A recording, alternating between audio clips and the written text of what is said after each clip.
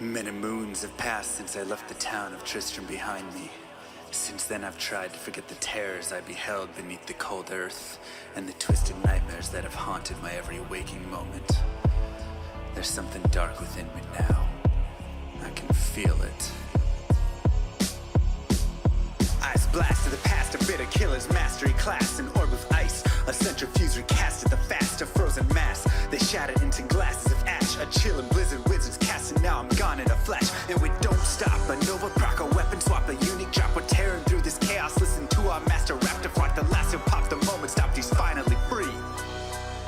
Not even death can save you from me. Holy bolt, holy shield, holy freeze. I might smite the Lord of Terror unto his knees. I'll set free the beast within just to watch him bleed. Pure concentration, no salvation, just to restore peace and bring order to the world. The desecration from my sword, he start a war. I'll massacre the core foundation of the law. This ain't no soul in search of answers, just a hero with a T. And by the time I finish slaying, there won't be Diablo 3. Lord of destruction, Lord of corruption, Lord of the hate and pain. I instigate a flow so great, eviscerate the syndicate. I decimate, eradicate my foes. Enter a tonic state, they suffocate, choke on my name. Lord of seduction, Lord of disruption, Lord of the lies, Belial hides inside, he's terrified. Mass genocide, my master rhymes identify the stale while they listen as I amplify, should specify it's time to die. Bring it back to the master of the track. Travel east to find the beast so I can slay him with my rap. Don't need flails or a sword, tie my hand behind my back. Like a shop up, I'ma kill him with my lyrical attack. Time to let out my battle cry. I don't find the time to grind a level 9 to 9. Support the party wizard and that summon god. I stand to tank the flank of dolls, but when I try to fight, my damage lacks a crepified, I can't attack. I spent my life mastering axes, now I'm damned to cat. Or cries of anguish, they don't care, they want the mana back. Dead dreams of prestige, honor, valor, now I stand and rap. I go slow, a mental block from years ago. Still trapped inside my mind, the frigid Highlands, all I know. Yet as I hit my blows, my vengeance charges start to grow. Look out, Diablo, this barbarian's about to steal the show. I spit fire, but not the weak like Inferno. Ebotted poison over shots crushed from my goblin toes. Line by line, I'm breathing rhymes in a red lightning hose. And if you're caught up in this flow, your corpse just might explode. Lord of destruction, Lord of corruption, Lord of the hate and pain. I instigate a flow so great, eviscerate the syndicate. I decimate, eradicate my foes. Enter a tonic state, they suffocate, choke on my name. Lord of seduction, Lord of disruption, Lord of the lies, Belial hides inside, he's terrified. Mass genocide, my master rhymes identify the stale while they listen as I amplify, should specify it's time to die. It's a catastrophe, metallic bashing me. Can't throw blows cause I chose my characteristry. Tornadoes, dodging mobs like it's an allergy. Path and woes, a product of a master mastery. I pray to D, pray straight blasphemy. I pray to find a glitch or bug to get me past these three. I'll lose my mind if Talik's extra faster, I can't see. Maddox throws, it's time to focus, DJ drop that beat. They're afraid of the pain that I ingrain in the brain. Degrade the brave escapades by throwing shade at the name. My rage built into her lane, volcanoes burning away. Can't level for a hurricane, chill to the core, can't escape. Soon be no more disengrave statues of gold that'll say you're worthy hero. Now go slay the Lord of destruction today. Source and controls through its fate. Get to the throne to delay your only hope. Take a moment now, ready, set, play. Lord of destruction, Lord of corruption, Lord of the hate and pain. I instigate a flow so great, eviscerate the syndicate. I decimate, eradicate my foes. Enter a tonic state, they suffocate, choke on my name. Lord of seduction, Lord of disruption, Lord of the lies, Belial hides inside, he's terrified. Mass genocide, my master rhymes identify the stale while they listen as I amplify, should specify it's time to die. They should on assassin and fade for res maxima. Waves of fire setting ablaze to trespassing and slaves. And the masses afraid of the traps that lay waste as they cast on the days by mind blasting. Now faced with the past is the phase from the passage. Reminders of mortality, destruction of reality. A moment of silence, please. Beware, foul demons and beast.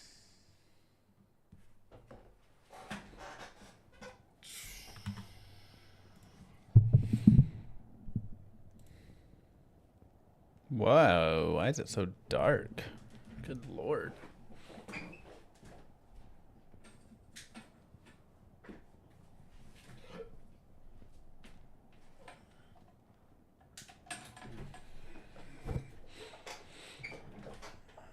Ooh. Is it possible to finish a Pokemon game? After this, you move on to Crystal and Emerald? Is that the next step?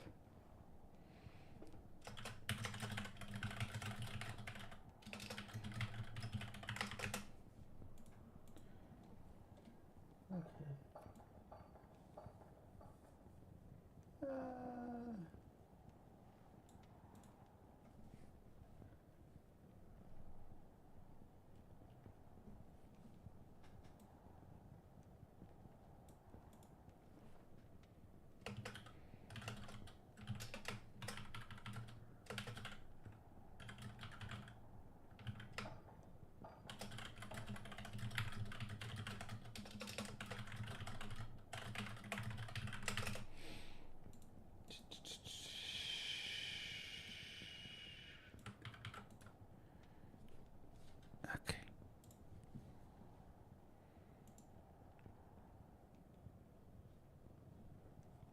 How do you add friends?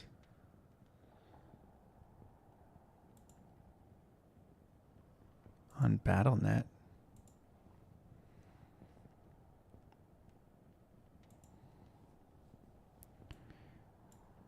Friend request. Oh, there's a little plus.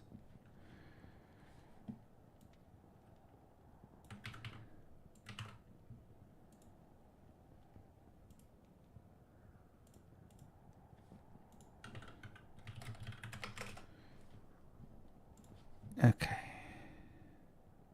Playing PoE 2 at all? We dabbled in it.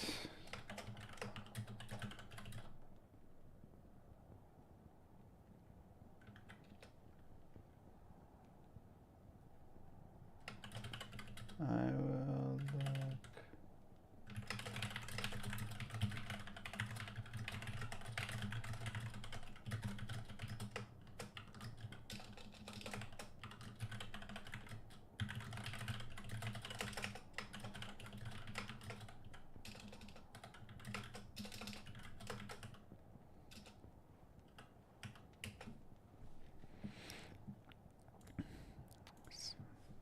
The Fatal 5 and the Sinister 6.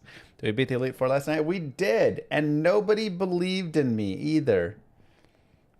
Because I was walking in with a level 39 Dragonair, a level 36 Gyarados. Actually, it was level 34 at the time. But you know what? They did it. Gyarados actually was clutch. I think he killed like 2 or 3 Pokies, including one that I had no chance of beating if it wasn't for Gyarados. So, yeah. Why is it so... Okay, let's go there. And 2 legendary birds. Yeah, we did have 2 legendary birds. I heard Kano beat the Elite Four with Magikarp. All right. Well, I beat Kano. So, suck on that, Kano.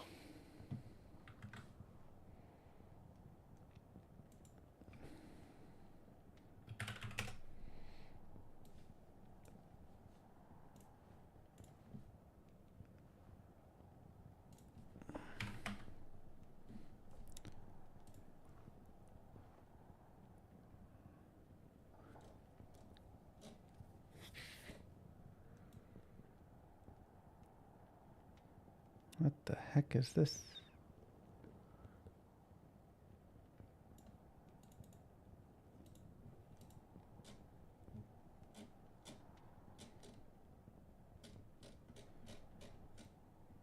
What am I even looking at? Huh. Did I do that? All right, there is a sheet.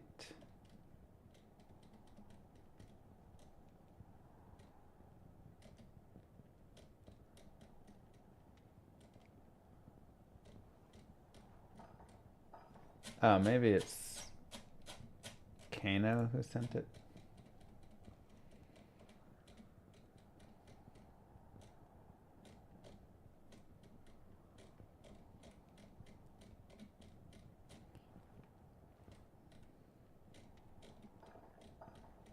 Where'd that sheet go?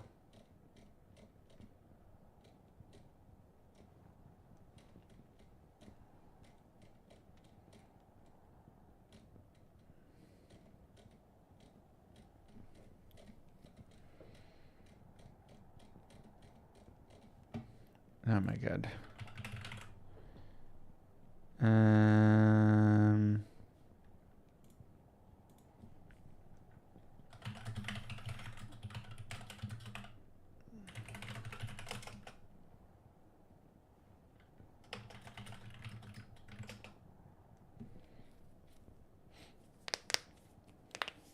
I don't even know if it's the exact sheet. There was one that...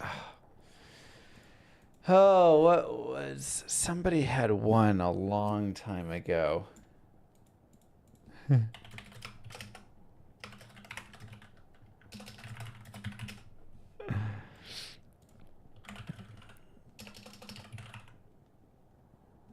Not yet. Okay.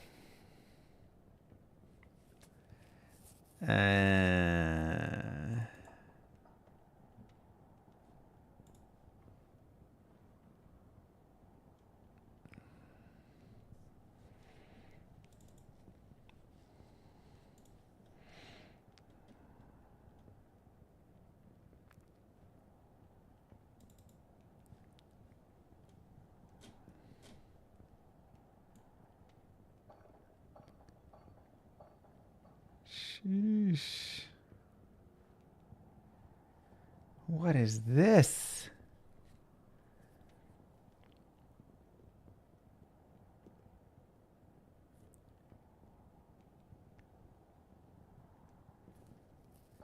Oh my god, I'm looking. I have these insane things.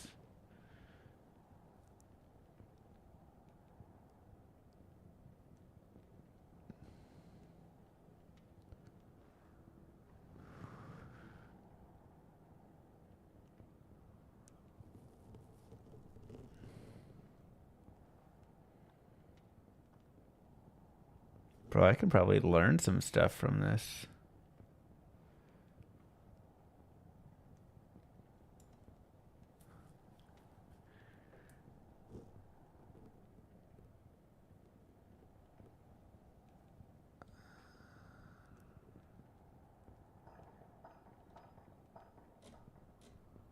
Hello Llama. Hope you have a good new year. Selenesta, thank you. Punstopher, thank you. This is insane. I'm like blown away what I'm looking at here.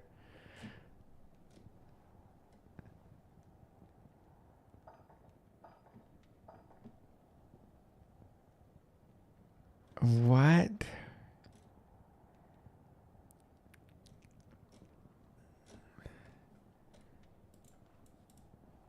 How have I not like gone through this? Did this just somehow skip through my email? Like,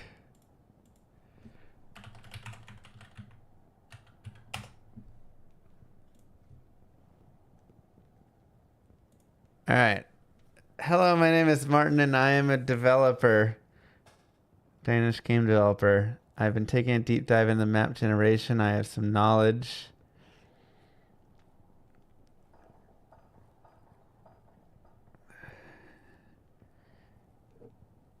If stone field coplanes goes top right, bottom left, then intercepts will be shifted downwards. If stone code goes top left, bottom right, then intercepts will be shifted upwards.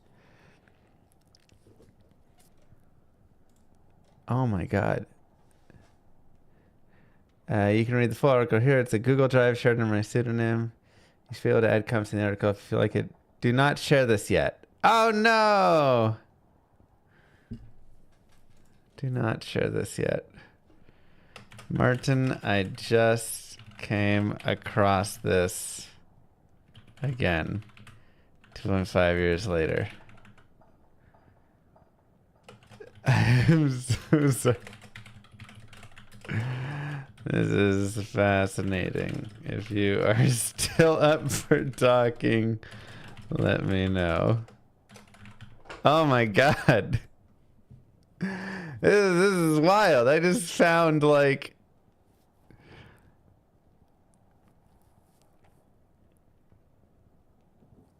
Wow.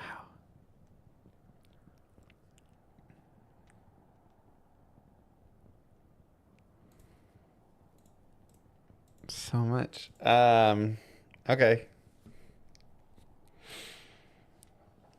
Wow. That's crazy. Well, 2.5 years. There might be some really cool stuff in here. I mean, there is some really cool stuff in here. Okay. Well, we're not sharing that. We'll do other things. I just came across that in my search.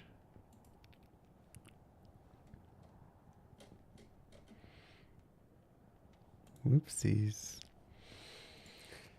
Okay. We'll see what he has to say.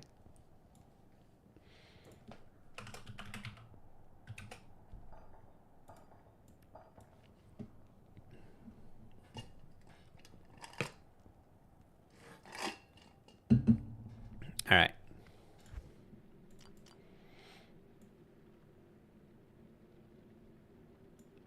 Let me get Sorceress.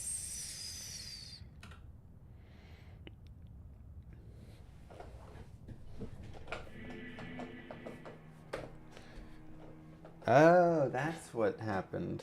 Okay. All right. Let's dive into some of the pieces right here. I know you're waiting. I just don't. All right. I apologize that I came across something super cool at the worst time. Wait.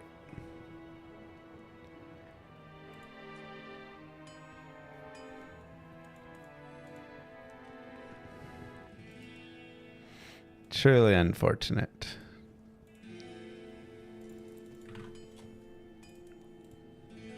Properties, Diablo. Cool. Is subathon over? It was a great subathon. All right, let's dive in. Let's do some stuff. Let's have some fun.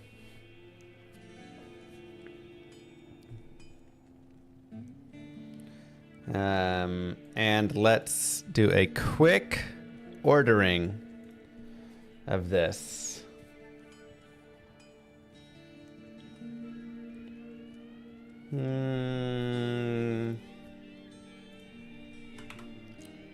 If these are even all the ones we want.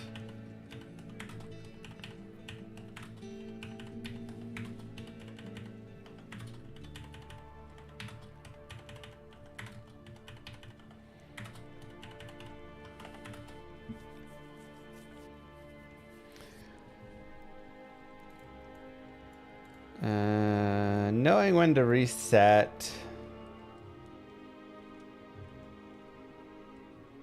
Iffy on it. Wave skippings, ancients, glitching. Are there any major glitches that we use besides those two? Yeah, we can reorder the list.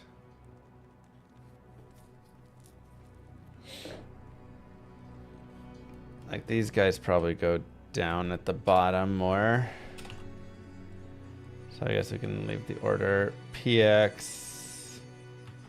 These guys probably go more up at the top. Stat management.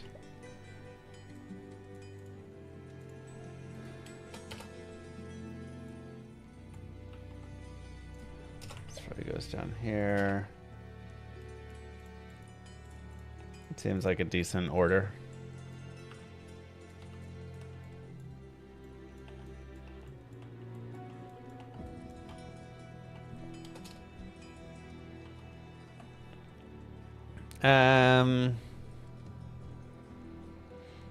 Looking like an old man, I know. Feeling like an old man. Something about shopping. That's a good one.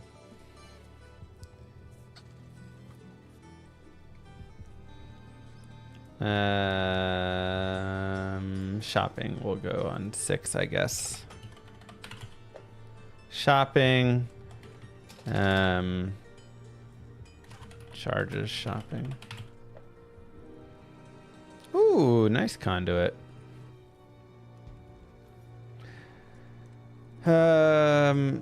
Shrines.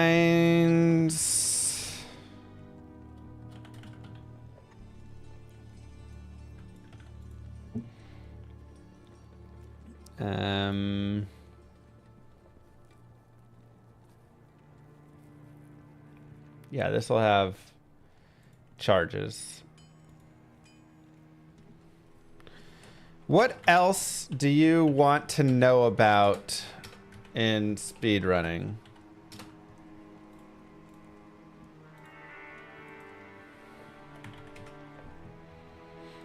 Like, what do you think? Monsters? Enemy experience? Maybe just monster fighting? Yeah.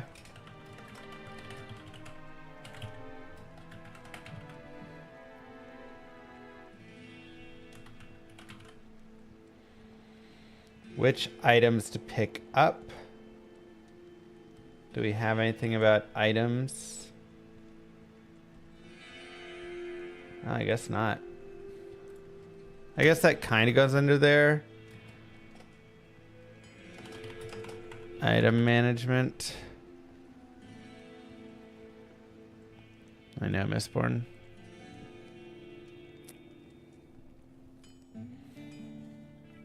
TP strats, like when to place it to come back. It's a good one. TP strats. Gear choices. Yeah, item management / gear choices I think are solid. Level management goes under PX and experience farming. We'll have that. Skill management and skill quest.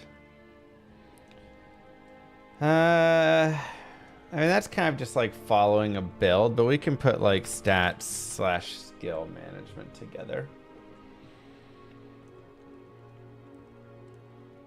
Yeah, what to kill, what to skip, I think is what kill, what skip. If it's viable to do Radament. I actually think there is some viability in Radament.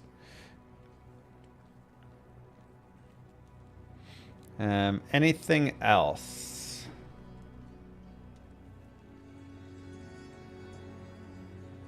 Countess is just tower running and runes.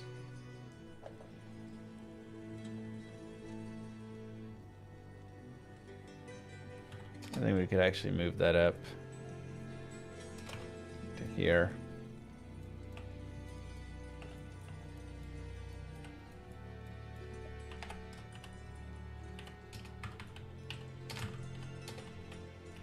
Which quest to do in general?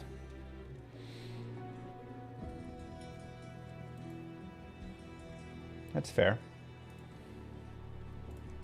9 quest management.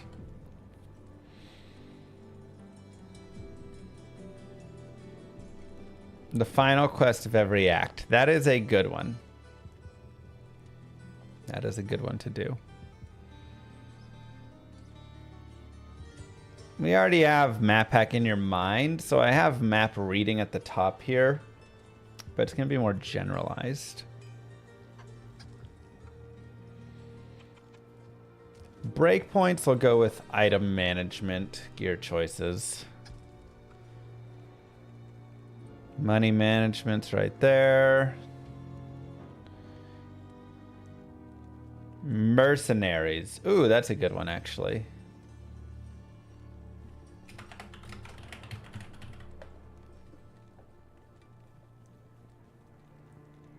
Yeah, we've got level management with... I guess that can just go here. PX management is kind of that. Like, probably these two go together.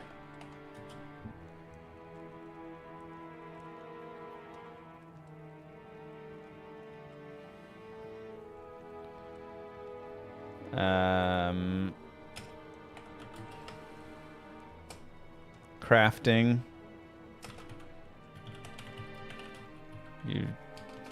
never used.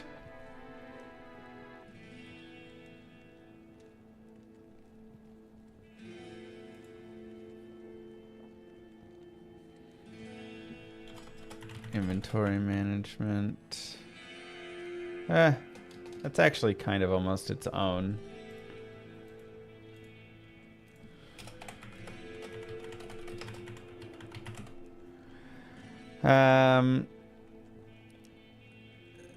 Shortcuts, fill up belt inventory quicker, fill up tomes. It's definitely solid. I guess all shortcuts can be its own thing.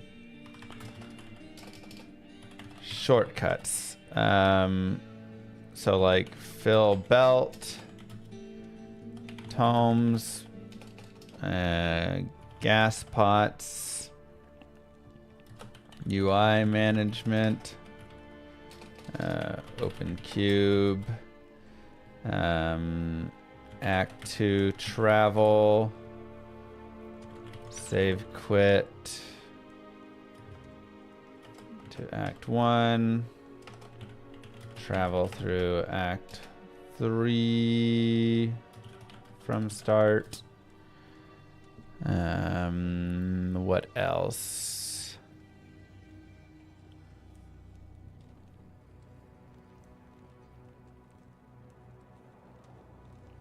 When to save quit. Anything else there? What level to stop farming certain areas? Yeah, I think that goes under the PX experience farming. Just kind of like level management.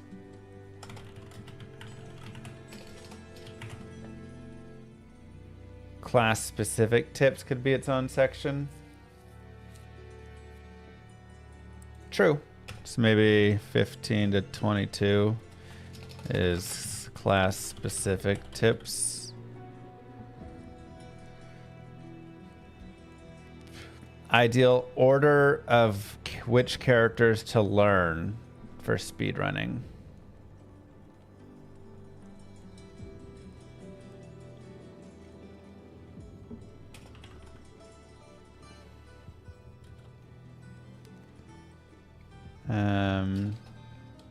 Put it with class specifics, yeah. Best order. I think that goes there too, kind of.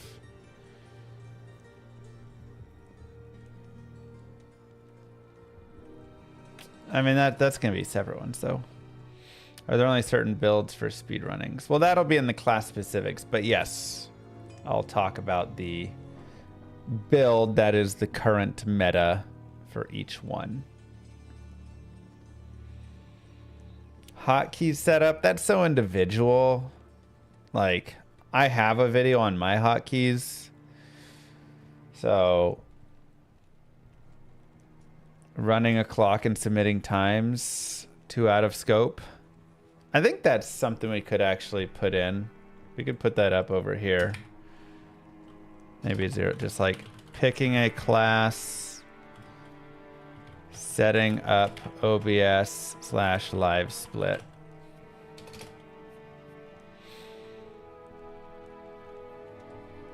Maybe it's just setting up. Picking a class. Oh, it's ridiculous, Hill.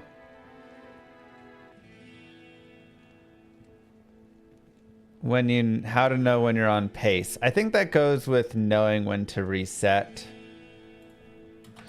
Knowing when you're on pace.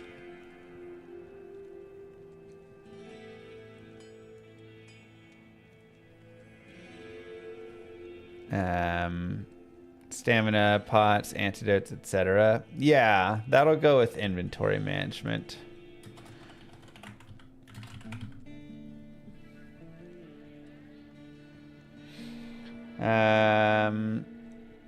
Data clock and feeding moo management. It's a very important one. Pace is also somewhat class specific. Yeah. A little bit. All right.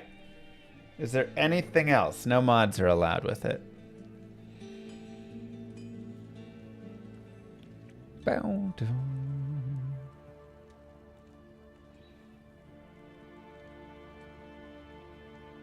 Charms, that goes with inventory management.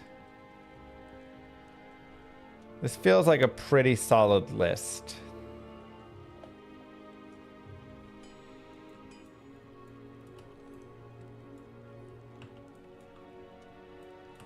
Two, 3, 4, 5, 6, 7, 8, 9, 10.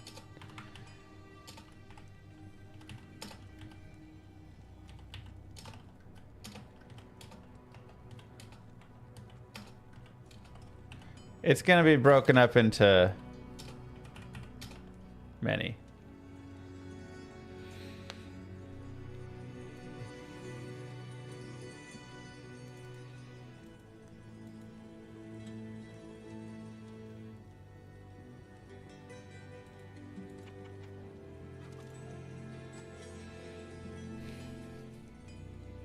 Okay.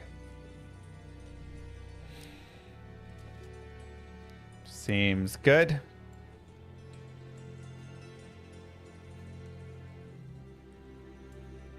Perfect. Hi, Happy.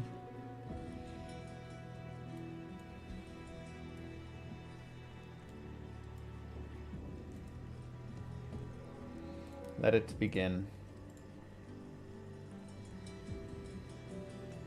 What's up, YouTube? Mr. LimeSC here, and today I want to begin my series on how to get into speedrunning Diablo 2. This is going to break everything down from the basics of installing and getting things set up on your OBS, all the way through to choosing your class, class specifics, map reading, experience, monsters, all of that stuff. So, we will start right here with one of the most easy parts, and it is the first part. It is simply getting everything installed. So first, OBS Studio is what I like to use. It's what a lot of people use for streaming. You do not have to stream yourself when you get a record or if you're speedrunning, but you need to at least be recording. You can use some other screen recording software, but we like to use OBS. It's very easy. So when you do have it installed, you'll just have to press start recording, which you can't see because I'm covering it with my face. Down here, start recording. You just have to click that button whenever you are gonna speedrun, assuming you're not streaming. If you are streaming, then you'll go, of course, stream to YouTube or Twitch or whatever it is, and you can get that set up for whichever you're doing. But regardless, you'll just go to OBS Studio. You'll choose Windows, Mac, Linux, whatever it is. It'll give you the installer, and it's very easy to install. Now, some basic pieces of the installation. I'm not going to do an entire like OBS install piece. I'll go more into the LiveSplit.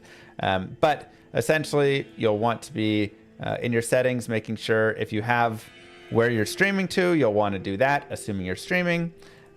You'll want to have your output, your video bitrate set to at least 2,000-3,000. But of course, it depends on your upload speed. And then your audio, you'll want to set up if you want to have the audio captured, which you'll at least want to have the audio there. Now, to make sure that's working, you can always look right here. And this, for instance, is my desktop audio, and this is my mic. So you can see that this is moving both ways. So I can tell that the music of Diablo 2 is playing in the desktop audio, and my mic, of course, is picking up me speaking. So I know that those two are working right there. Additionally, while you are live, you can see right here how many frames are dropped. I've only dropped 52. That's fine. If you're dropping tons of frames, it'll be bad. This will also show in like red or yellow if it's not great right here. So you can always check down here to see if you're having stream issues, which is why when people come in and they're like, is it just me or are you lagging? I can always look over here and go, I'm not dropping any frames, so it's probably on your side. Or it could be like the Twitch servers if that does happen, but that's usually pretty rare. Usually it's on the person's side. So these are good indicators of the health. Of course, the start recording right there And you'll just want to make sure that wherever your recordings are, right, you can literally go to show recordings right here. It'll show the folder where all of the recordings are kept. And you can keep all of that stuff. So you can see it's saved right there. So that is a very simple breakdown for OBS. Now, LiveSplit is a little different and a little harder. Here's the downloads for this. So you can, of course, go to LiveSplit and download the latest version there. And it will come up not quite looking like this, but there are a few pieces with LiveSplit that you need to know. The first one is for the layout. I'm going to literally show you my layout. You can copy this layout over for yourself. This is the layout I'm using. This is the layout I believe Kano's using for the most part. And you can kind of go from there. So here is the layout breakdown. You can always choose what colors you want for things, right? Best segments are gold. Green is ahead. Behind is in the red. Personal best is blue. Blah, blah, blah, right? You can choose all the different colors, what color you want your text to be and stuff. But for instance, whenever you see, this is the standard colors I think that people use.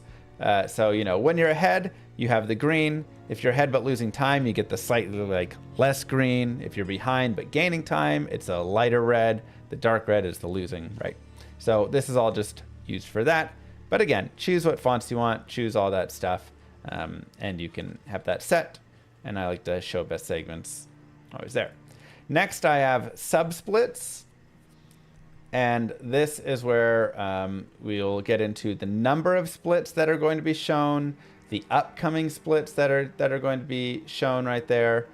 You can have, thin line separators if you want. You can see that adds little thin lines. You can always show the last split. You can show a separator before the last split. There's a lot of stuff locking the last split to bottom. So you can play around with these pieces as you are setting it up. But again, this is how I have my stuff set right here. Now, the big pieces are current comparison, how you want to compare. So I've got it set to current comparison, and the timing method is game time. And the reason we have it set for game time is because we want to take out loads, right? So in Diablo 2, whenever you have a load screen, that's downtime. And it's kind of unfair because my load screen could be 2 seconds and yours could be 8 seconds. And there's a lot of minutes of load screens over runs. So instead, what we do is any of those will automatically get taken out by using this setup right here. So we do that. We continue down the accuracy. If you want it seconds, tenths, hundredths on this, right? Just how do you want the accuracy for each of these shown? And again, you can always pause and set it up exactly like this if you want. And of course, you can also adjust however you want there. Now, down at the bottom, this is where we have what we show right up here. So you can see time and world record are both shown right here. The column type is going to be split time for time, and then delta or split time for world record. Comparison is against personal best, whereas the comparison for world record, of course, is against world record. And then timing method is game time for both of these. So this is just when I have the timer running, and I can even run it right here. When I have this timer running, it's comparing this time against these right here. Right? So my personal best times, it'll compare over here, and the world record times, it'll compare over there. Let's go back there. So that's the subsplits. Then timer. This is just game time right here. And then the real time there. Just got those two set. And this is for these two. So again, the game time is the top one, and the real time is the bottom one. And this is so you can have both timers running, and so you can submit at the end what your game time was for the run and what the real time was for the run. We use game time overall, but I believe I don't know if it's required to submit both times. Maybe. But good to know as well what you save between the loads anyways. So those two are there. And then let me check server. Only device in your network. I don't know how much of that I should share. But you have your LiveSplit server. Boop. And port 16.834. Is that the same for everybody? I will link to you on that piece of it. I'm not sure if I can share all of that or not.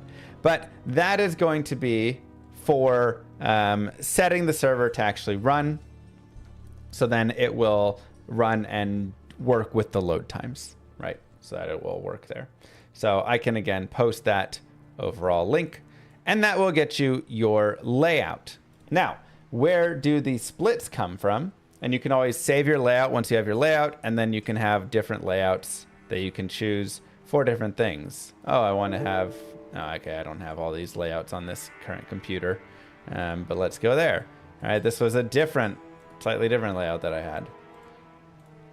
Right, whatever. New llama layout now. Okay, many of these layouts are old, so they're not there. But just know, like, you can set up different layouts and you can swap between them whenever you want. Now, the other thing you want to look at is splits. So here, for instance, is the splits. And we can see I have these splits for normal, these splits for nightmare, these splits for hell, with the dashes and then the parentheses, not parentheses, what do you call those? Spider parentheses? I don't know. The curly braces. They will, if you set it like this, dash and Dario, dash Dario, dash whatever, and then like that, it will actually break it down. Yeah, it's like curly brackets, right? It will actually break it down into these 3 subsections. So here you can see that when I'm running right now, it'll be going through normal, and then boom, as soon as I finish normal right there, now it's into nightmare, and normal will go up, it'll give what the times are for those, and it'll be now in nightmare, right? So it will bracket those between. You don't have to do this. You can literally just have this entire list. So like if I go to edit splits, and let's just say I don't have these. We'll take the brackets out. It'll keep the dashes, but that's okay.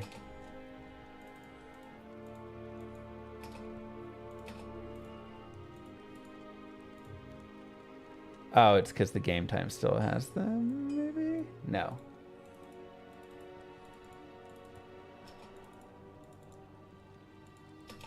There you go, yeah.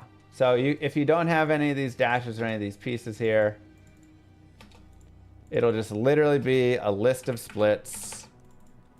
And this is also fine, of course, right? You can literally just have it. And Dario, the normal bail, and Dario, right? Like, you can do it in this way.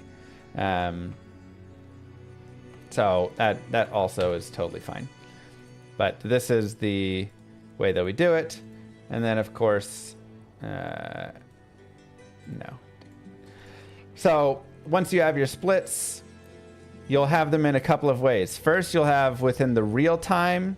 This is, of course, with the real time timer, but the important place is going to be within the game time here, because of course this is where we're keeping the splits that we're like using overall. So within this will share your best segments, and you can have the world record splits right over there. And I just realized I opened up a wrong one. Let me get you. So within game time here, we can see we have split time and then segment time, what the best segment is, and then what the world records are. So these splits I am manually putting in for the world record over here. So I'm going and just literally going through a world record video and putting it in. There may be a way to go and port it down, like download it from speedrun.com and bring it in and stuff. But this is, I just go and manually enter these splits, and I just look at whenever a boss is killed, input that time. The rest of this all is just coming from when I complete a run it saves that run. It saves what the split time is. It saves what the segment time was on my on this full run, and then what my best segment has ever been, right? So you can see like right here in this run, I ran a 306 and I had an 11:49:57 for Nightmare Bale, but the best I've ever had is an 11:17:19, right? So like you can see, yeah, you know, and this one I did have my best split ever right there. So you're going to have a mix and match because, of course, sometimes you're going to have better runs and worse runs and stuff. But for instance, right here, I had the best Act 1 and best Act 2 I've ever had within this run. But my Act 4 or Act 5 was a little slow. My Act 3 and Act 4 were a little slow. But these, of course, these splits happened on different runs. And then there's nothing I use on additional info. The category... game name, Diablo 2 Lord Destruction. Again, you can... I probably should actually have this like Diablo 2 Resurrected or whatever. If you go into here, and you can actually go to Diablo 2 Resurrected, and that like has the category set. I think this is some stuff that you can set it to speedrun.com and have it do a little more like interaction and stuff, where you can physically set it right there and do all that. I don't do nearly as much of that. Run category, any percent bail, right? You can set like all that. Again, I think you can do more stuff to speedrun.com using this exact stuff, but I use that for just my own way of like the title, essentially. And then where you want to start the timer, you're always going to have it start at 0.00 whenever you're doing these like runs like this. Yeah. Otherwise, when you want to insert more segments, you're just inserting them. If you need to remove a segment, you're removing it. You can always move things up and down. Pretty simple there. So once you have this set, you'll obviously pick which run you're doing at the time. You can always go into the files and your runs will just be saved. I save mine in D2 splits over here. And you can just save your splits, so you can always choose what you want from there. Here's where you can do like races, and there's different things with speedrun.com having that connection. But once you have all of this, you'll go and you'll actually start this server. And with that server started, this is where it'll actually start picking up on Diablo 2. So I can create a new character. And this will be Speeder. And here you can see with the server started now, it'll actually... Oh, it's going to be annoying. Sometimes it does that where it won't start the in-game timer for some reason. I might not have... Oh, no, I do. Why is it being annoying?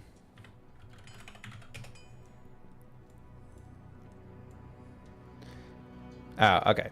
So I guess Diablo.run I had to refresh. So Diablo.run, we've refreshed. I'm running this. I'm running LiveSplit in admin mode. I run Diablo.run not in admin mode. And this will also be, again, I'll post a link for setting up Diablo.run. But you'll want this captured. And when this is captured and is seeing the picture of Diablo 2 down here, that's when you know it is working. And I have one more thing for LiveSplit as well. So you always want to like test, make sure that this is working like this. Good day. Perfect. And so now it is. So now you can see the discrepancy, right? The bottom number is the real time. This is going to be literally the speedrun real-time attack is what it's called, RTA. And it will always run no matter what. The top is with loads. So you can see whenever I go to a load screen, the top will pause, but the bottom will continue running. So the top time is the important one because that's going to be your official time that you're submitting in there. The bottom time is more just a number that we just keep. It's more a legacy thing. Good to just have in general. But that top one you will want. And again, this will be working in combination with Diablo.run. You'll enable the LiveSplit client. This is your LiveSplit server IP with that port that we had set into the live server there, LiveSplit server. and then you will be good to go. And bottom can also be good for checking for cheaters. Sure, it can be good for any of this stuff, right? You can just like, it's just a running timer that's always running. So with this, you'll have kind of your basics. Now there's a few other things. Settings. So hotkeys, this is personal preference. This is what I have mine set to. F1 is when I start the timer. And the start will automatically happen actually, but the splits in Diablo 2 Resurrected do not happen. So we don't have it where splits will occur on boss kills anymore or quest completions. In LOD it worked, but I don't think it works in D2R at all. So for this, whenever I kill Andariel, I tap F1. Whenever I kill Duriel, I tap F1, right? I basically just go through and I hit F1 at each of these points, and this will set the time and show what is the splits there. So that's F1. F2 is for skipping a split. So if for some reason, let's say I forgot to tap it for Andariel and I'm already at Duriel, I could double tap through, but then that kind of like messes up the segment stuff. So instead, I can just press F2, skip the split, and it just is like, you know what? You missed it this time. You forgot to record it. That's fine. And then I can continue for there. F3 is for going backwards. So again, if I split too early, I can just press F3 and I can go backwards. F4 is to pause the timer. You do not want to do this. Pausing the timer essentially invalidates your run. Now, what you can do is have a retime and all of this stuff, but then you're going to lose all the stuff with the loading of these splits. So basically, this is what RTA is almost for in a way, right? If you were to pause a timer, you will lose that run. It'll become invalid. And the only valid time you'll be able to have from that point is a retimed RTA. So you could go back, have the VOD go in full, have it just being timed on its own timer, and then you would get the RTA, but you aren't allowed to have the loads or anything because then you'd be, like there'd be too much error with all of that. So you do not want to have pausing really enabled for speedrunning whatsoever. That's more, if you're using a timer for other things, which I've done for MBS or whatever. Switch comparison, previous and next. If you want, you can set that up for switching that. I don't really touch those. And then reset, you'll want to have to be something. Mine is set to F8. And this is just to reset the thing overall. This run sucks. Reset, right? Goes back to the start. Global hotkeys you want enabled. This will be so you can use it in other places. So when I'm in Diablo 2, I can press F1 and go there. Double tap prevention if you have that issue. I don't really run into that. And that's pretty much it. Race viewer, speedruns live. That's whatever. That's just for race stuff. And that's pretty much all the settings that I have there. The last piece is really just getting it into OBS. And basically for me, I'm just window capturing it. So if I go to there. All right, well, this isn't going to work great. I just realized I have it. Okay, let me add it to this screen. So we're right here. I'm going to go add a source, and this is where you're going to add your webcam. This is where you're going to add your game capture, right? So I have the specific window, Diablo 2, that I'm capturing. That's all you really need is just this and your LiveSplit. So I can go add and then window capture, and then I'll add an existing. I'll add LiveSplit, and that will put LiveSplit right here on the screen, and I can put this wherever I want. For me personally, I have a filter with a chroma key set up, and this is set with this background color to remove the background so it has the opacity. But again, you do not need to do this. You can just have it be not chromed out, right? And you can just set it somewhere down in the corner or whatever. It's good to go. But I like having it with 100% opacity or 0% opacity, whatever, for that color. So that way when I have my speedrun going, you can see over here in this on the left side, I can still see or you guys can still see the game through it. Good day. And I think that covers most of that. I guess the last thing to really cover, let me...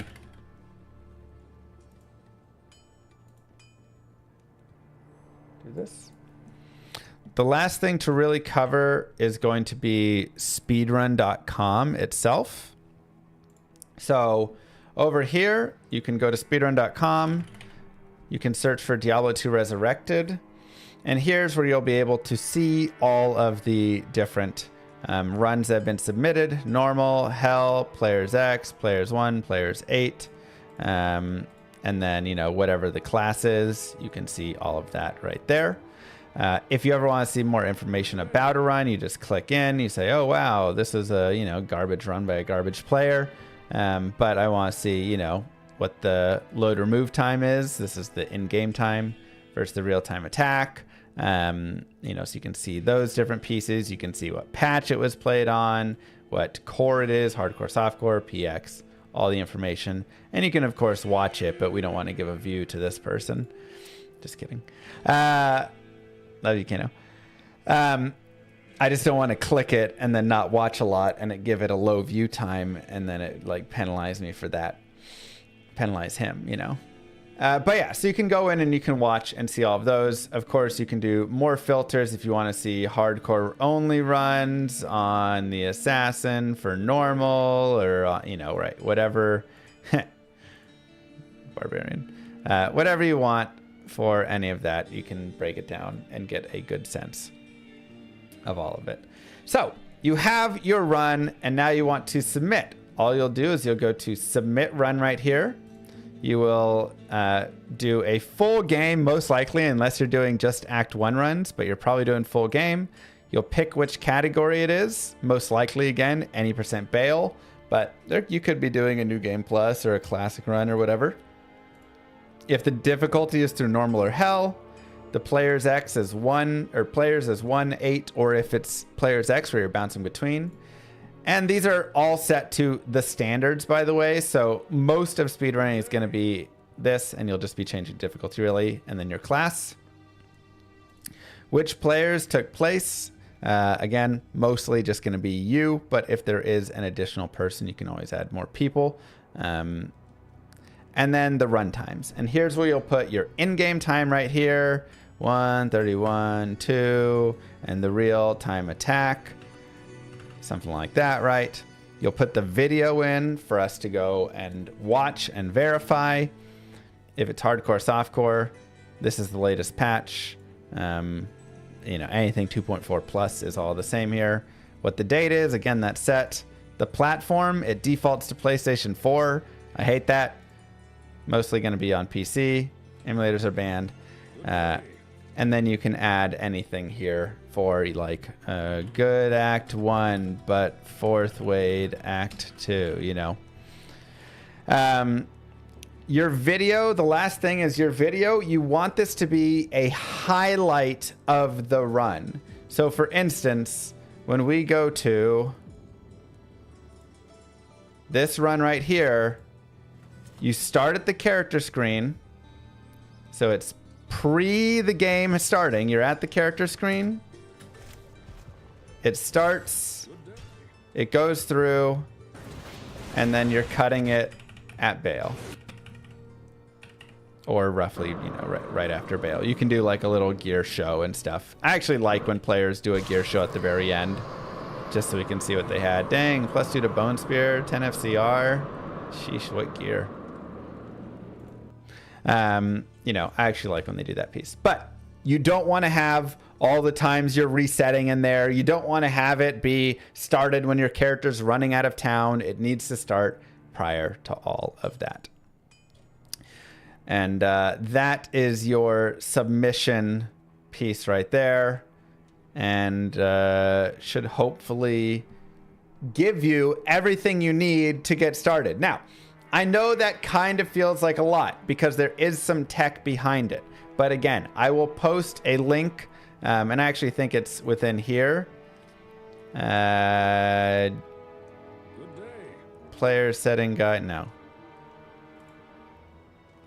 Load time remover setup guide for Diablo 2 Resurrected Speedrunners. I will link this. This will have some more of the setup for specifics of Diablo.run, and then getting LiveSplit and all of that. Doesn't have any of the other like OBS and submitting times, but this gives you a nice guide for this. It also does have the Diablo.run Armory for D2R Twitch extension, which, is that working? Maybe. Is that the one that is under exclamation mark gear? Let me actually check really fast. Good day. That is under Diablo.run. Okay, so it kind of works.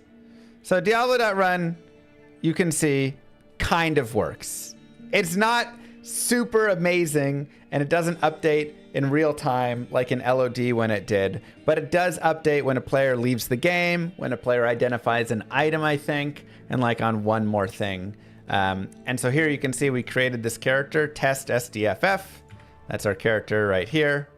And you can see the character, and it shows the gold, buckler, short sword, all these pieces. So this can be something that players can go to see what your character has and stuff. Again, if you're live streaming, it gives you a little bit more right there.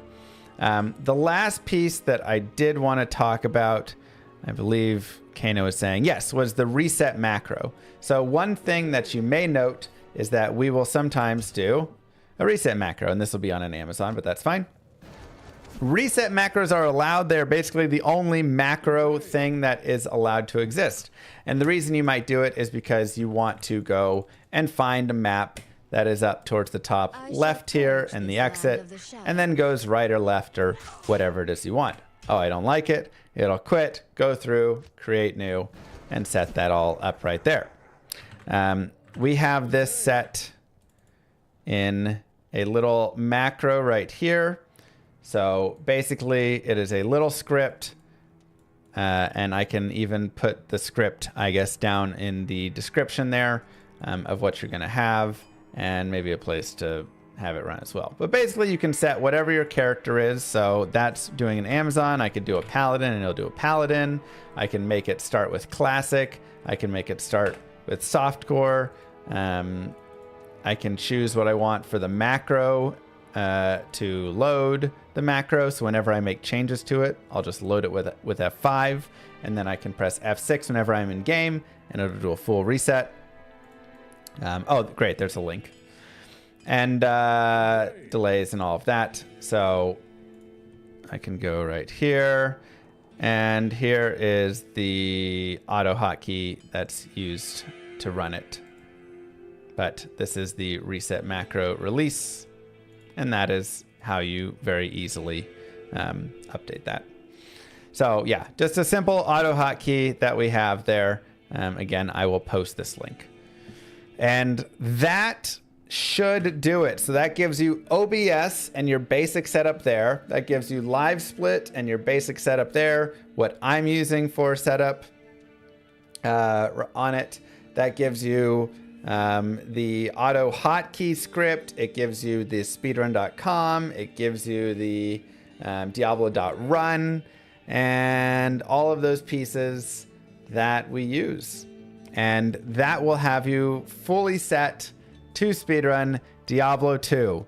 Again, this is a little bit more complex. And again, the more that you do with it, the more you'll want to have it set like that. Like if you fully wanted, you could just have, again, a basic screen recording software and a LiveSplit that runs real-time attack. And then you can submit your real-time attack, but then your load screens are going to be involved in it. So you want to like improve and get that stuff.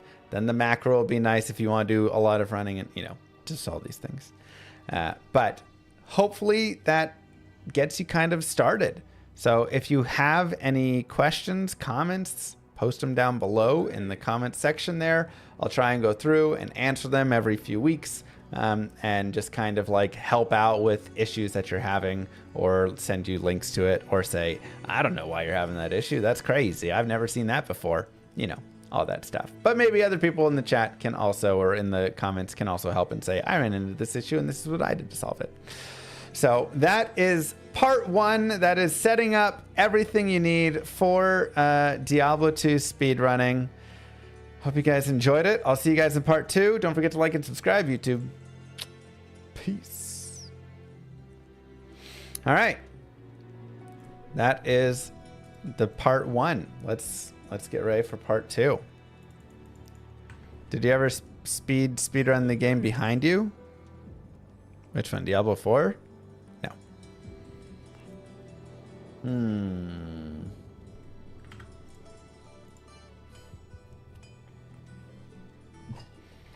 Picking a class. 71. Wow, we're old. All right. I think picking a class and run. I have a question. How are your nips and belly button? Painful.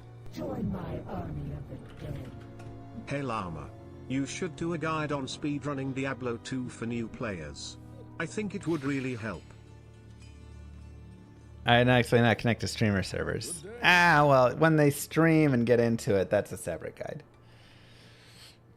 Thanks, Evo. It's very smart. Paladin, thank you. Okay. Let's jump into... Well, first, before I do that, let me really quickly gather the links. So this is OBS. This is LiveSplit. This is the IGN thing. Diablo.run, and this is the auto hotkey setup. Is there anything else we need besides those 4?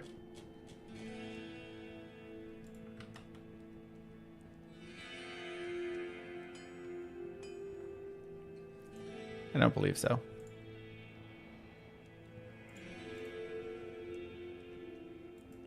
No. Okay, that's good. Cool.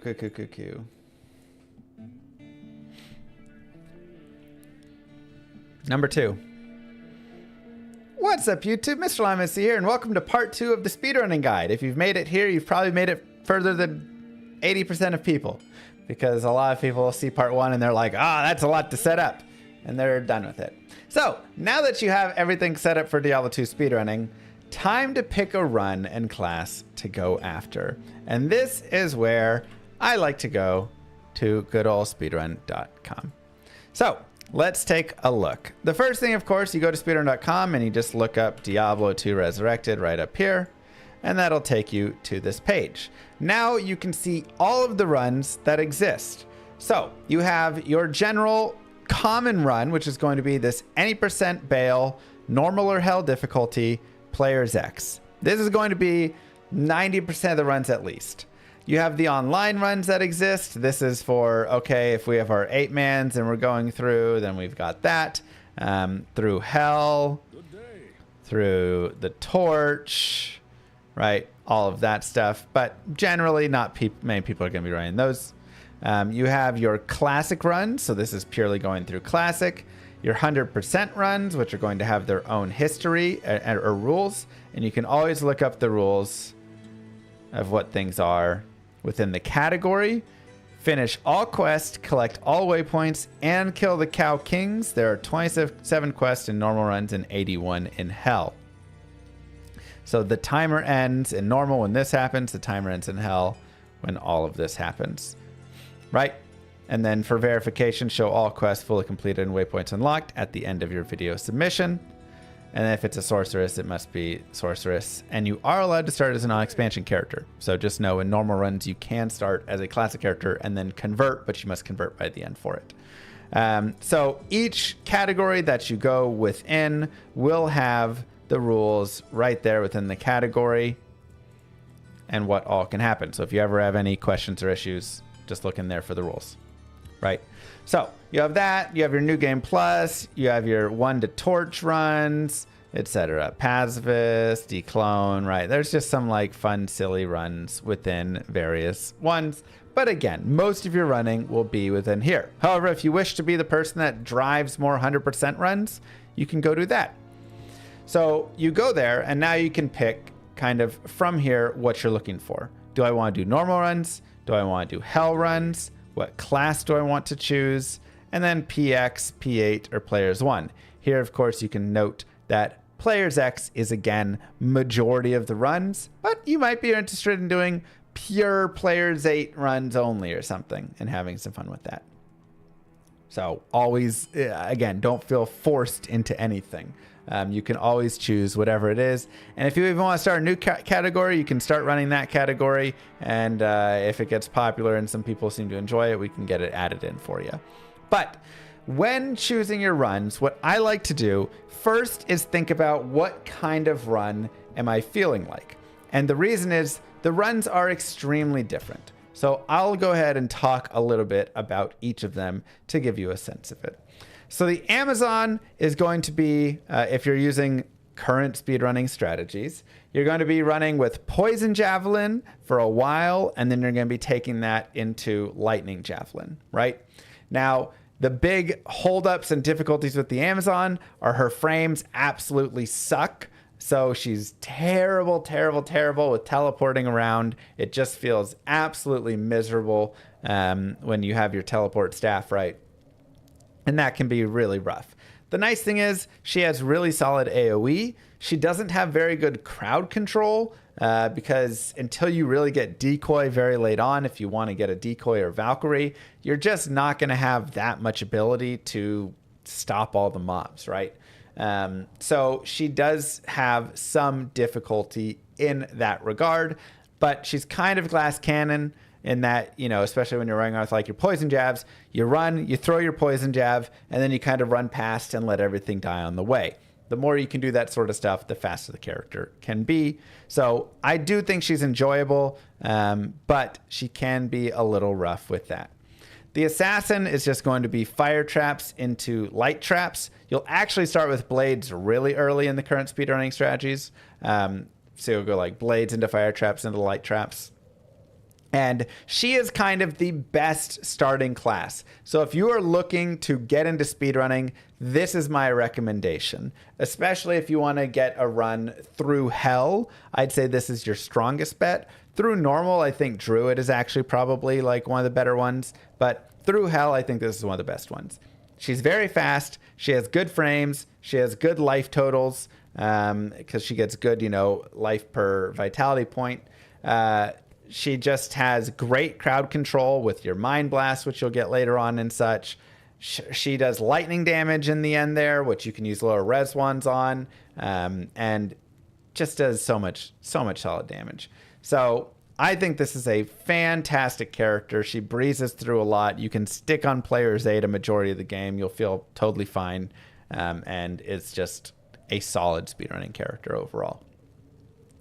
Necromancer, I would not recommend as the starter, mostly because the strategies are the Edge Golem Necro, and it kind of is this weird. So you start out first off in Teeth, which are very weak and don't really gain strength fast enough. And so the teeth kind of start to wear out. Then you shift into Bone Spear, which has not great AoE, requires a lot of positioning, and just kind of makes him slower overall. Then, yeah, normal Necromancer is at least simple, but he's not like crazy great feeling.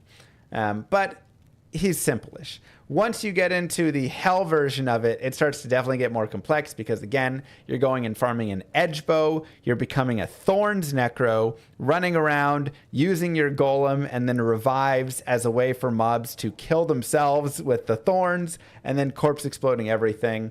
And something that I actually find difficult with this character, I do think it's fun, but I find difficult, is he doesn't have great survivability. as much with it. You feel like with the golem and with the revives, he'd be like more survivable, but he actually feels pretty weak in that regard. Whereas the strategy used to be bone prison everything, and then he felt a lot better because you could always just bone prison the entire screen if you were getting overwhelmed, and then everything would chill out and you'd be fine. He also has bad life gain, which is difficult. So, because he only gets 2 life per vitality point. So he's a little bit squishier in that regard. And you're also, because you're going into corpse explosion and all of this, you're not really getting the points in bone armor. So you're not getting the bone armor that we used to get with the necromancer, which was a little bit better there. Barbarian, I actually think is a decent experience through the game. I think he's kind of in the mid section. I wouldn't recommend him as your first playthrough.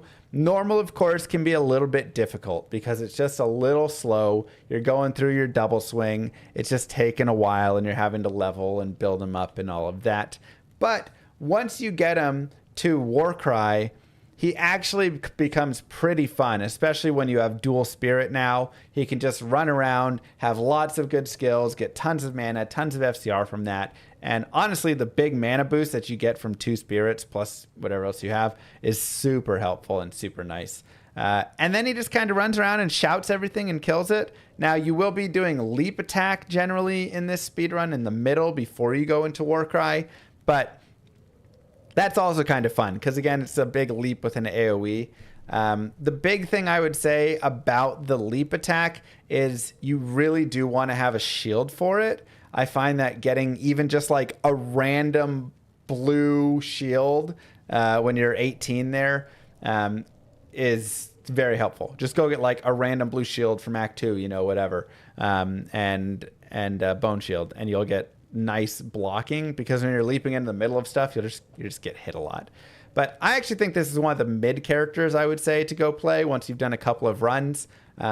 It's very fun, and then, you know, it does have some grind for runes because you do need to go get some of the runes for dual spirits. You do want to get something for crushing blow as well. So there's a little bit of that. Paladin, I think, is a medium run as well. I like the Paladin run a lot personally.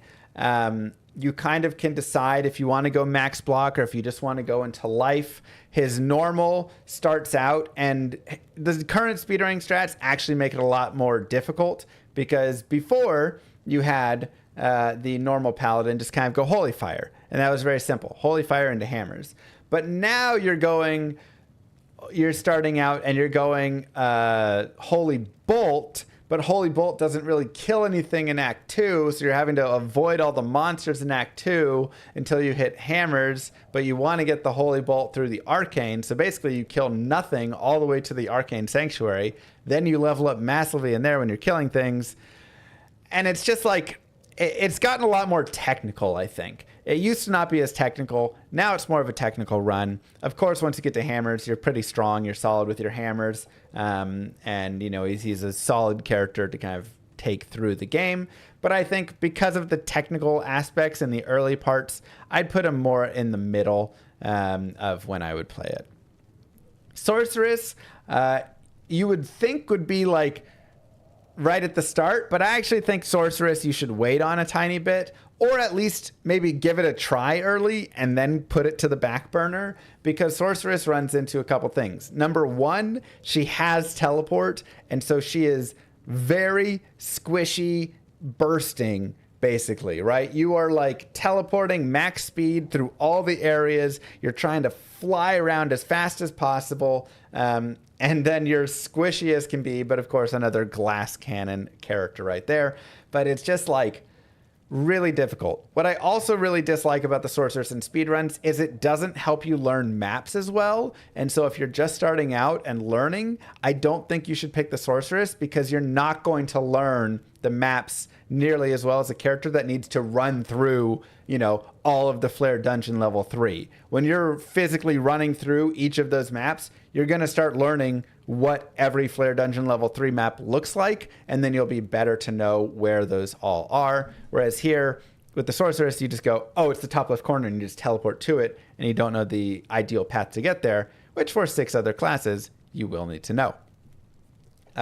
So she has that issue. Additionally, if you go through Hell, she has immunities issues, which, again, you'll have to be more technical in how you're playing and picking and choosing for each of the different spots that you need it, what you're doing, what your build is going to be exactly. So a little bit more difficult there. But again, if you're like dead set on doing it, go ahead, right? Like if this is like the character you want to speedrun, I always say like pick what you want to speedrun and that you think you'll love the most. But I'd put her again as kind of a mid run. And then lastly, we have the Druid, which again, I think with the Assassin is your strongest early pick. So I always say Assassin or Druid first. I think they're a great introduction to it. First off, Poison Creeper is just like the most broken thing ever now. And so for the first 12 levels, you just let that thing run. You just run on players 8 and it'll just like murder everything around you. It's insane.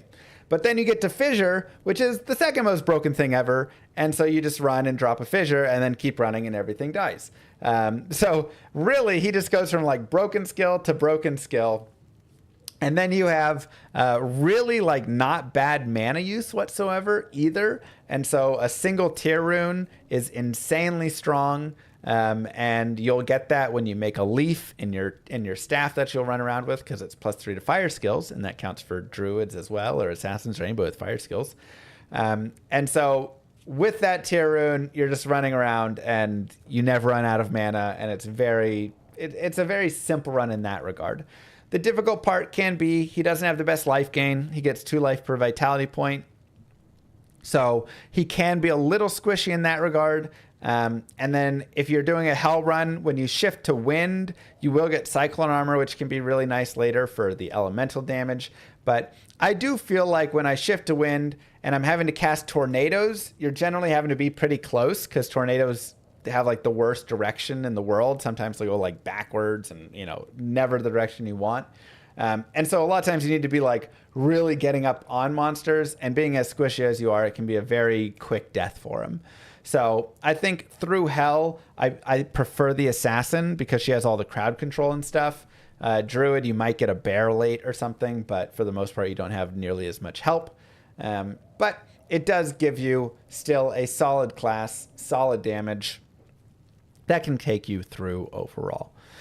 So those are kind of the 7 different classes, and then just an overall look again at the different runs, because again, if we look right here, you can go through and you can see what the runs are, when those runs have been, and you can also go through and watch. And this is my final tip to you, is go through and literally click on it and say, oh wow, this run, and some of the players like Novice and stuff are Korean, and so you can still watch it and gain some stuff. I'd actually recommend watching, like in English if you can, just because it'll help you sometimes to read the items a little bit more of what they're seeing and what they're picking up or not picking up.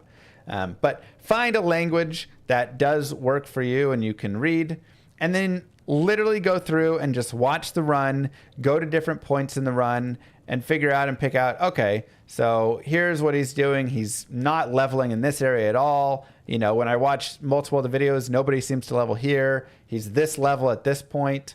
And just kind of note down those pieces, what the runs are, what the speed is of all the stuff, any and every of that, right? So that's always just a great way to learn and get a good idea of kind of current strategies, what players are doing, and more, right? Anything and everything with it.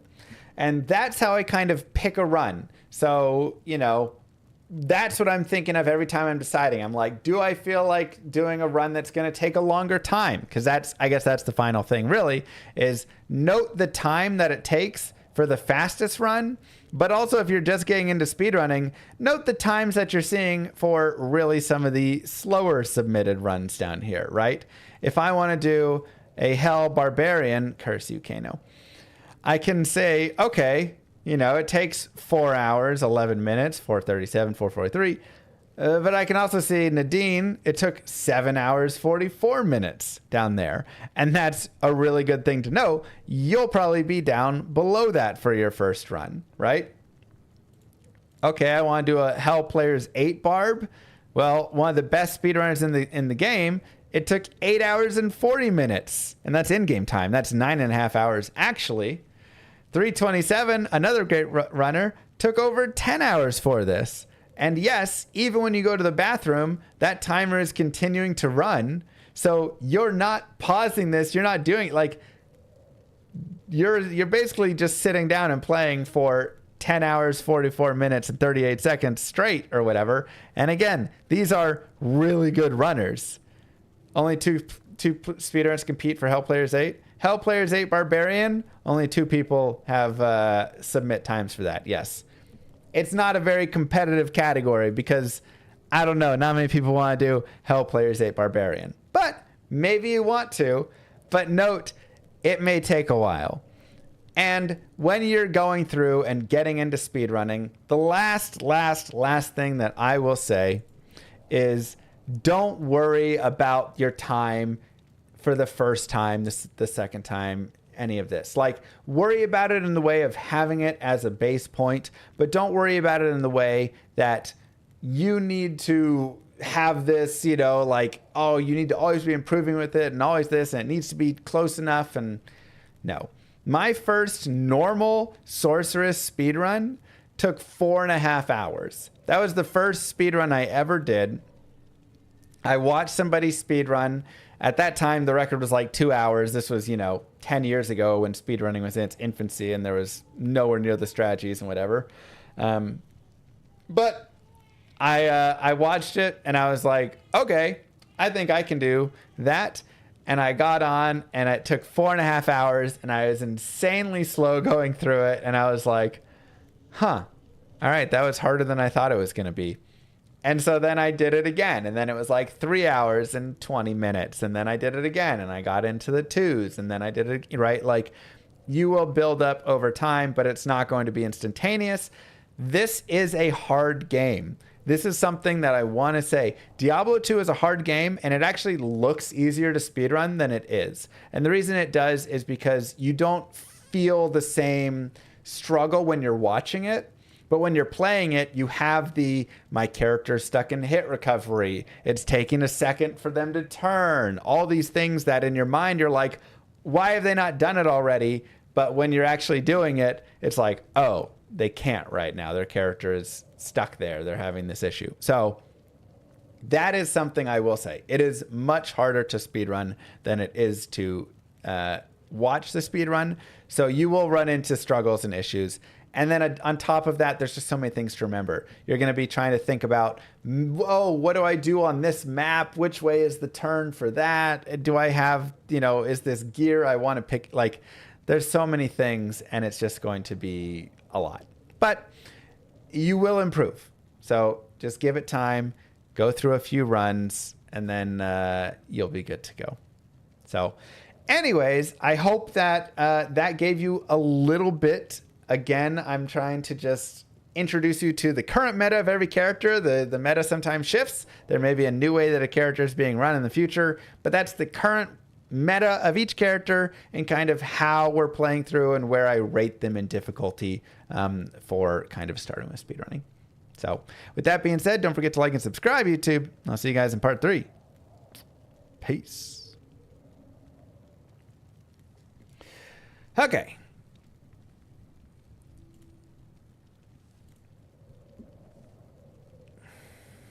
Oh, give me a second. It's a good part 2, though.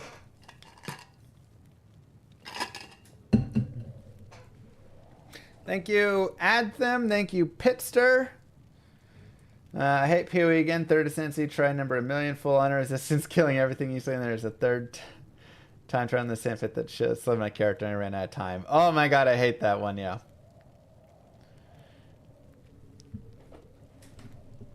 Speedrunning videos. Catch up, Kano. Do challenge runs get the same support as speedruns? Generally not, no. But like Pacifist Paladin got its own category. Wow. Okay, Kano. Okay. Whatever. Sheesh. All right, let me see if I've lost.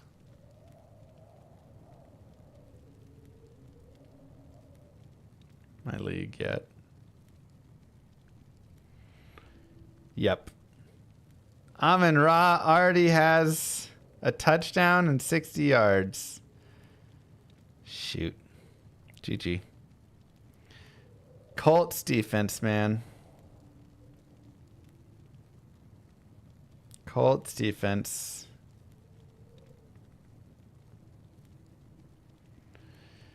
Killing me.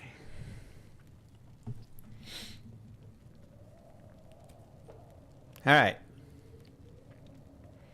Part 3.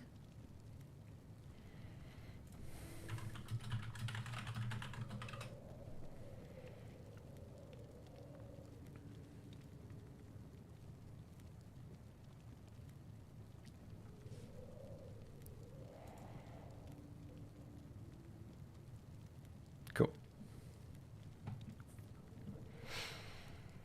What's up, YouTube? Mitch Lamassi here, and today I want to talk about map reading within Diablo 2. This is part 3 of the How to Speedrun series.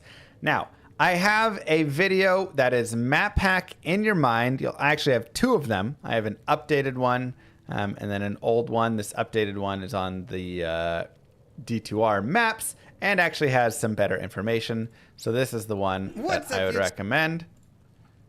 I'll even put that right there. Wow, I look so much younger. That was just like a little bit ago. I look so old now. But this video will guide you through all of the different maps, how to read the maps kind of in general, and I'll talk a little bit about that. And then where you're getting like each and everything for all these different pieces, right? There's a lot of great information in here. I highly, highly, highly recommend looking into this video to gain more information about where you're going to find different pieces, different chests, different areas, the exits to each map, all that stuff. This will give you a lot of great information. But I want to talk a little bit more specifically about just map reading in general. So let's actually go to Diablo 2 over here. Take that down and go here. So map reading in general is an extremely important part of the game. And there's a few basic tips that I want to introduce. The first one is going to be knowing how each of the acts flows, right? So you need to know what the order is going to be through each of the areas. That's just going to be obvious.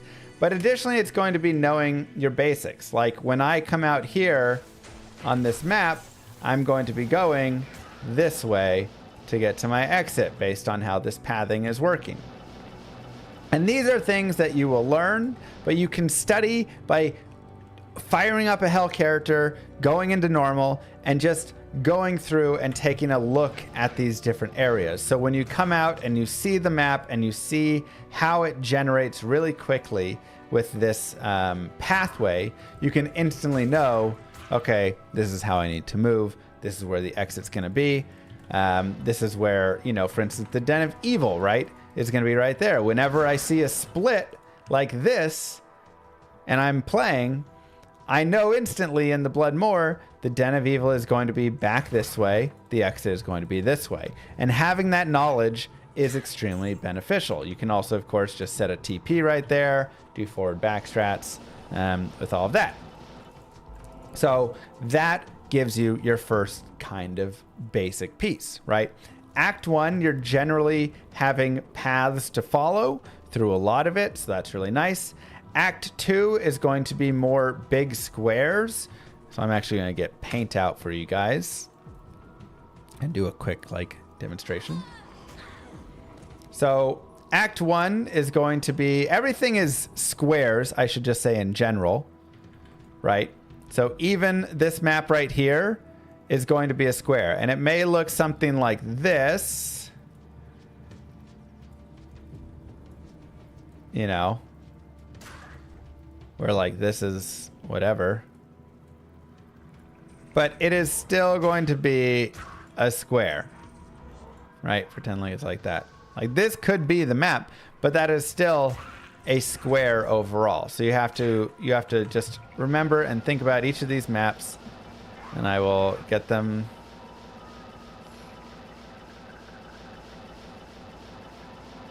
fully outlined. Wow, that's actually pretty close to what I drew. That's actually pretty darn close. If there was an indent right here, that'd be like right on. So here we go, right? It is a square overall with these indents. And so that gives you a very good, helpful sense, I think, knowing that all the maps are squares, as opposed to thinking that the Cold Plains could be something, oops, like, you know, this, right? And like you could enter here, and then you'd have to come all around here because it got like, right? Like it's not like that. And you could still, you know, ultimately make this into a square as well if you wanted, but you're in a square, and when you come in, you're starting usually at a corner for it, right? So you have your square, and when you enter, you're generally starting right there. And then you have to figure out where your exits are going to be. And a lot of times they'll either be, you know, in corners, right? And this is all maps. They'll be in corners like that, or they'll be somewhere like in your centers. So obviously that's a lot of areas, but when you get down to specific maps, it'll help. For instance, in Act 2, all of your entrances and exits are going to be in corners. So we can actually go right here really fast, and we'll go to the dry hills, and we'll get the breakdown of the dry hills, get the whole square set.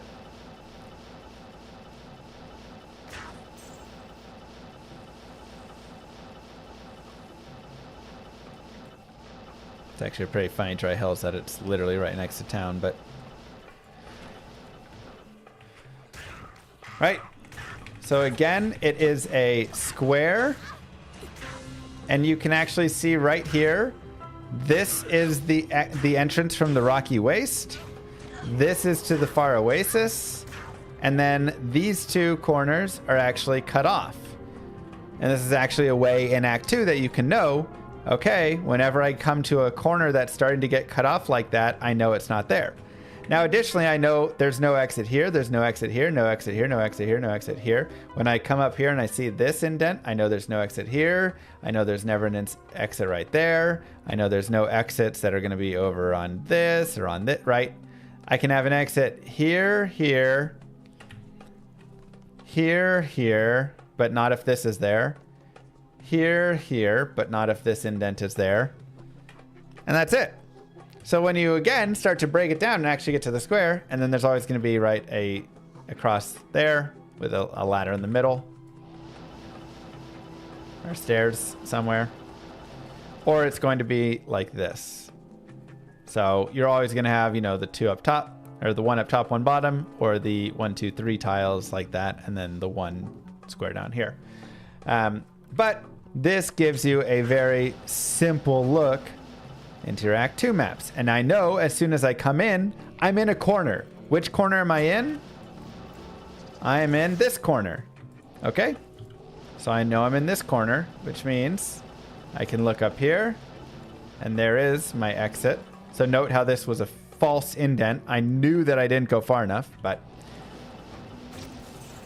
And then this will be a real indent. And over here will be a real indent as well to block that section off. And again, you have the same exact thing. A square with an indent, and then possible exit right there.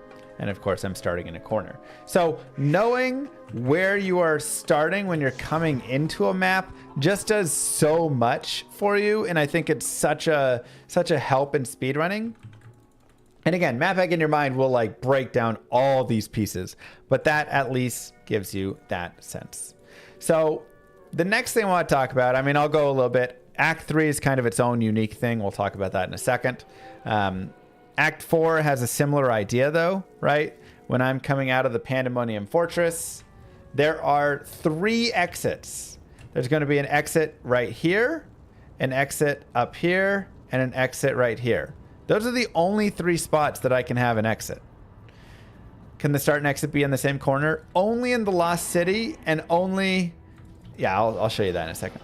So I can have an exit right down here. So I don't have this exit. My immediate next jump will be all the way over to this spot. I don't have an exit. So my third spot is right here, and this is the exit. Those are literally the only 3 places that this is going to have an exit. So I don't have to check anywhere down here. I don't have to check anywhere up here, because there's only 3 spots for that exit to exist, right? This is not just useful for speedrunning. This is useful for literally all of Diablo 2. Like, you'll just improve your speed so much by having this. So, for instance, yeah, I want to show really fast with the Lost City. The Lost City is the only map, and again, you just have to know this, where you can actually have both of the exit and entrance on the same tile. So I can come in from the Far Oasis right here, and I can have the Valley of Snakes right here. All the other ones, from Lost City to Far Oasis, from Far Oasis to Dry Hills, from Dry Hills to Rocky Way, I'm not going to have the immediate both of them in the same corner. I guess technically from Rocky Waste to Dry Hills, it can be immediately turning off because you're coming out of town and then having right there. So that can exist there. But yeah, right, you're going to have that. And then just learning to understand the tiles. For instance, this is a really great read. This very specific pattern that you see right here is a great read and great help within Diablo 2, reading Act 2 maps. So let's pretend this is an Act 2 map. If I see this indent when I'm like, you know, let's say I come down the stairs and I run over here and I see this indent right here, and there's like not a lot of space between it, I know that the exit is right here. Guaranteed. Because this indent can only be so long. It will never be... No, actually, I mean, I have it right here. If this indent starts where I can literally see both walls on the same screen, I know that that's it. Because this can never be all the way down to this. It just doesn't go that long. Right? So if we go look, for instance, over up here, this is as long as it gets, and that won't quite fit here all the way down to here. That'd be like a couple extra rocks. So I just know if I see both of these in the same, basically, if it's this really short, tiny gap up here, this will have a small indent and then kick back out, and I'll be able to go in over there. The fake exits will always have an indent like this. That is correct in Act 2. They'll always have an indent in the corner to prevent there being an actual corner. You will never just have a corner that exists like this and there not being an exit there. So that is a very good thing to know, right? So again, Act 4, you get a little sense of that. Additionally, when you're learning things, for instance, in the River of Flame, and you're learning which way do I go, you get to know just based on basic things. For instance, in this one, you can know on what is the fire tiles like down here. There's no fire, so I know that I need to go to the right. Let's pretend I'm not on a teleporting character, right? And this is the way to get to the next tile. There's this fire piece here, and this tile is literally goes like this. I know that this is going to be through the center. And that's going to be my way forward. Right? And there's only a few of these. You can also tell by the H form from lava. Yeah. So you can find your own little like ways on the maps to know that. Does these quarter indent laws only apply to Act 2? Those are Act 2 specific. Yes. Because if we go look at the Cold Plains, I guess you do have an indent and an indent technically in those corners. Maybe it actually exists in more of them. But it also depends because, for instance, from the Dark Wood to the Black Marsh, it's not going to be a corner that you're coming in on. So that's the big thing. Act 2, you're always coming in on a corner. Here, you're kind of coming in a little bit, but you're exiting like more in the middle and stuff. Oh, this is Darkwood, sorry. Let me go to Black Marsh, I mean. So, you know, I mean, it's kind of yes.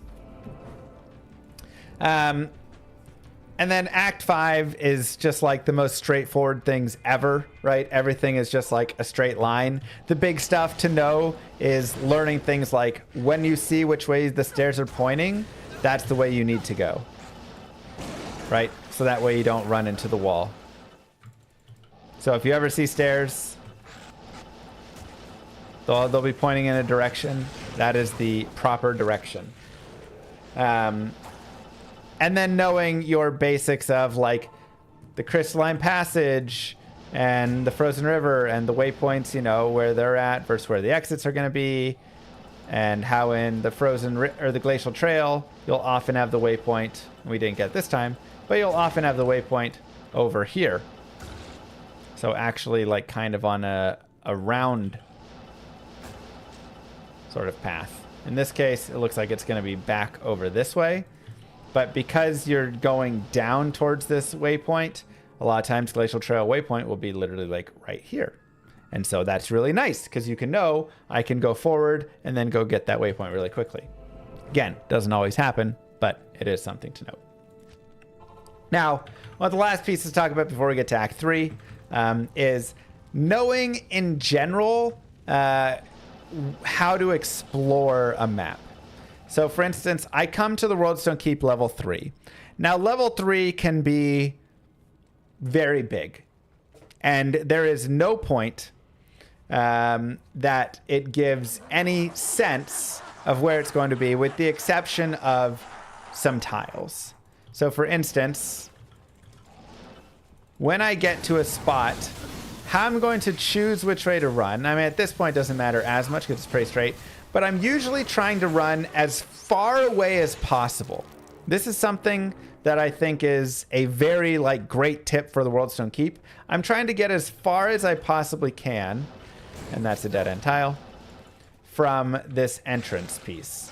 And I can know right here as well, when I come up to this tile, I know that it's not continuing. I'm going to go to the bottom right here. That is all just dead end. How do you know that? By seeing this tile and recognizing this tile and then choosing from there. Again, when I, get to a spot, I want to go away, and there we go. We do find the exit that way. But, let's say we're to be coming down this way. I know that that is going to be dead-ended that way. So I'll come here. And I would, a lot of times, feel pretty good about this until I got to this tile and realized it's dead end. Right?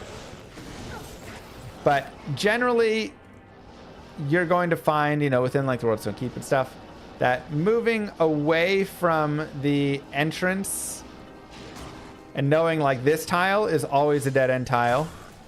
So whenever you start entering into this tile and it has this exact shape and you see kind of this double stack right there, you turn around. You don't need to go all the way to the end of it.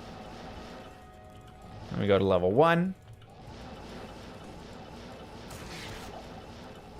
But when I say like go far away, I often find the further away you can get in the catacombs, in the Worldstone Keep, just kind of in these dungeons, the general better chance that you do have of coming across it. I don't know, maybe that's just me.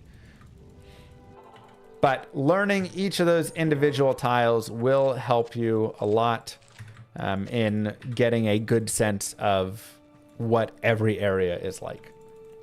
Now, the last one that we'll briefly talk about is Act 3. Until you see it or isn't there. Yeah, but a lot of times it is there, is what I'm just trying to say. Act 3, the way it works, and I've again, map hack in your mind will do a better job of explaining it overall. But the simple way that it works is it is 6x2 tiles. So this is every icon or every like tile within, and then it's just going to, you know, be, you know, like this and then like this or whatever. When you go to, this is the Spider Forest, this is the Great Marsh, this is the Flare Jungle. And it can be set up in multiple ways and it can connect in multiple ways, which is where it can be really annoying. But it helps to break it down, and this is the overall piece for it, is knowing what a tile is. So this whole piece here is a tile, right? Literally, like, if I snip this, let me take that to paint, and we just draw it on with red. This is a tile right here. So each one of these, there will be 6 of these like this, right? This is a zoom in on that 6x2 that we talked about. Obviously it continues up, but this is a zoom in. So one of the tiles here, one of the tiles is this, one of the tiles is this, one of the tiles is this. And you have 6 of these all the way through, which is a nice way to break it down. And when you are in, for instance, let's go to Act 1. And let's go into like the tower.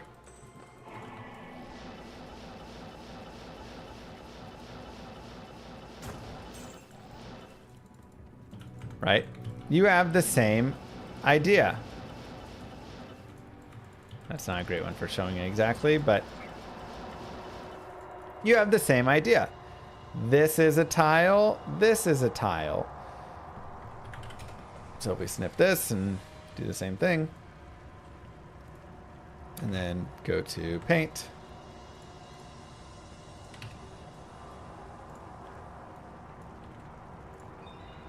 This is a tile right here. This is a tile right here. That's a tile. Right. Tile.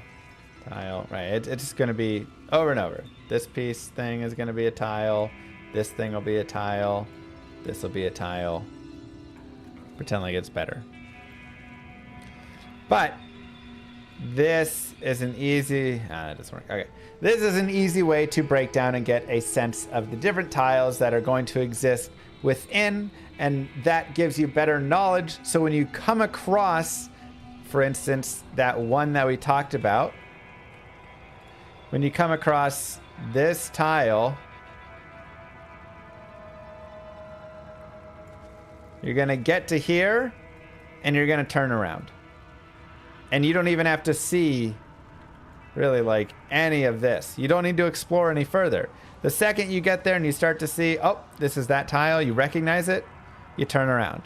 When you're in the catacombs and you're coming across, you know, you go in and there's this tile that's like this and it's got, you know, whatever, door, and easier to just find it. This tile right here. And you come up and you see it's this tile and you turn around and you go back the other way, and you never need to explore that tile again because it's saving you all this time. And every one of these saves you a second, saves you 2 seconds, saves you 3 seconds. Is that double stack tile being a dead end universal? Yes. So it is almost universal that this is always a dead end. There are some exceptions. Number one, when you are in the Claw Viper Temple, you will sometimes come across the tile, but it'll be a little bit longer. And your level 2 will be right there. It won't be the same distance, though. It'll be a little bit of a longer tile. So you'll have it right there. And sometimes in... I want to say it's in Act 2 as well. No, Act 2 it's dead ends through. I feel like there's one other case where it'll have a place where to go through. But pretty much for the most part, no. That is a dead end. You will run into this tile in many places, and each of the times you will go, oh, yep, that's a dead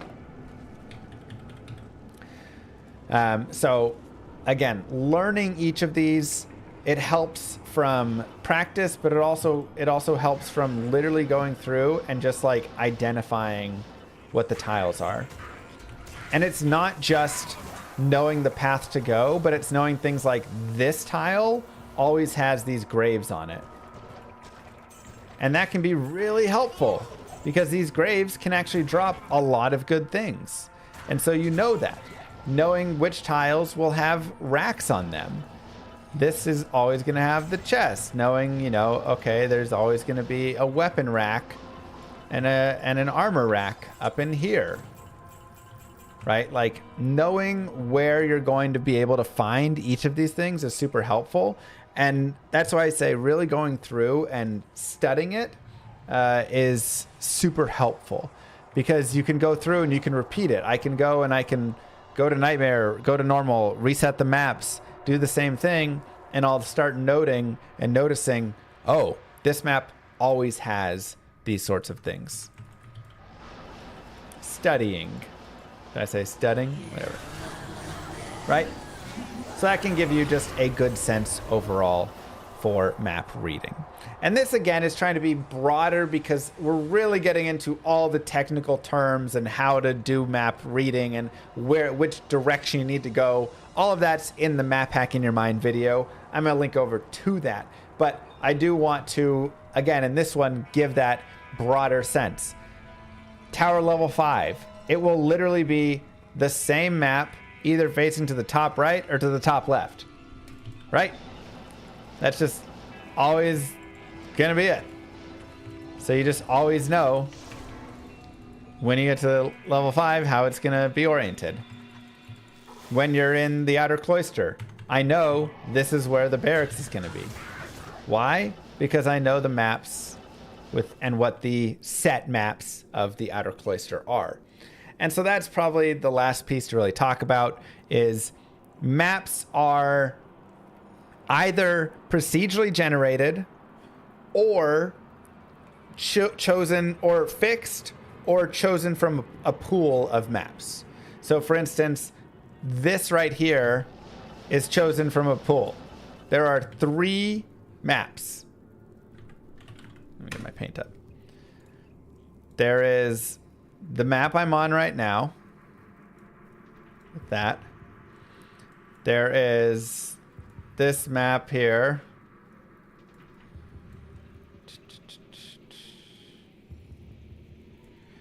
And then there is the one where it's like this, basically.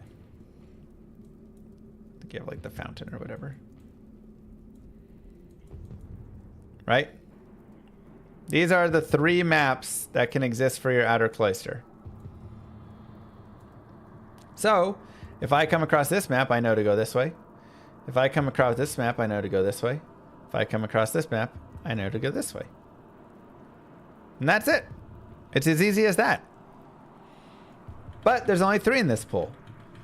When you get to the Flare Jungle level 3, there's probably like 8 or 10 layouts. Right? So that is, okay, I got to learn that, right? I have to learn what each of those is because each one of those has its own walking pattern that you're going to be going through. And again, studying these a little bit, taking screenshots of it can be really nice. Honestly, it'd probably be good if I just created like a giant database of all the maps that aren't procedurally generated. That'd probably be best, but maybe that'll be in the future. But hopefully that at least gives you a good sense of why you're choosing those maps. And the last thing somebody just asked is, why do we want the top left exit for speedruns. And the reason we want the top left exit for speedruns, let me see if I can get it, is because there are pieces going forward. Oh, nice. Worlds don't keep us terrorized. Perfect. We got it. So why do we want this map specifically? It's because we have a lot of knowledge of future pieces and they link together in some ways. So for instance, I know when I come out here and this turns like this, I know my exit's going to be over here, which is really helpful. My den's right there. Here's my split. I get my cold plains. And now oftentimes my cold plains will exit to the bottom right. It does. So there's my stony field. It doesn't always, but oftentimes it does.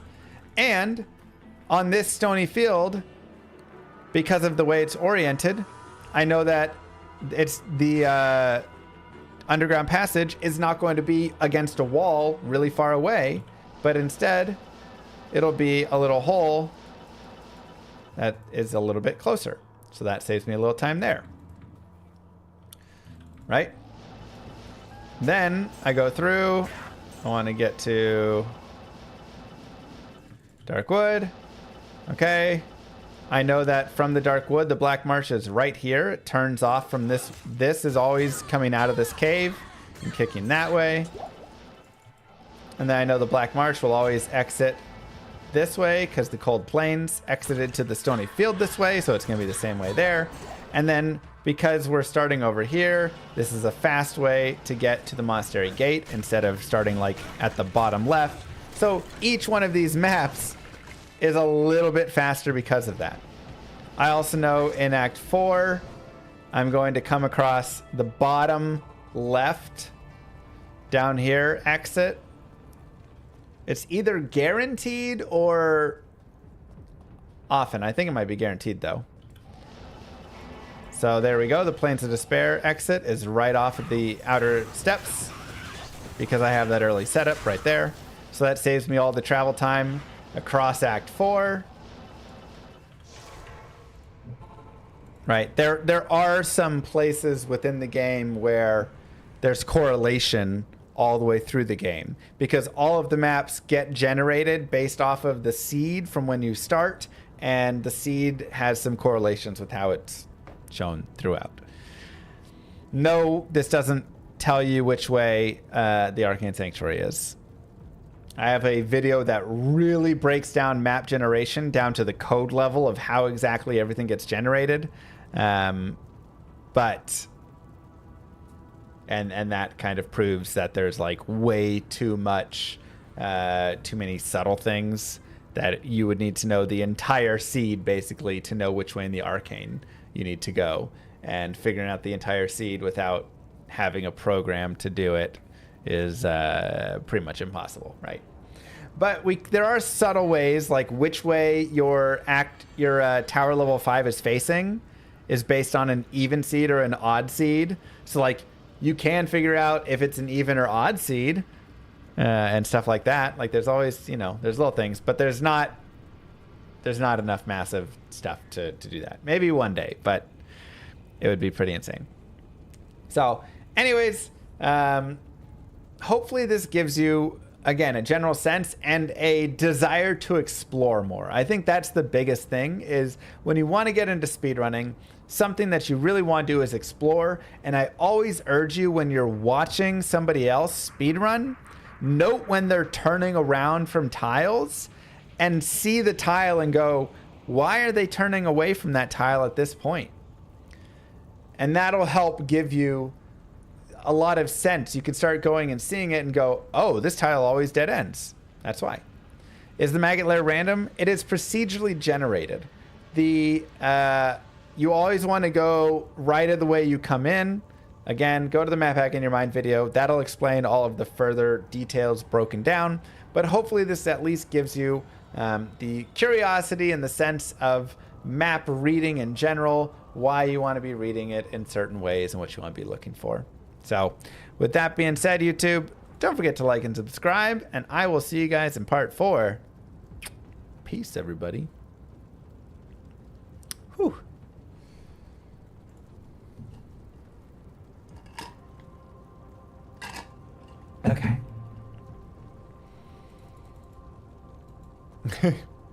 Exactly, Bartik.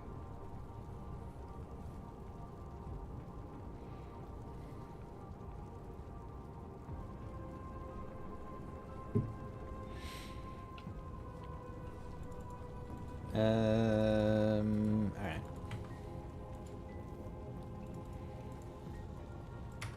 Let's go there.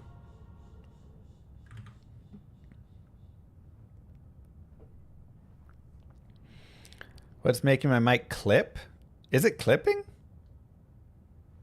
Are you guys hearing it clip at all? I mean, I can turn it down. What do you mean, like a lot? It doesn't show that it's clipped at all. No, it's not. I'm not hearing it. Is it you, Binary?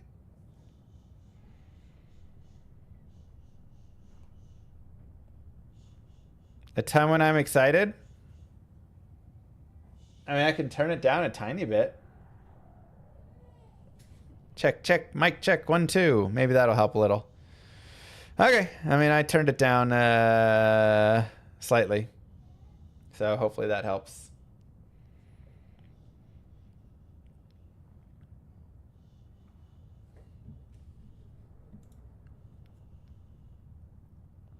Sound fine? Okay. It's just you, Binary. You're the only one. Maybe a tiny bit? Oh, gosh dang it. All right, I'll turn it down a hair more. Okay, how about now? Is this better? I mean, I guess it's really hard to tell, but I'm trying to get excited. Talk a little bit more excited. So that it, but I also don't want to ruin the just general voice and make it too low.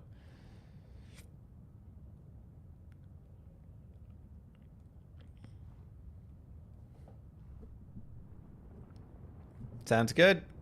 All right.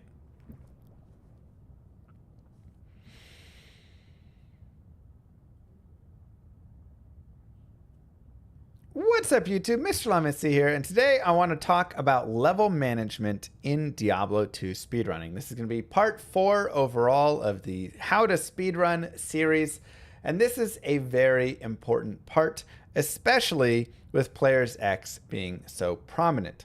So what I mean with that, if we head over to Diablo 2, is the players command just in general. Players Diablo 2.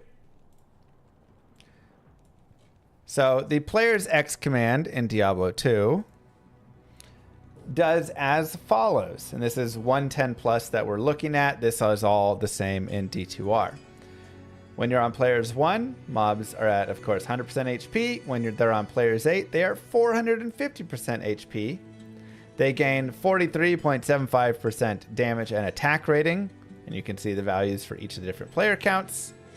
But they also are getting 450% experience when they are at players 8. Or 250 at players 4, 200 at players 3, etc. Right? So they are increasing their HP, their damage and attack rating, but also increasing their experience by a lot, right? When you are killing mobs on players 8, you are getting a ton more experience than on players 1. So what does this mean exactly for you? It means level management through a speedrun is going to be something that you need to note constantly. And I'm actually going to open up Paint, and we will talk a little bit in Paint through it.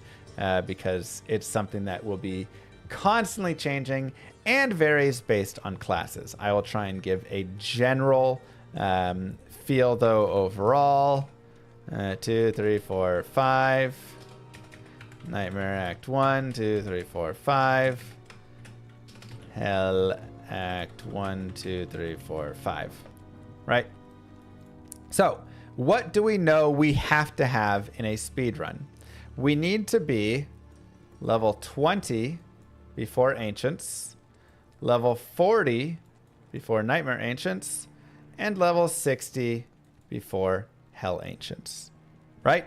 This is known. So these levels are required to get to by each of these points. All right, fine. Yeah. Whatever.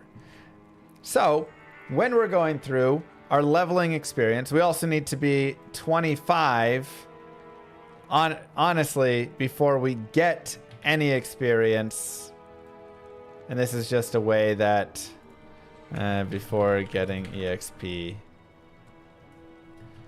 in Act 5 plus. This is just something that is required based on how the experience calculation works in the game. You must be level 25 before you get experience in Act 5. So you cannot level from like 21 to 25 killing things in Act 5. You'll have to go back and do that leveling earlier. This is Nightmare Ancients. This is Hell Ancients, right? So these are your general pieces. Now, stuff that you need to note.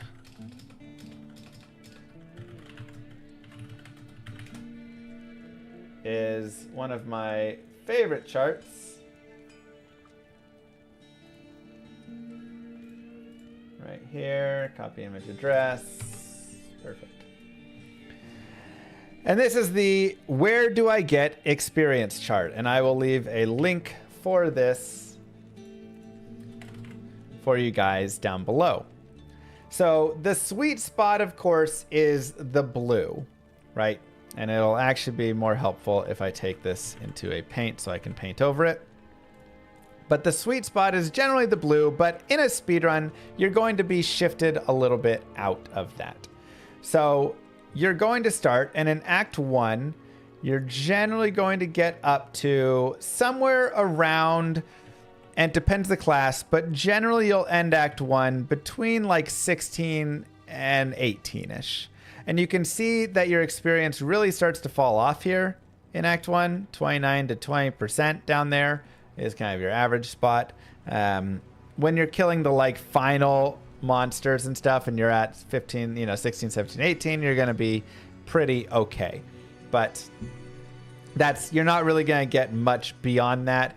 And you'll never really, if you're like level 21, 22 in Act 1, you've gone too far. And you can see the experience really starts to get hurt there. So then when you're in Act 2, you'll generally be leveling and you'll get up to anywhere between, 19 to 22.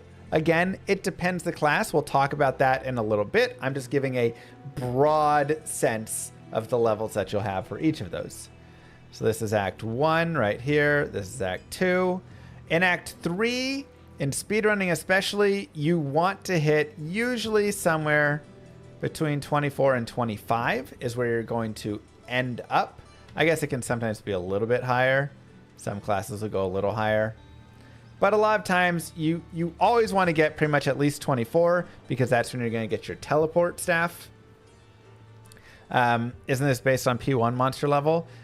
If you're running on PX, you're still getting these penalties. It's not changing the monster's level. They just give so much experience that you're going to get more experience. But this is on PX where you're generally wanting to end up. And again, you want to have 24 here usually.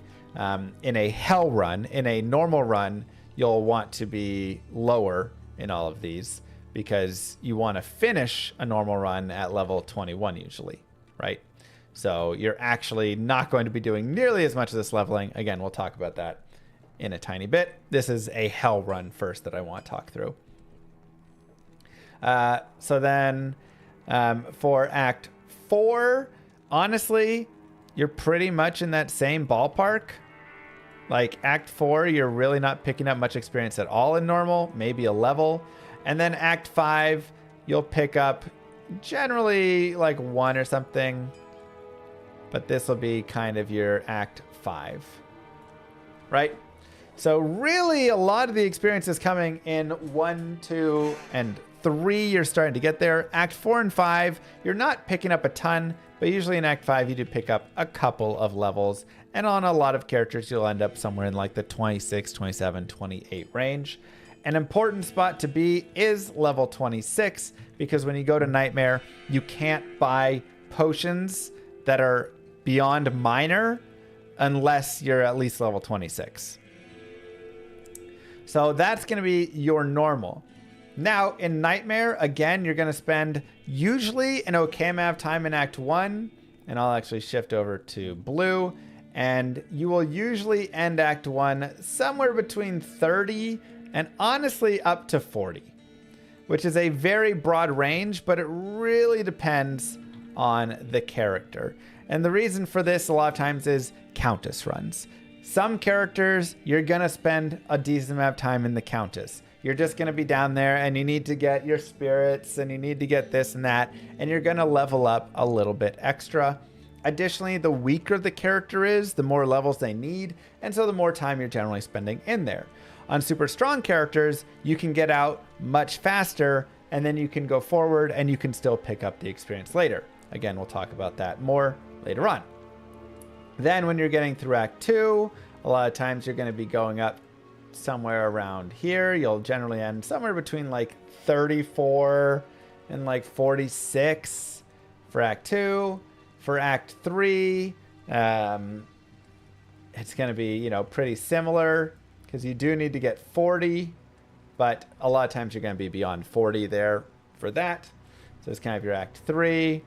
For Act number 4, you're going to be ending usually somewhere in the same as Act 3, and same with Act 5. So kind of 3, 4, 5 will be similar, but 4 and 5 can start to add on some of these additional levels. Kind of like 51 to 55, I would say.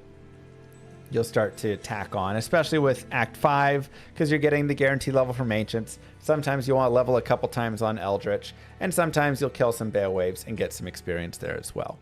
So this is generally where you're going to be there. And then, of course, that brings us to part Hell, where you're generally leveling a lot within Act 1 or Act 2. And this is going to be kind of getting you to your level 60-ish, just about. If you're playing hardcore or something, you'll get 1 level from the entire Chaos Sanctuary, pretty much, you can count on. Act 3, you're pretty much getting like no experience or just a tiny, tiny bit, but a lot of Act 3 you're skipping through entirely. Chaos Sanctuary will give you generally about a level. And then Act 5, you're running all the way through to the Ancients and then just finishing up. So again, not really much from Acts 3, 4, and 5. Now again, this is kind of in a Player's X speedrun. If you are in a Player's 1 speedrun, you will be lower. You'll be exiting Act 1 probably around like, 13 to 15 there. In Act 2, you'll be finishing around probably like 18. In Act 3, you'll be getting around like 19 and a half. Act 4, you'll hit your 20, and then you won't get any more experience until you get your Act 5 Ancients, and you'll finish at 21 for a normal speedrun. And if you're doing a Player's 1 speedrun and trying to go through Hell, then you'll spend time in Act 3 farming all the way up to like 23 and a half so that you can hit 25 by the time you get to Act 5 there. Or at least 24, so you can do the Ancients really fast, get 25 from that, and then level off of that. So this is, I know it's a lot of numbers, a little bit of information thrown at you. You must type it, or you can copy paste it, but you can't use macros for switching player count.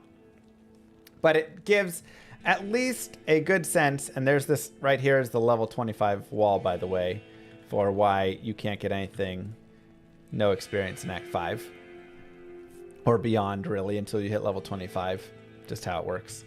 But it gives you at least, again, a good sense of where you want to be and where you're going to be gaining that experience. And kind of what you want to have. Now, let's break it down into the classes overall, right? So let's actually go to the class specifics and take a look. And again, this is going to be based on how the classes function. So the Amazon, you will actually kind of be on the higher part of that chart. You're going to get great experience because she runs Plague Javelin and then she runs Lightning Javelin. It is extremely strong, and you're not even going to mean to, but you will just pick up a ton of skills super easily and a ton of levels, because when you throw a Plague Javelin and just keep running, all the mobs come into it and they all just die. And it's so easy to kill them. You're not having to waste time and spend time sitting there to do it. So you're just going to be kind of casually throwing, and I'm finishing Act 1 very easily, you know, at like 18, and I'm finishing Act 2, and I'm already like 20, 21, and I'm finishing Act 3, and I'm, you know, 25, 26, and I'm finishing Act 4 around that same level, of course. And then through Act 5, a lot of times I hit level 29 or 30, finishing Act 5 through normal. Through Nightmare, again, the experience is just there because you're killing so many mobs. And so a lot of times through the middle, you know, by the time I get to Act 3 with the Amazon, I'm already like 47 or something, you know, 46, 47, which is very high, and many classes will finish just at that point.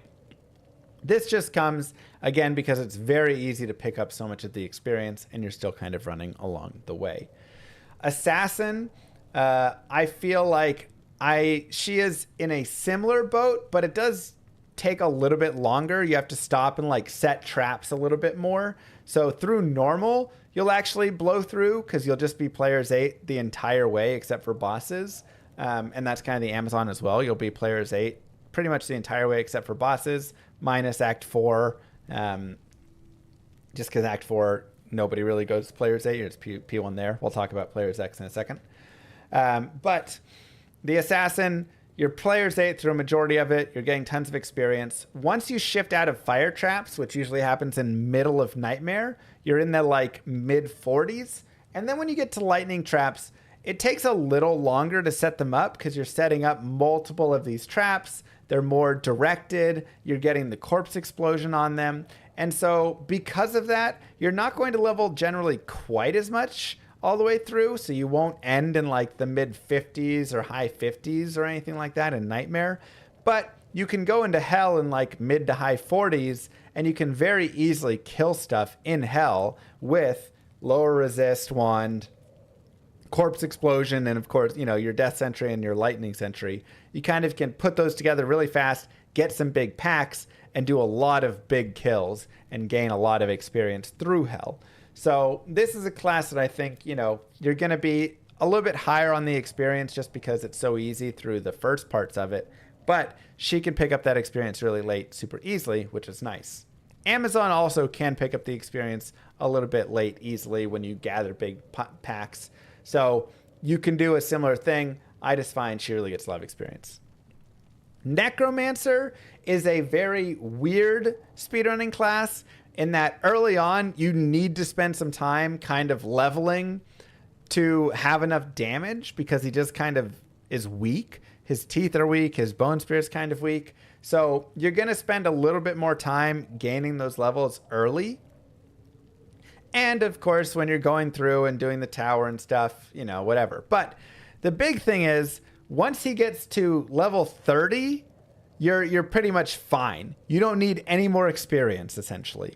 And the reason I say this is because the way that the edge strategies actually work gives you so much experience. It's so nice. I'm actually going to pull up a video of it.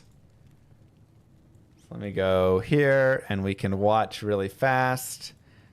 Hell, Necromancer.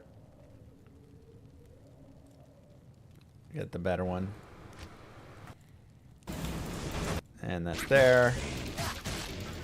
And so I actually am almost like avoiding gaining experience because let me actually go to Hell. Because when you want to get experience here, you can just gather up giant groups of mobs like this. Amp damage. And then it'll just be corpse exploding. And you can see my experience just growing, right? Like look at how much my experience grows there. And that's a level, and that's a bit more. Like right here, just this. Just from some corpse explosions. Thanks, me. And there's another level from it. Like literally I just gained 2 levels SOJ? from that. Right? Like it's super easy to get the levels. And the more important piece of it that I want to talk about is you don't need the levels on that class. So when you are playing on the Necromancer, let me just like make a Necro really fast. Good day. when you are playing on the Necromancer, you're going to be getting, you know, you'll get your Fire Golem, and you'll get your Revive, and you'll get your Corpse Explosion, and a little bit of amp damage. And that's it. But you don't need max Revive. You don't need max Fire Golem. You don't need max any of these things. Like, you just want max Corpse Explosion pretty much. A few points in Revive, and then a little bit spread across the other things. A few points in amp damage, and you're good. So the character is strong enough on its own that adding all these extra skills doesn't really increase its power that much. Whereas the other classes, they do gain more power with it. So you don't actually have to care about it as much. And so the Necro, you'll actually be much lower level. And if I can get through Nightmare and be ending Nightmare at like level 41, 42, 43, I'm actually very happy. Because then I can just go really quickly in Hell, pick up tons of experience, and then I'm good to go, right? And that's one of the really nice things is, even if you get into Hell and you're not getting, you know, the full experience killing the mob, it's just so much experience from those Hell monsters that it's totally worth it. Barbarian, a class where you're going to want some more of the experience. And the reason is because he is a weak class. So early on, he's kind of weak, and you need to hit monsters, right? You have your double swing, you need to hit them. If you're trying to run around and hit monsters in Act 2 and you're level like 12, it's going to be a lot harder than if you're level like 17, right? You can just hit them more often because the attack rating chance to hit calculator has attack rating versus defense and your level versus the monster you're fighting level. So increasing his levels will help with all of those situations and all of the chance to hit, which is really nice. Additionally, points in like leap attack when you're in the middle and when you're going into his war cries, getting some more of that is really helpful, right? So yes, you'll eventually get your dual spirits and all these things, but if you can have some extra levels for a few extra skills, a little extra mana and stuff, it'll do so much and help you kill them so much faster.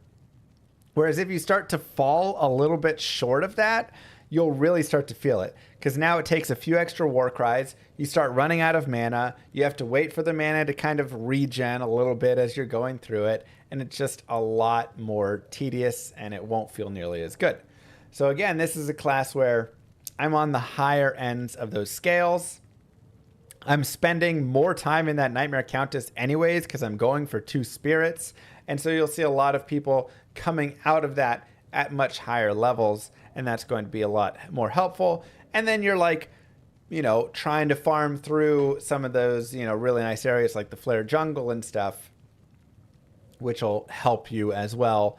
And you're continuing to gain that experience and really focus on gaining the experience in the right spots. Again, we'll talk about locations in a little bit here.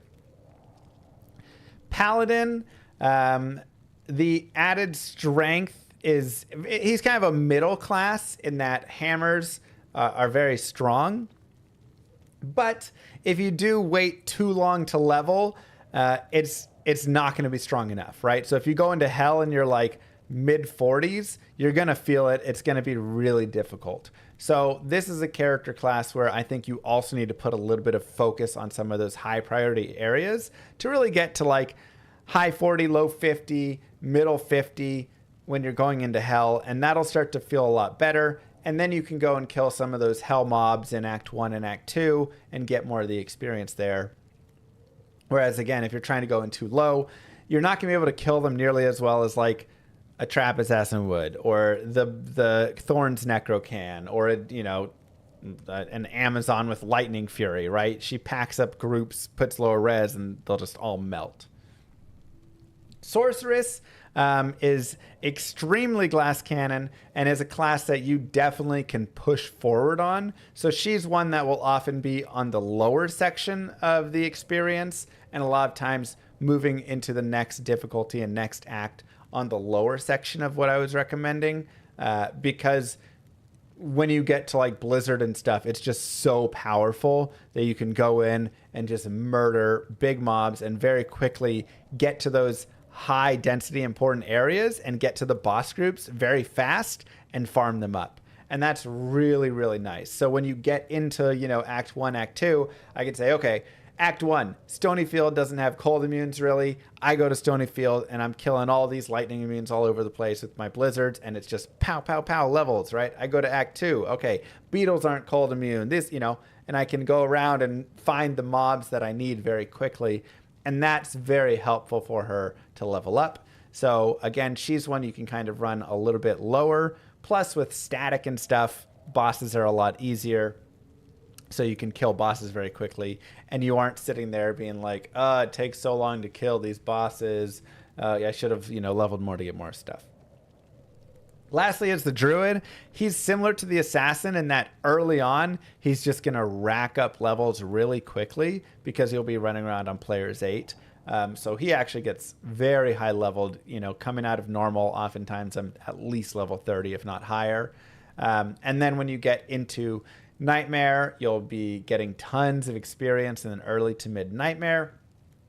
And I would say the biggest thing to be careful, like he can be okay in Hell, but you do have to be careful that you don't get out leveled. So a lot of times when you're going into Hell with him, you want to get there in the 50s range because you do want to have enough damage where you can actually put them into hit recovery with your tornado and stuff to help out. So that's kind of your breakdown of your characters and where they are on the scale there.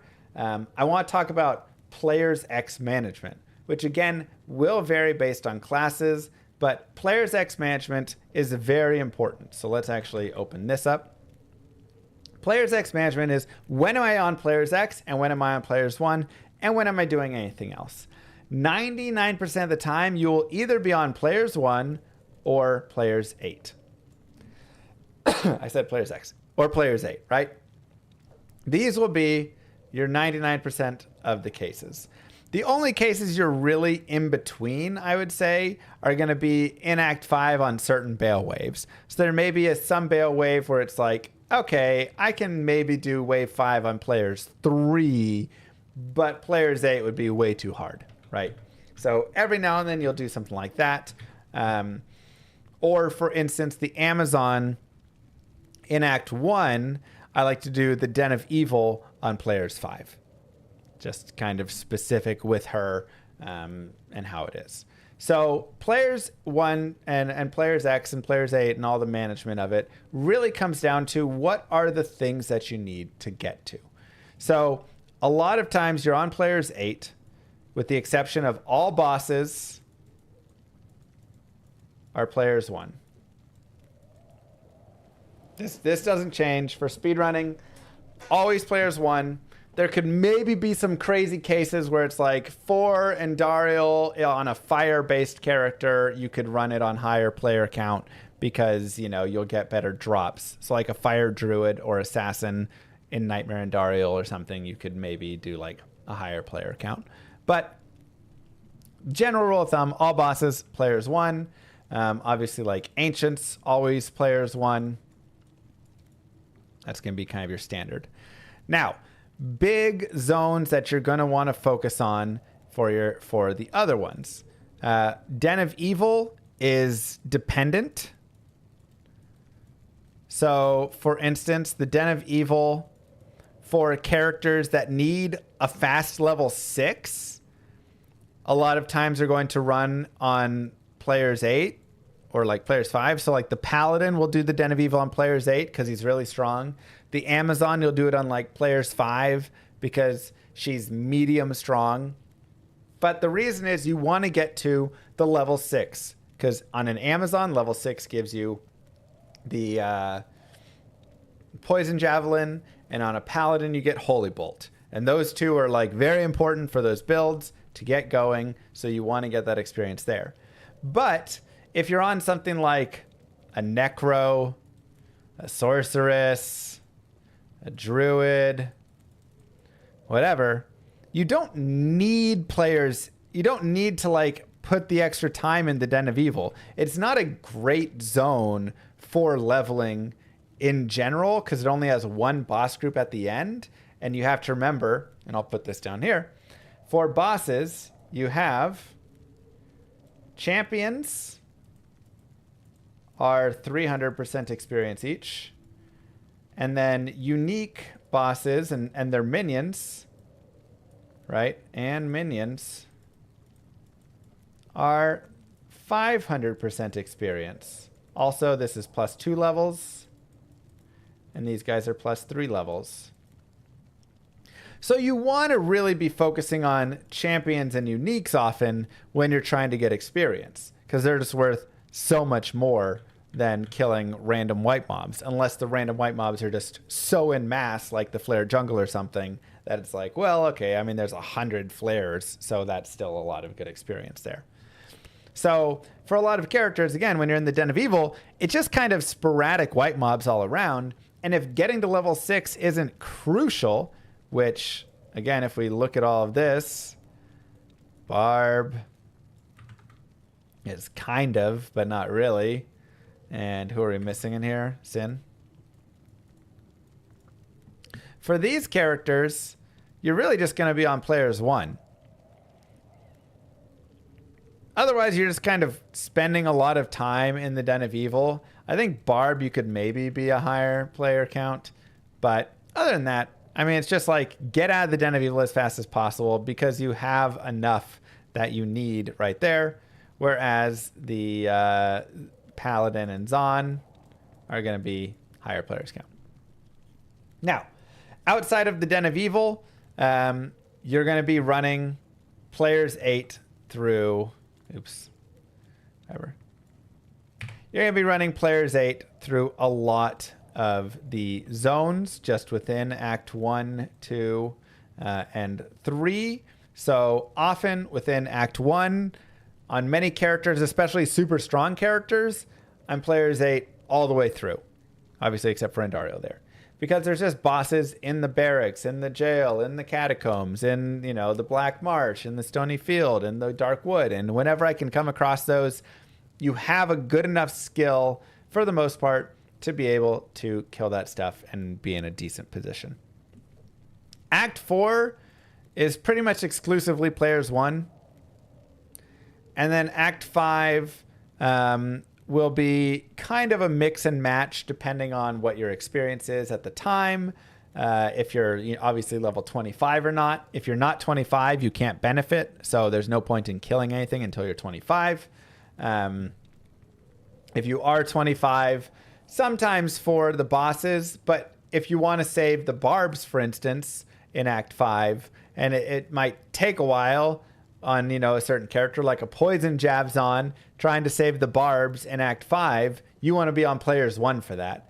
Otherwise, you're trying to hit gates that are immune to poison and are players 8 strong. Forget that, right? So just like be on players 1, you know, when you're going through the Frigid Highlands. But a lot of times you will go to players 8 for like Eldritch or something just for that kill. So I'll kill like Shank and Eldritch on players 8. Sometimes not Shank because he can be tanky on certain classes. Again, everything really depends on, does your class do a lot of damage or does it not do a lot of damage? If it doesn't do a lot of damage, you're going to be players 8 in less spots. If it deals just like tons of damage because it's a Fissure Druid or Fire Trap Assassin, you can be players 8 in these spots and it's totally fine. Now, some of the really good zones that you will be leveling. Act 1, Tower, Barracks, honestly, then like Jail, Catacombs. All really great spots. Again, really looking for boss groups in each of these. Act 2, I really like all the Rocky Waste, the Lost. Well, I guess we'll go Dry Hills. So Dry Hills, Far Oasis, Lost City, and then the Claw Viper Temple can also be decent. You're not going to be really. You don't want to be farming anything pretty much down in the Halls of the Dead. It's a pretty weak zone. The Maggot Lair, you don't really want to farm in there. The Arcane Sanctuary, the Paladin will farm players 8 there. Not many other characters are really going to farm the Arcane Sanctuary on a high player count, just because again it's a lot of white mobs and it can be some tough mobs that can take a little bit. Paladin kind of mows them down, but other ones you won't be generally as much. Maybe a Necro could go a little higher, but even then. In Act 3, you're generally going to be players 1 for a lot of them, except obviously, again, you're like Druid and Assassin, stuff that mow everything down. But the Flare Jungle is going to be really your like major players 8 section. You're just gonna be crushing it in the Flare. Even like a Novasaurus doesn't care about the Arcane as much because she just wants to get to the Flare Jungle. The Flare Jungle is a godsend of experience and highly recommended. You'll also sometimes want to farm Serena. She is in the temple in the Kuras Bazaar, where you can get Lameson's Tome. So Serena can be good there as well.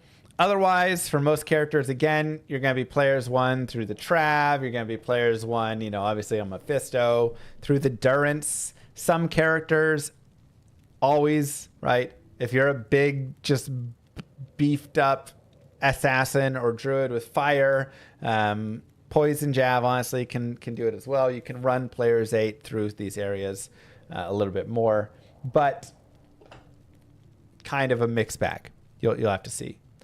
Again, Act 4, we're just players 1, and Act 5 we talked about there. In Nightmare, it's honestly going to be pretty similar, though you're going to have more focus really on just like tower. You're going to spend a lot of time in there usually. If not, it's more a focus on just the boss groups, and you'll generally be players 8 through a lot of the earlier sections. Not so much the later sections. You'll more often be players 1 again in these later sections. But you can do in a couple of cases like players 8 Chaos Sanctuary, because in Nightmare, Act 4 Chaos can actually give some good experience, whereas in normal, it's just garbage experience. It's not really worth it. And then Act 5 can sometimes be players 8. So this can be 1 or 8, really. Especially, again, if you want to be farming a little bit of like Eldritch and stuff. But you really have to note that in Act 5, a lot of the mobs kind of suck. There's a lot of just like archers and quill rats and, little range dudes. I forget their name, that like teleport around and things. And it's just like not a ton of great mobs. And then when you actually get into like your, Glacial Trail and the Ancient's Way and all that, you get like Death Lords and just kind of not the best mobs overall. So there are cases where you will players 8 in some of these spots for experience. And a lot of times you can be players 8, but you'll just not be killing a lot and just waiting to come across maybe like a ghost pack or something, or like wraiths that you can kill. Not really ghosts, but wraiths that you could get some experience from. And then the waves, you will be bouncing back and forth between P8 and P1 depending on the strength of the character. So some characters you can just absolutely murder, again, like a Hammerden and Nightmare waves. I can just sit there and be players 8 pretty much for most of them. Maybe wave 5 I'll go down to like players 5 or something. But I can be pretty solid and just kind of be cruising there through those waves. Whereas if I'm like, I don't know, a Necromancer, I don't want to do any. I just want to get through the waves as fast as possible. And, maybe I could do a little bit with the Thornsnecker actually, but, like normal especially, I'm not doing high waves at all. I'm doing like low level waves and just trying to move forward. So you'll feel that out with each character. Then Hell, you will basically have P1 or P8 in Hell Act 1 and some of Act 2, because again, farming like the Far Oasis, farming the Dry Hills, the Rocky Waste, those can be nice places. And where I really love farming in Hell Act 1 is just your Cold Plains, your Stony Field, your Dark Wood, your Black Marsh. really kind of open areas where you can gather up a few of the bosses and they'll kind of all run with you and get together. And then you can just kill them very quickly and get experience. And when you can gather more of this a lot of times can be better than doing like just Eldritch runs on Players 8. Now, if I'm a character like a barbarian and Eldritch runs are going to be, you know, the only way I can really feel safe getting the experience, I might be doing some Eldritch runs there. But if I'm a character that can go into hell and gather up more of these mobs and be okay, that's where I want to be. But you have to remember, you know, for instance, like why might the barbarians struggle in hell? Archers are a great example. His war cry is only so big. He doesn't have a giant AoE. And so if there's archers and range mobs that are existing outside of it, if the mobs are constantly blocking each other and you're only killing the ones that are really locally near you, it just isn't quite as strong as if you're a blizz source who can just drop a few blizzards all around, or if you're a, you know, trap assassin who can gather them and then corpse explosion blows up the whole screen, right? Any of that. So better to have these kind of big open areas here and then really be blitzing, honestly, more through on Players 1 with your other areas just to get through. Act 2, same sort of thing. You're going to have your rocky waste. You're going to have your, you know, dry hills. You're going to have your far oasis. You're going to have your lost city. I wouldn't really be leveling anywhere outside of that. And I'm honestly Players 1 for the rest of the game from there. Oftentimes you want to have whatever level you need to be by the end of Act 2. The reason I say this is Act 3 is brutal. It is very hard on most classes to get experience in Act 3 without just dying. And a lot of times you're just trying to avoid everything. Act 4, you will pick up your level in the Chaos Sanctuary pretty much if you survive and just kind of kill stuff in general. But it's also disgusting and really hard, and monsters are very tanky. And again, same in Act 5. There's just really, really tanky mobs. If you need, you can do some Eldritch to get that like final level or whatever it is that you need. But not, you know, even then it's like, can I do Players 8 Eldritch in hell? Depends the class, depends, you know, a little bit. But a lot of times, like, your Players 1 here. Maybe like a Hammerden could go P8 on Eldritch. You might even try a little less and see. Regardless, this is kind of my like overall breakdown of what I'm looking at. Again, everything is going to be class dependent. We talked about the classes before, but this at least gives you a good breakdown of where I'm thinking of leveling at each of those points along the way. Now, what do we say we're going to talk about later on in the video? I'm trying to think what else there was. Like I say, champs and uniques. I'm focusing again on these pretty exclusively for the most part. Mainly the uniques as well, as champions aren't that great unless they're like champion fallens, champion shaman packs that have additional fallens, champion beetles, because all of those extra spawns with them also get the experience there. Yes, what mobs to avoid. We'll do more on like monsters and fighting and stuff in a future video, but general mobs and things to avoid. You want to avoid, in general, later on especially, a lot of the things like raptors, itchies, so mobs that are very, very weak and blow up super easily, a lot of times aren't giving much experience. So I'm avoiding those ones. And then I'm also avoiding really tanky ones. Now, again, it always comes down to how fast do I kill it?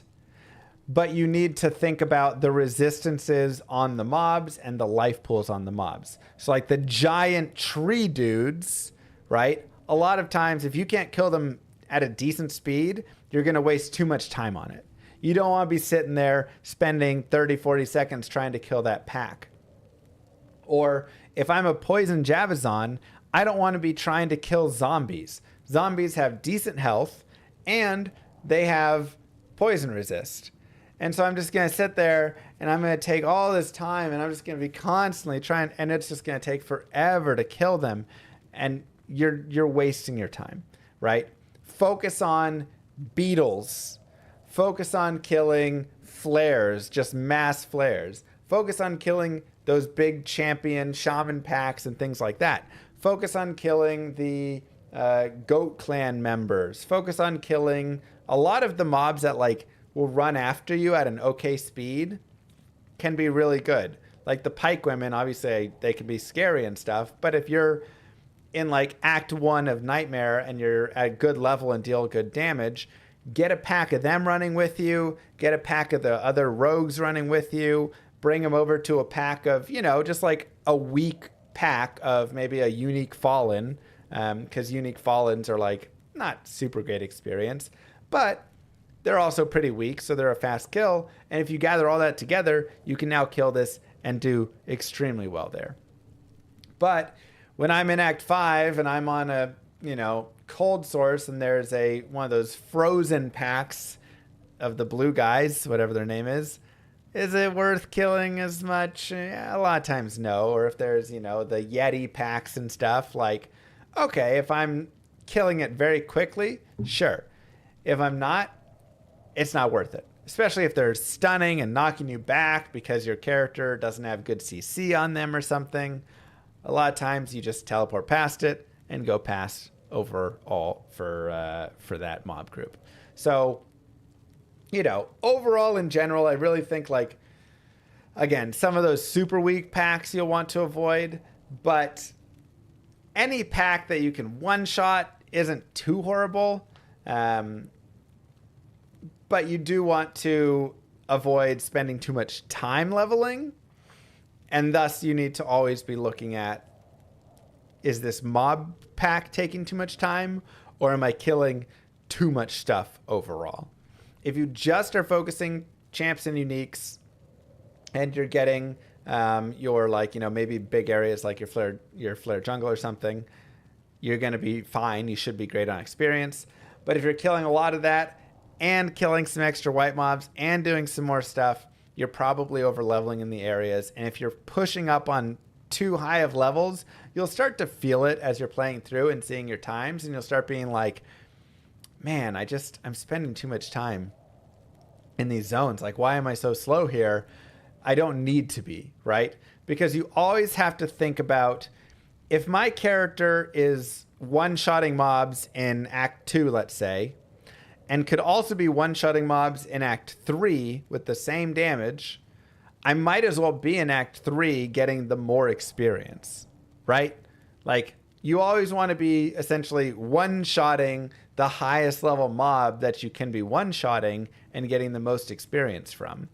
So, obviously, don't just be skipping all the boss packs and all of this, but many times I'll skip, you know, the boss, the actual unique. Let's say there's a unique rogue and she has 5 minions.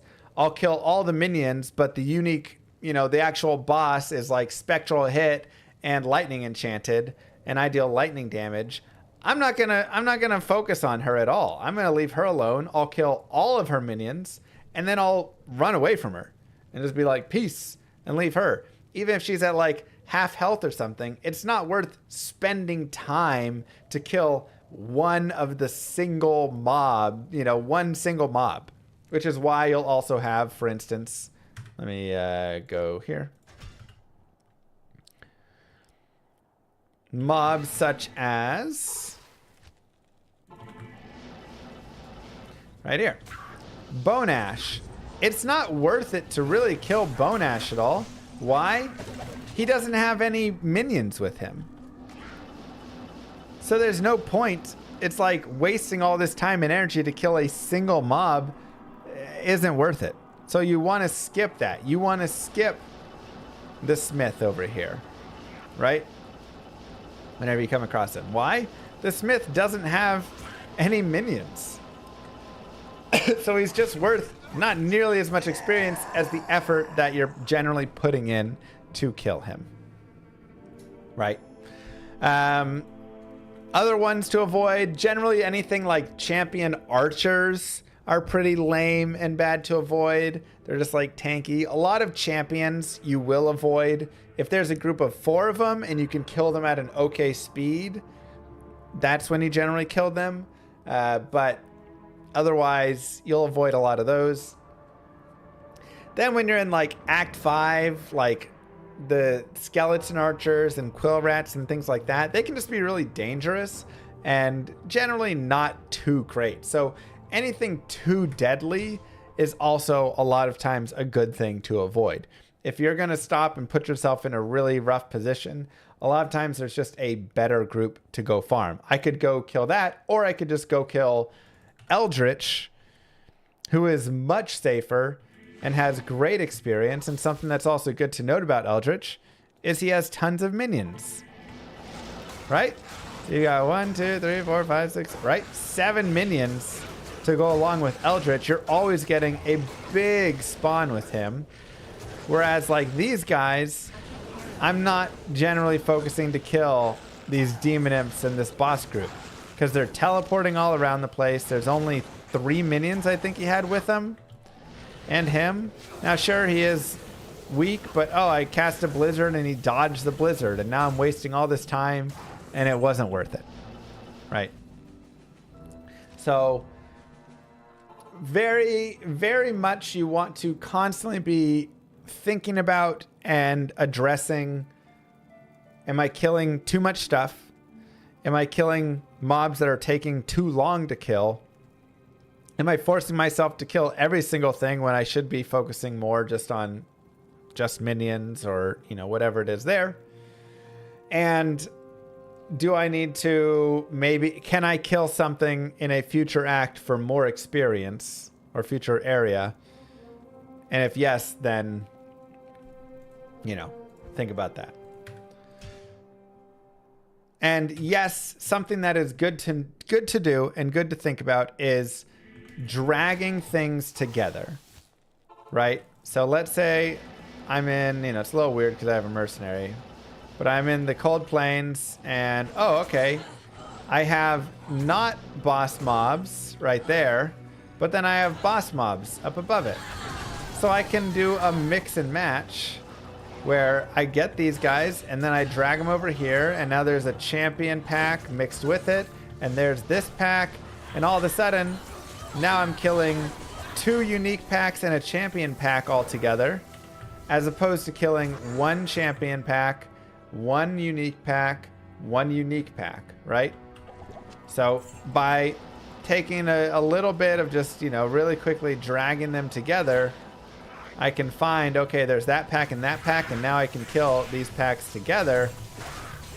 And that's, you know, good enough. Like I'd a lot of times just push forward at that point because it's not worth it to try and rush back to get each one of these Fallens. They're not worth as much, you know. Would I kill these Moon Clans? No. Would I kill that Archer? No. Would I kill these Fallens? Not really. Would I kill these guys? No. Like, I'm moving forward. So just some ways to bring your experience together and improve it and make small ways to increase it. Now, the last thing I want to talk about with this is experience shrines at waypoints. So something that's really nice about D2 speedrunning. Oh, let me go to this. Something that's really nice about D2 speedrunning is load times are removed. Let me see if I have waypoint here. Doesn't look like it. So whenever I'm in a load time, I don't have to worry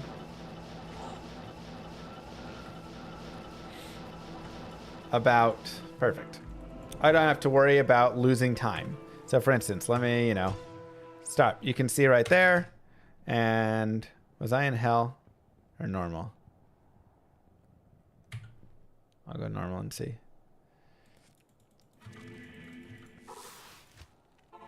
Yeah. So what I can do actually, especially if I'm in the earlier areas, Cold Plains, Stony Field, those are the main 2. But additionally, Darkwood and Black Marsh. Really, those are the only 4 that I'm really ever looking at over and over again. But especially in the Cold Plains and Stony Field, you will come across a lot more experience shrines. So you can spend a few seconds to go in, run over, check if you got it, rinse and repeat. And each one of these is taking maybe 3 or 4 seconds to check if I have it.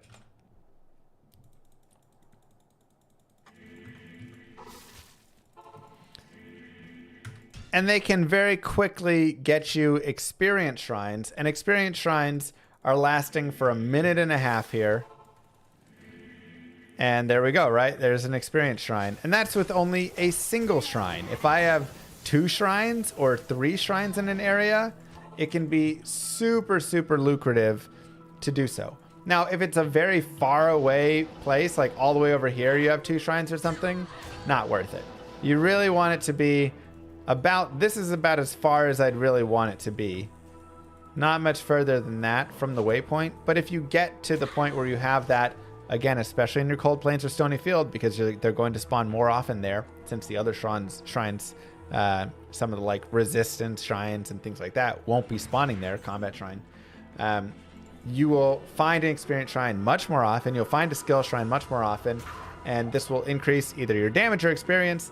And you can just use this. And so even if you spend 30 seconds, 40 seconds farming that shrine, if you then take that into the flare jungle, into the barracks, into the catacombs, into these high density areas, you can get a lot of experience.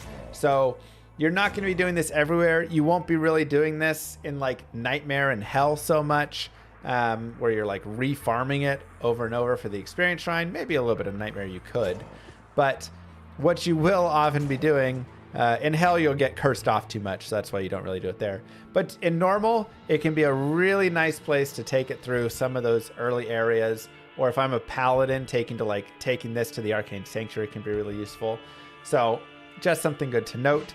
And then with that, additionally, if you come across an experience shrine, a lot of times you don't always want to take it immediately, because you might go, okay, I'm at the point where I'm in Act 4 and there's an experience shrine right near the River of Flame waypoint.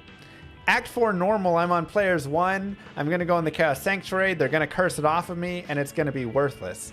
Why don't I kill through that, get to Act 5, get to the Frigid Highlands, and then come back and grab the experience shrine. And now I can take it through and kill Eldritch and kill a couple bosses and make it worth my while. And I can actually get more experience from it. So you want to be thinking about experience shrines as in, is this the best time to use it? Or is there a better time a little bit later on? And that's just something that you like to think about. So overall, hopefully that helps you with your level management in general and gives you some good ideas. If you have questions, comments, feel free to leave them down below. I'll happily answer. But hopefully this gets you a little bit further in your level management in Diablo 2 and Diablo 2 speedrunning specifically. That's all I got. Don't forget to like and subscribe, YouTube, and I'll see you guys in the next one. Peace, everybody. All right. Whew.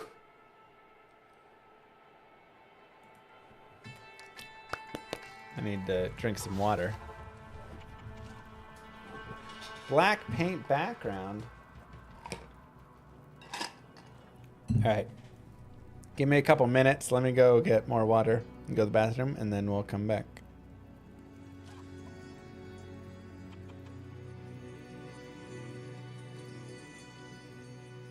Merry Christmas, champ, and a Happy New Year.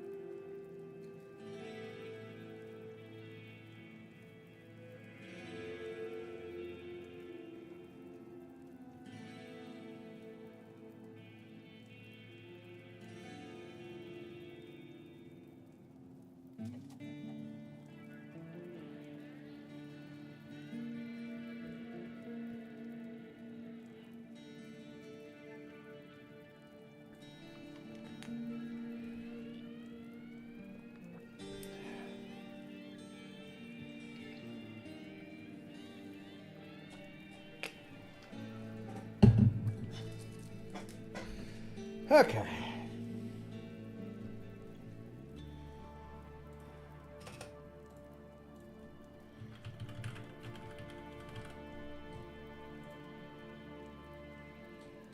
Let's put that here.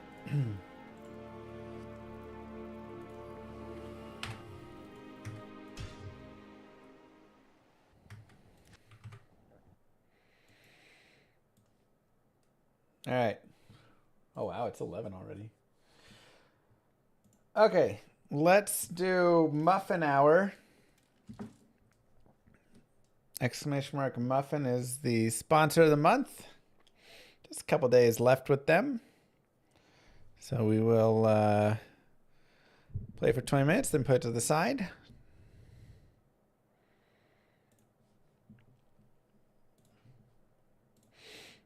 We've been working our way up. We're a sorcerer now. Blizzsaur Scrims. That's always my starter.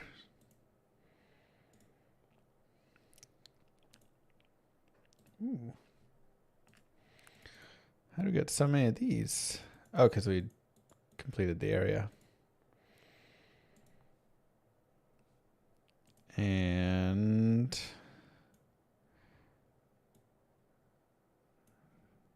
1, 2, 3.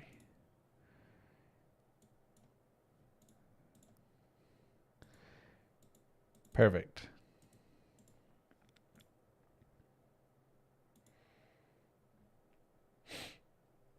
Let me just unlock the mounts, I guess, here. Mount selection points. Open to select one of the following mount fragments. Toby, Rock, Ralph, or Cannon.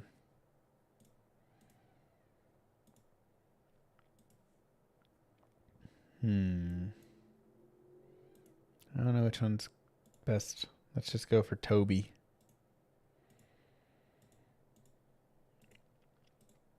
Toby seems like a solid fella. Okay, yeah, so the Riders League is recruiting. Cool. All right, so we just got that. So we got 10 more. Ralph, 5 more Ralphs. Wonder what the whatchamacallit is.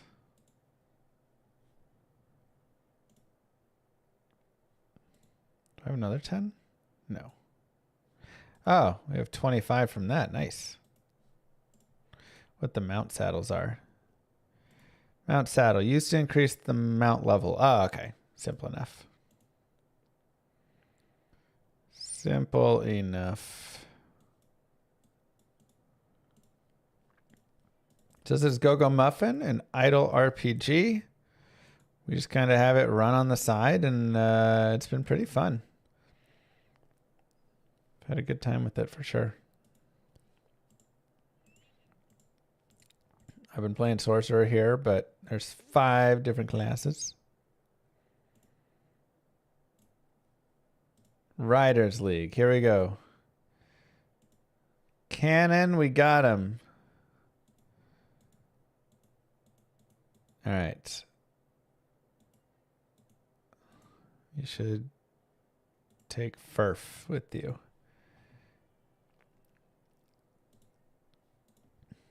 And leap high into the enemy area using the bite to crash into enemies. Cool.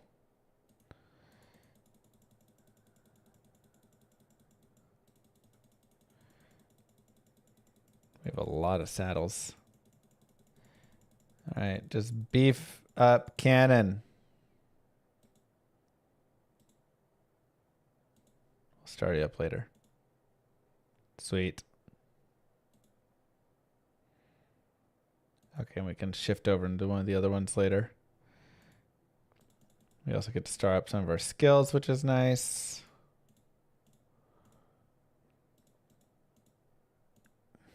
Still in the works, Christopher. Oops.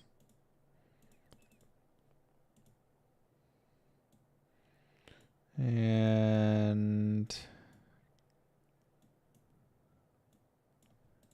just there. Convert that. Okay, let's fight the boss here and get into maybe a trial.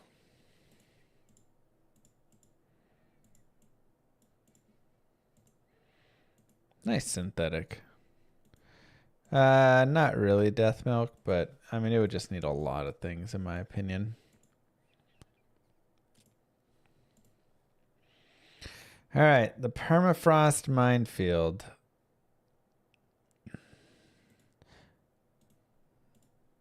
I'm just gonna matchmake and see if it'll put us with a group that would be a better fit. It's been brutal.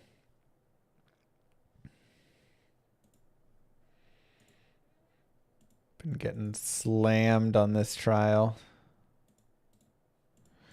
Just need someone to deal 5 million damage a second and carry me. That's all. Is that so much to ask? You know?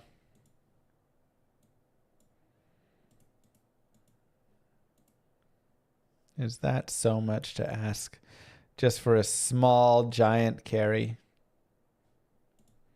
I don't think so.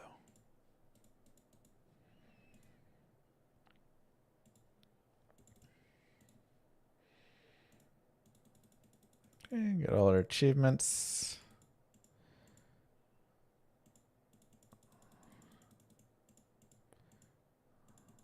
Hopefully boost ourselves up a little bit.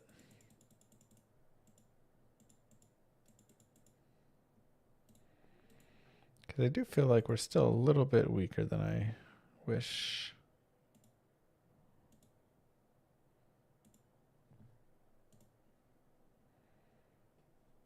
You know?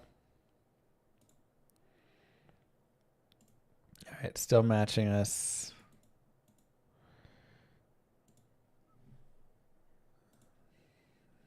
New Year journey.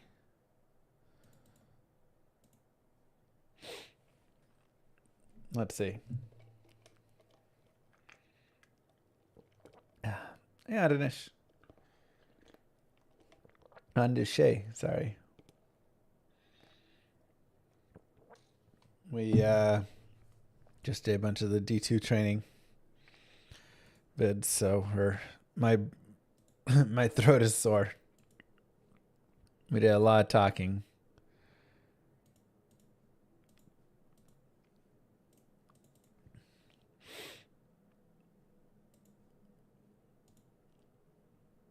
Someone said I got a tattoo. Just temporary. Chat did some temp stuff. Oops, in the subathon.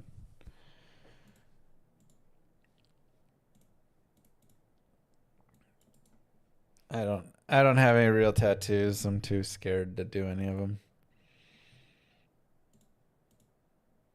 Oh, energy's full. Okay.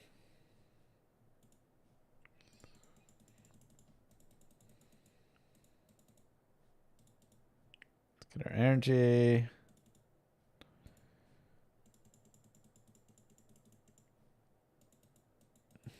True Droober.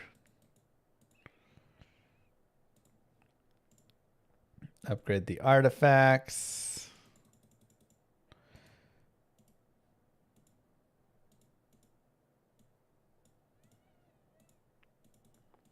Let's get some small boost all our stuff here. So hopefully when we join a group, we can actually deal some damage.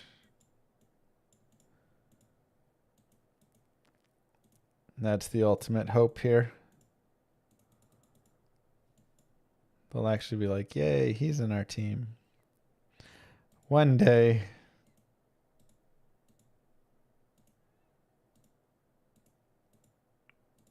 Okay, a little bit more there. Damage to monster bonus. Sure. Anything else? No. All right. I'm just gotta move through these a little bit more.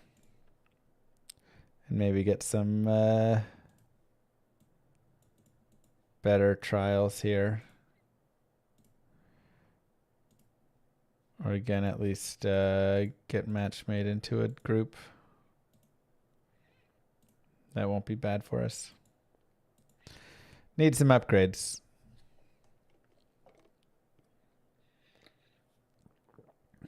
Nice, MJ. What's my streaming schedule nowadays?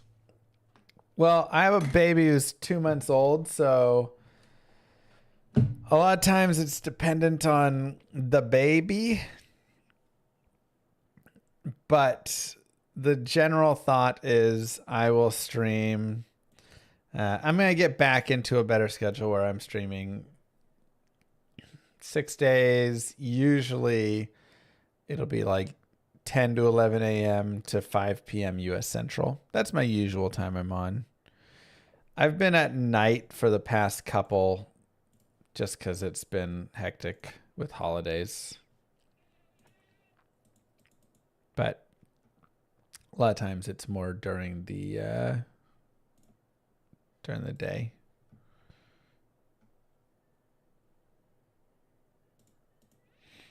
But I always, !Discord, I always post there. So that's a great place to see it. Whenever I go live, you'll get that notification there.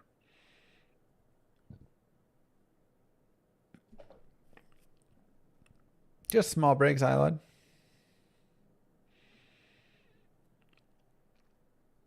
You enjoy the night streams? Yeah, they can be fun.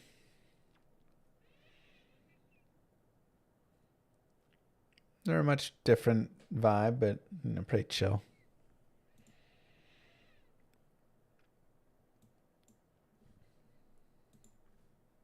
Pretty chill overall, usually. Here we go. Join a party. We lack healers.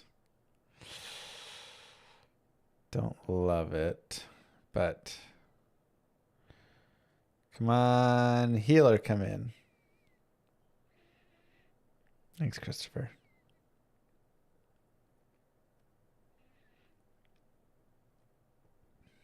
Got the stamina I need to use. Maybe I should do an easier trial just to get through. I'm not sure I've beaten this trial yet.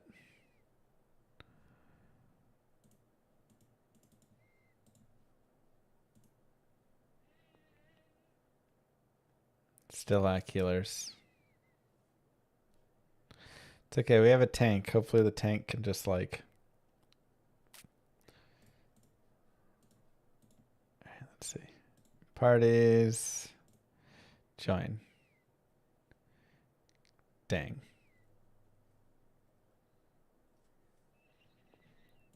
Too many damagers. Always the issue, isn't it? We lack tanks. That's okay. No. If you do a sponsorship at the top of the hour, is it the Muffin top? I like that. It's the Muffin top! Exclamation mark Muffin. Check it out. Join in, support. Oh. Alright, we just need a healer. Whatever. Go, go, go, go, go.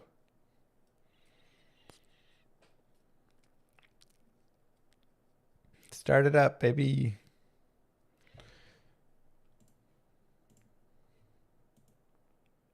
They're not starting. All right, create party.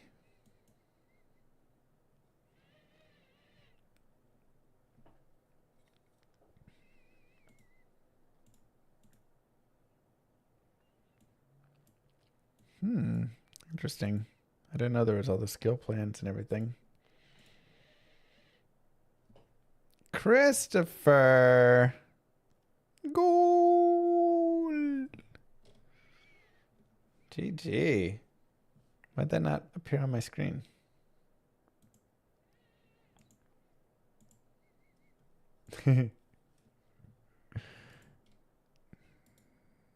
Very strange that it didn't appear. Thank you for the 20, Christopher.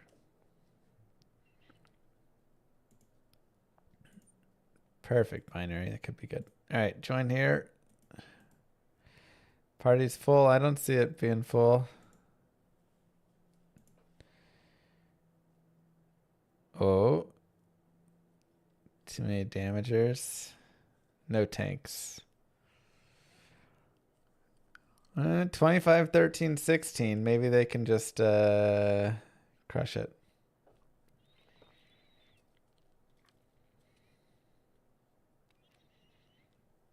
Where are these leaders? Why don't they start? You got a full group. Just push the start button. That's all. Thank you. Let's see how it goes. Look at those. Look at those there's little llamas. I should have got a llama.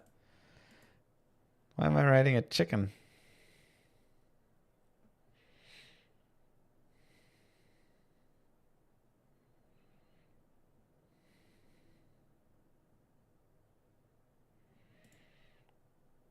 Wait, what? Why am I using overwhelming fireball?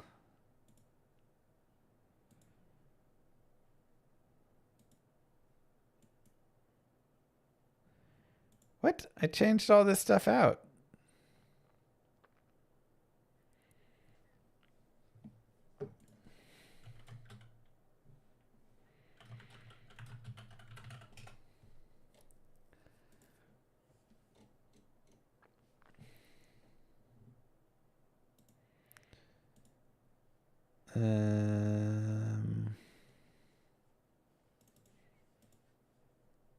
Equip that.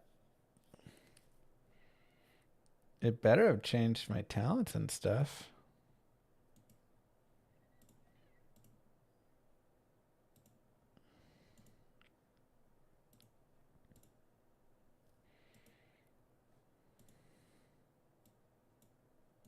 Channeling light.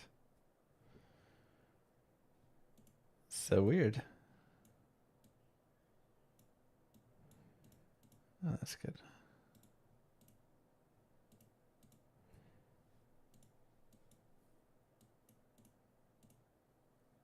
Okay. School of Ice. Yeah, okay, so that did change. Huh.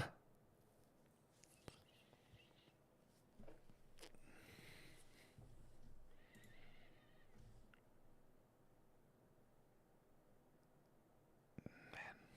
Rough DPS.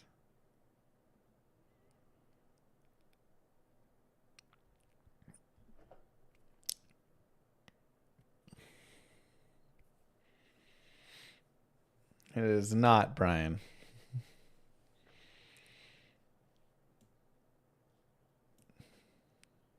Yay, my team is good.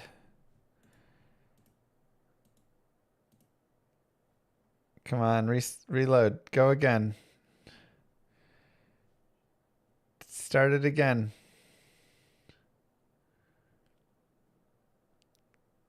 Like impatient playing it. We lost the person. Come on, come on. Start. Yes. Go, go, go.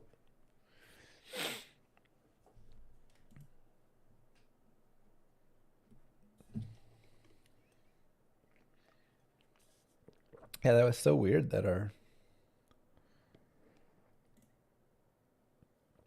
Nice.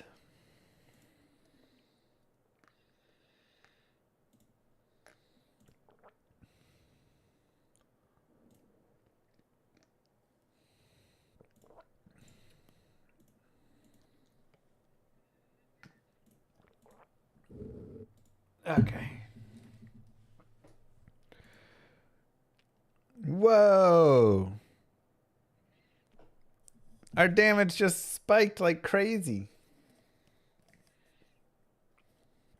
I've never been the DPS lead.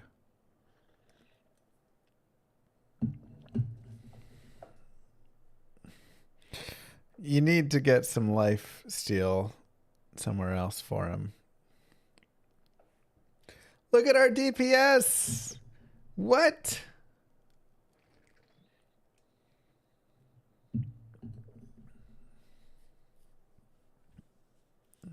Holy goodness gracious. That's fantastic.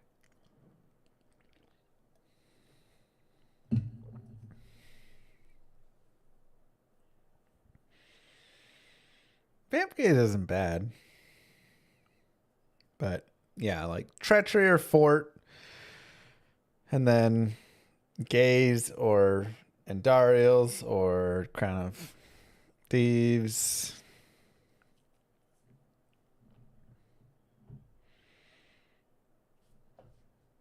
Those are all solid.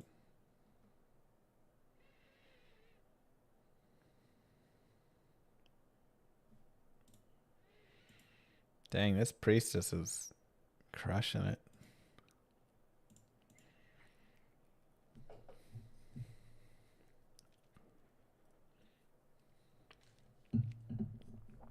He does have a treachery. Yeah, might just be general management then that you gotta focus on.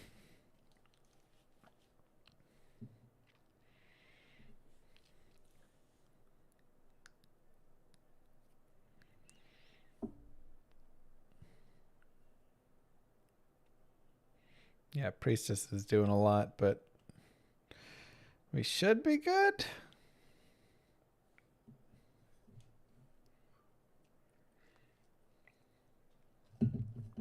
Come on. If we can get all these gear upgrades, that'll help a lot.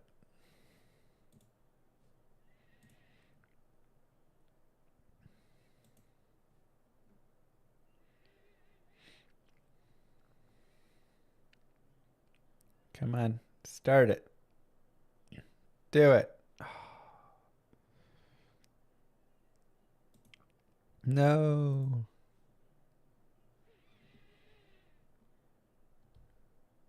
Quit leaving. Oh my God. These people. Here we go. We got a great team. Press the start. Good.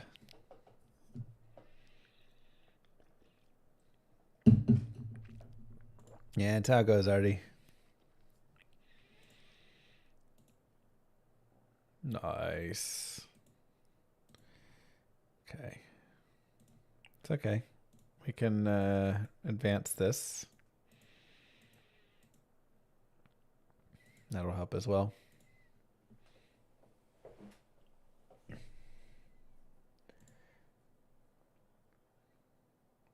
Yeah, we definitely just have some gear that's ready to go up, get some more 90s gear.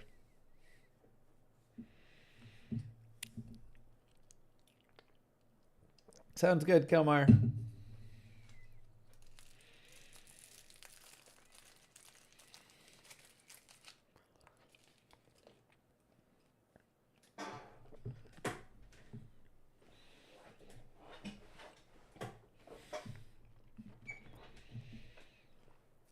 They're just fantastic.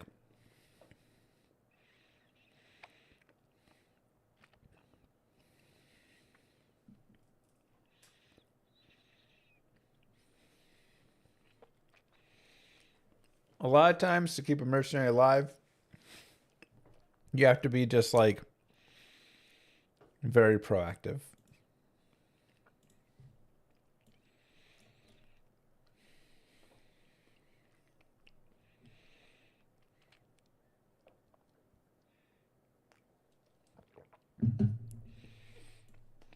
What's cool in this game, like obviously I'm auto running this right now, but for many bosses, especially as you get a little higher up and stuff, you'll actually need to be focusing on when am I using different skills. Oh no! Ow. Our healer was not healing. Wait, who's still in there? It's okay. So that can be a really big, like,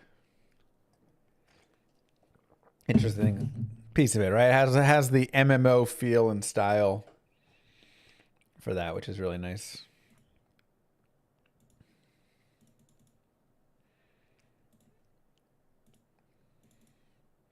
All right, well, good news is we got to beat through a couple of bosses there and upgrade a little bit of our gear, including the our weapon. That was very massive for us to upgrade our weapon.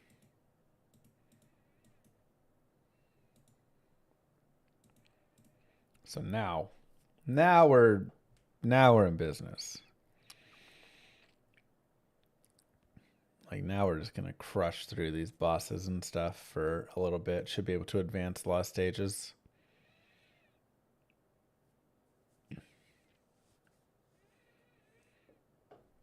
Oh yeah.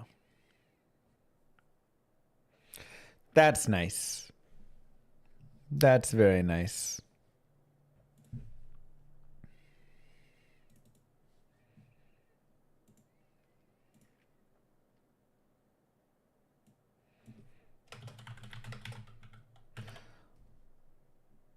Let's put this on the side here and let's go find Mewtwo. But exclamation mark Muffin. Again, to check it out.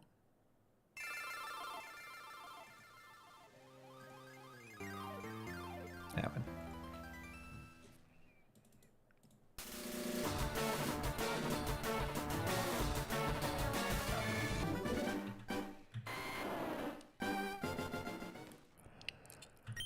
I don't know, Christopher.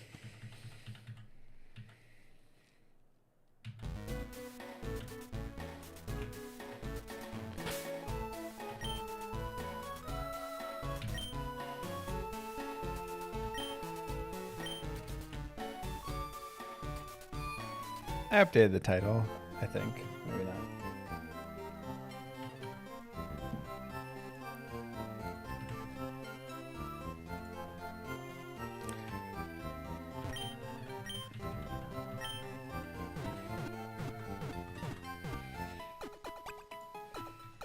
Alright, where is the let's see, we're on 4 Island. And we got what we needed from there, and they said go to 5 Island.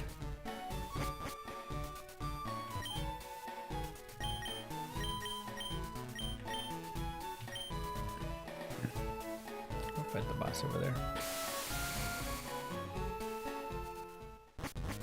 Generally not on the LOD ones, Nikki. I did a lot more P1 there.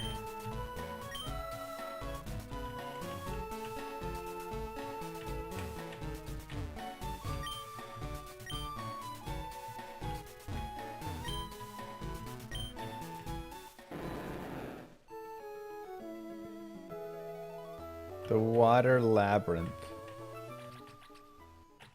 Huh.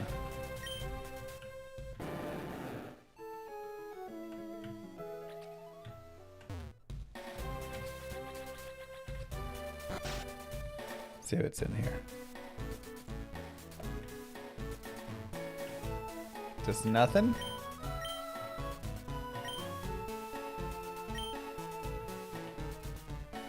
Huh. Is this your house, maybe? Oh, trainer. Okay. Wonder what level these trainers have.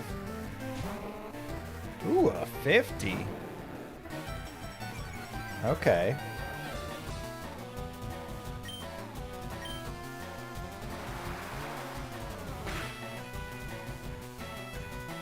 Nice.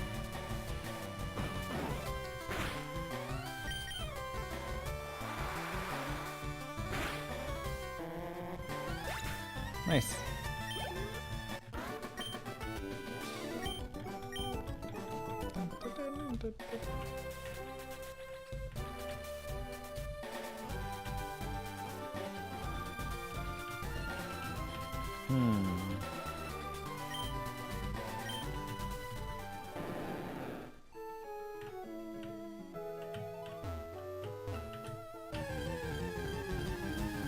Cool.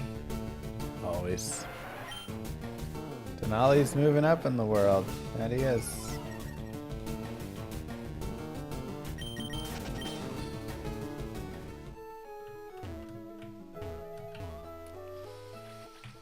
Guess we'll go in the cave.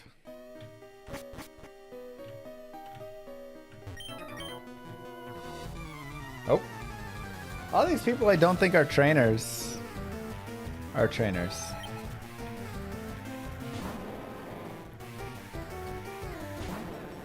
Here you go, Denali. Surf him to death. Ooh, maybe Hydro Pump. Forgot we got that move. Let's go.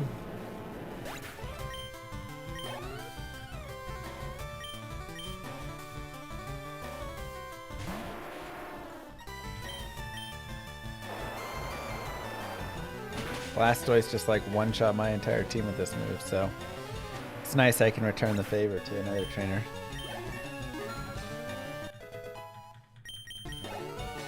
Nyack Crab.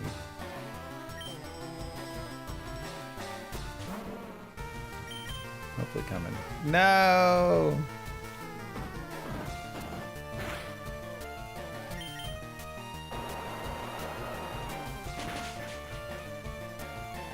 Dang, what a tank.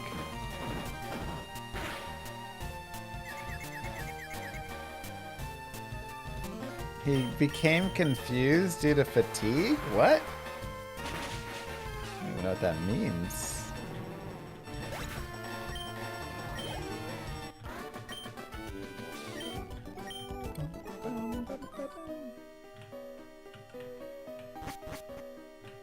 Part of the thrash attack?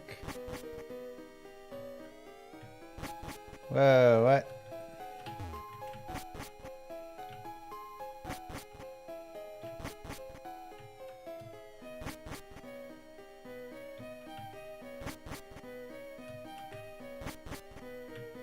Oh God.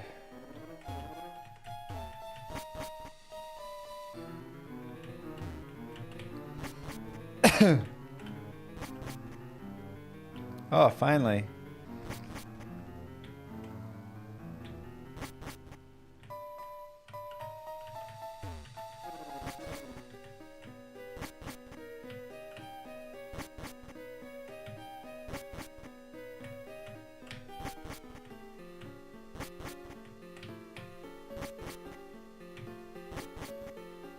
What?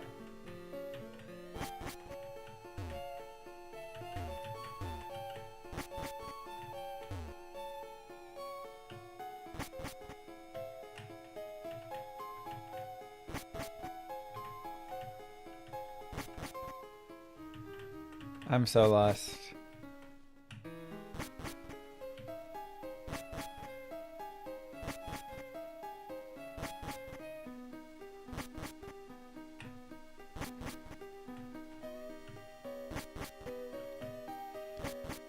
Right, up, up, right, up, left, right, up, no, right, up, right, but right up always takes me. Right, up, down, down.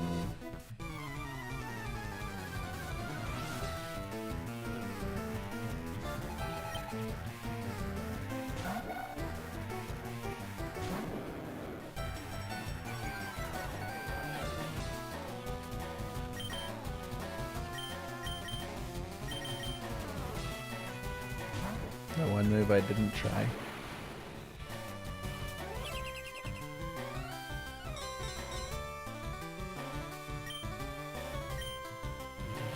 Not sure what that is, but okay.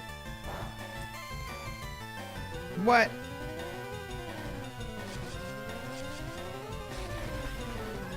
Annoying.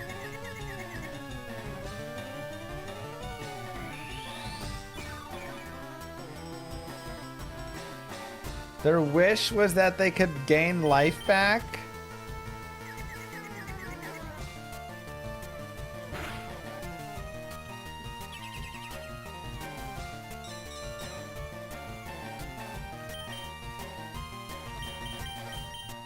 Alright.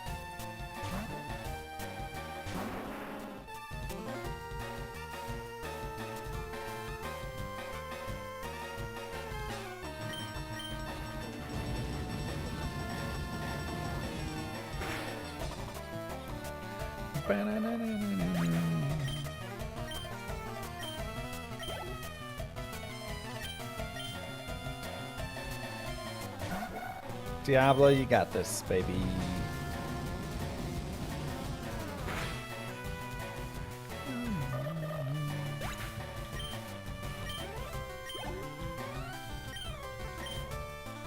Zatu.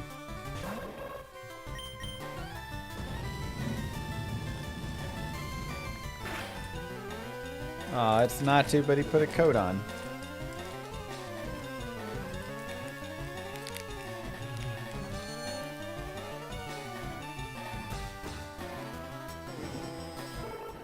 What does force on attack mean?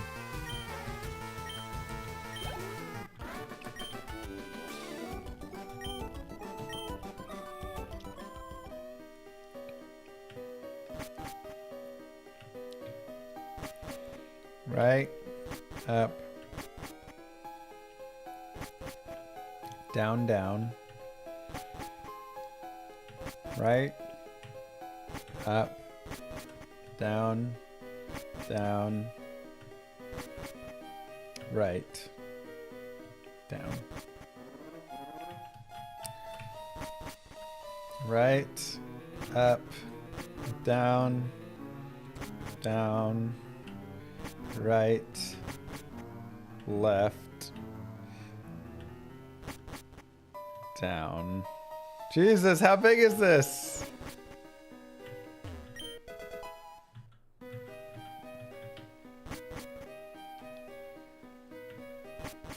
Right, up, down, down, right, left, down.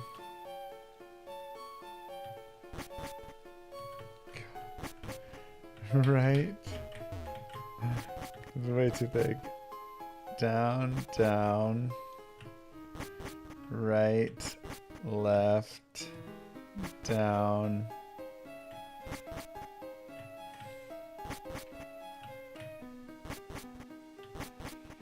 Gotcha.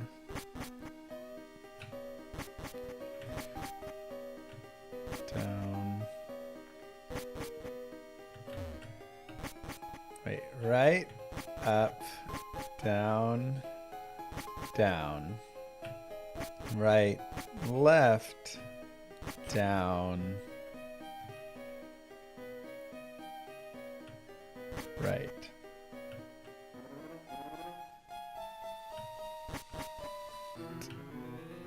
This is so big. Right, up, down, down, right, left, down, right, right. No. Oh my god. Gotta be near the end. Right, left, down, right, down.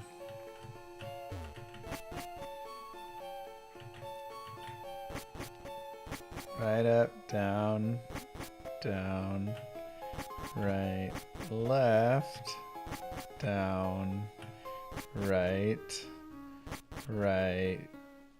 I keep forgetting that final piece. So it's only the one right. Down, down, right, left, down,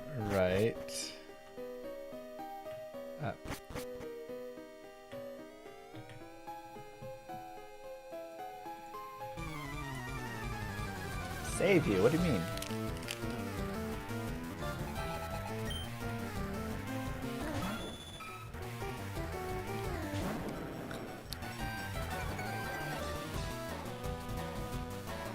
It's just leaf green, yeah.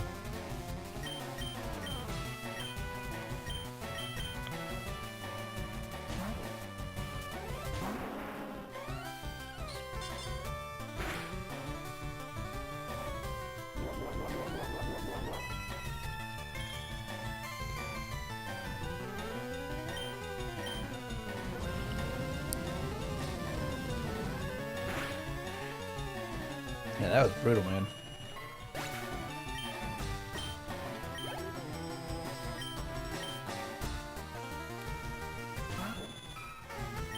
I came in the ladder.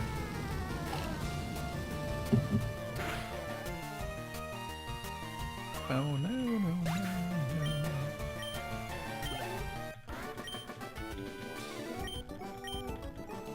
Dang, I get 9,800.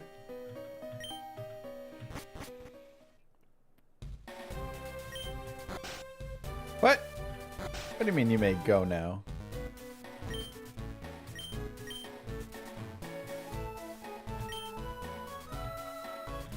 I have to show her a Venomoth?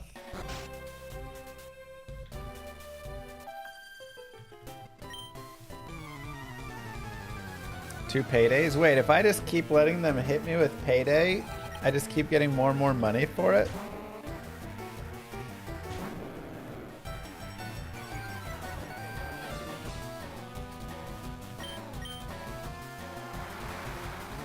I played some Pokemon Go in the past.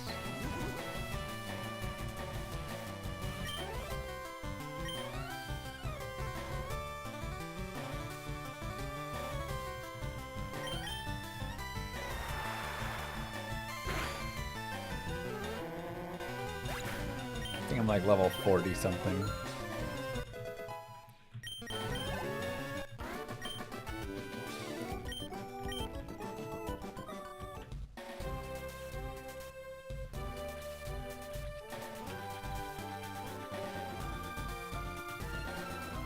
Huh.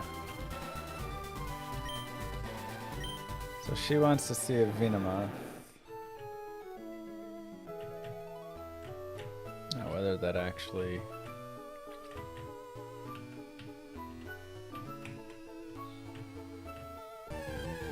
thing that matters. Interesting, Kruger.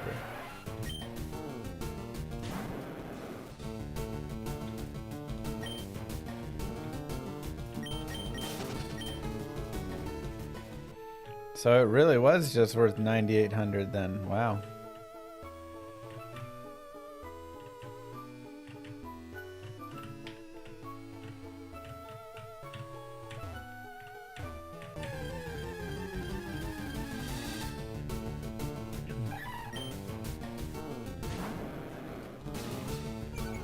I don't think I have any way to not kill this. I can fly to town. I don't know if I want to fly to town though. Was saving that chick all I was supposed to do?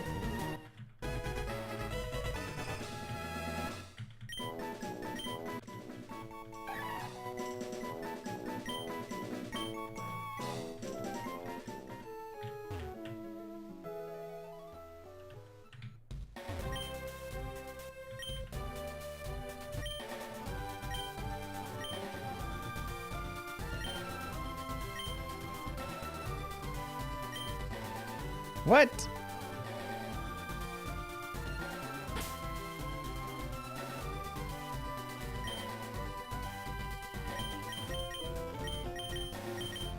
Alright, so I gotta...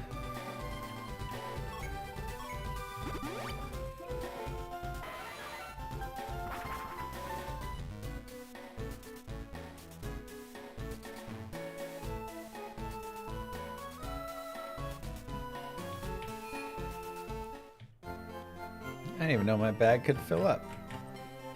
Never had that happen. Let's deposit. Oh, maybe I should just use something instead.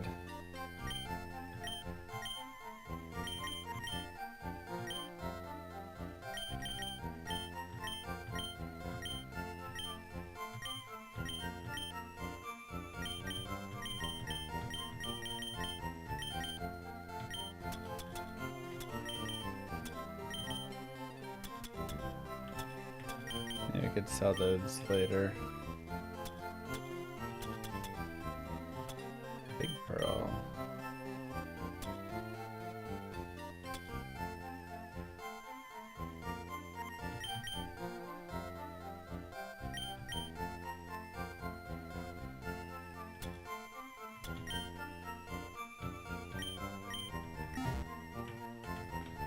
Do they want to give me a Pokemon? Let's go ahead and deposit Weeping Bell anyways, just in case.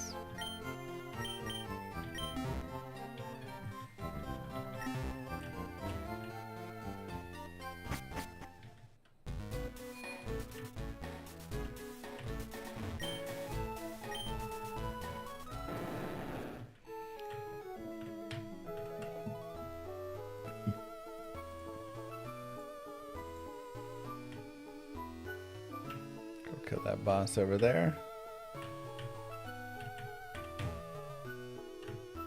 Oh, yeah.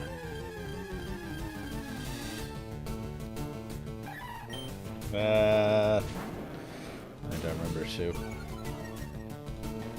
Did I get Venomoth? I don't think I have Venomoth. I have Venonat.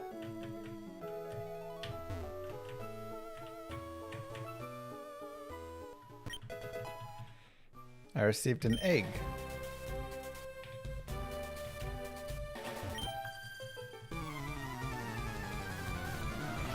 Oh, you might be right. I might actually have one. Uh-oh.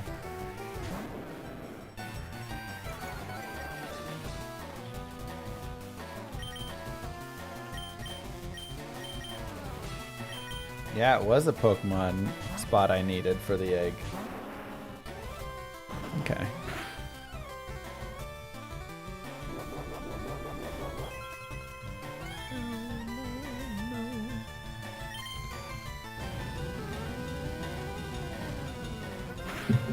Man, why is Flamethrower so good?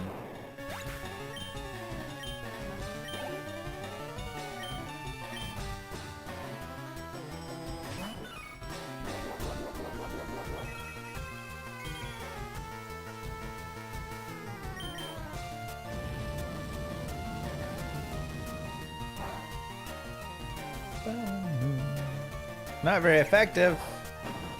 Dang.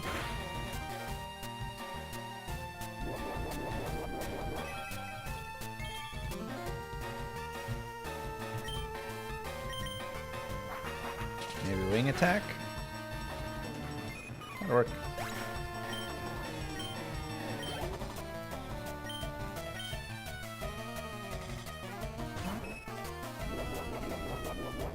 I wonder what's in the egg. Maybe it's Mew.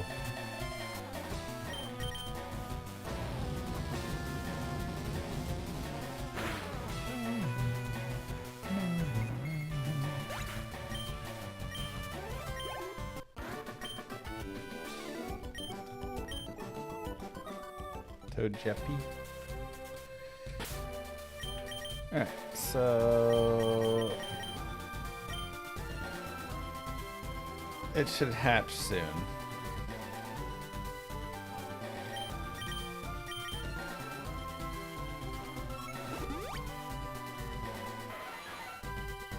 Does it just hatch based on the number of steps you've taken, I guess?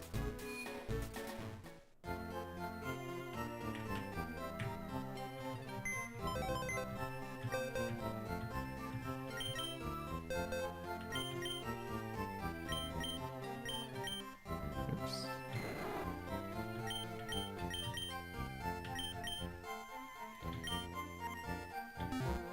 Okay. Withdraw.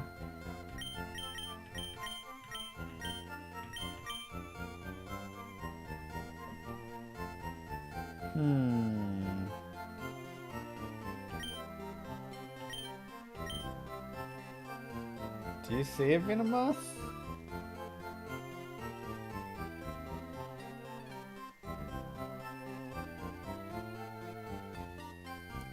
I have Venonat.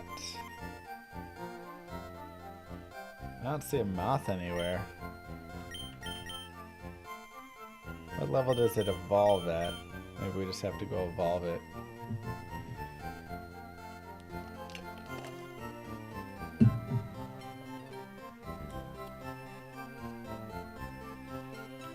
I really thought I had it too.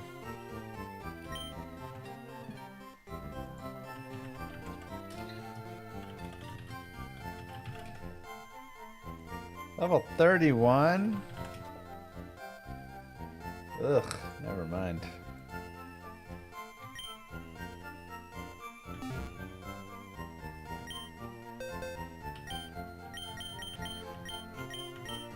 Too rich for my blood.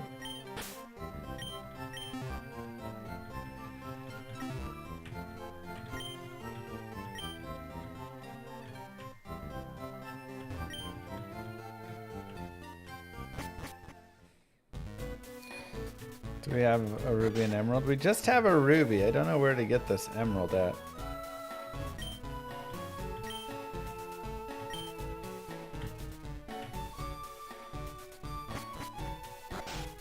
Thought it was supposed to be on 5 Island, but...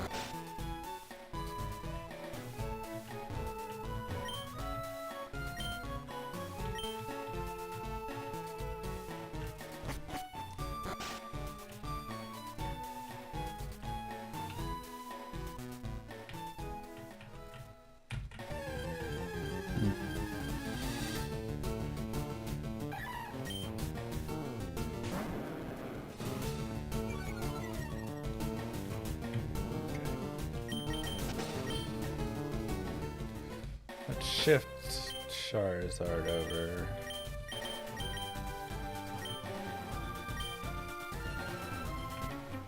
Okay, we probably have to beat through the rocket dudes.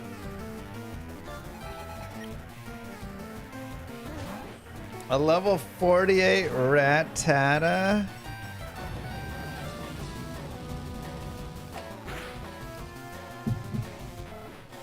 My man.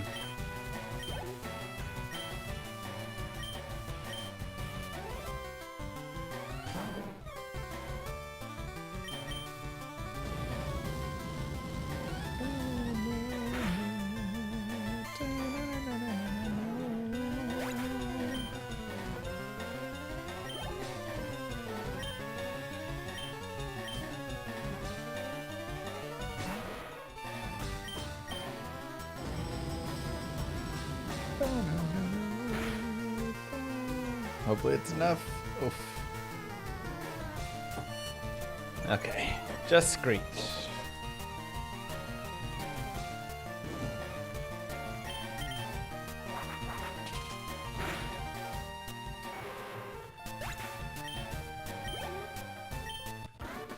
Nice.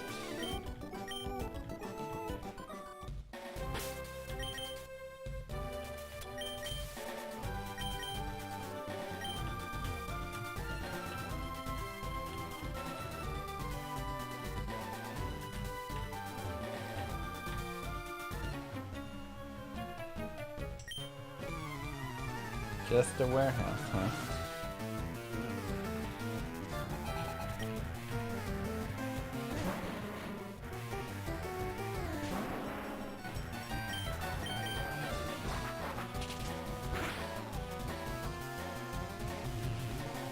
Memento.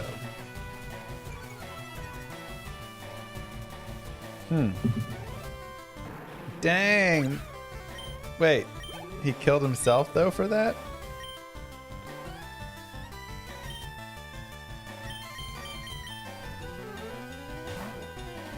Interesting.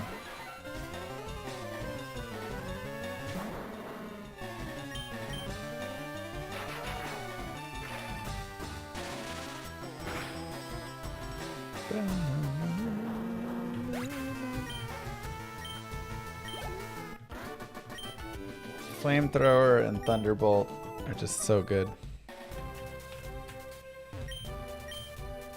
Goldine, need log. What?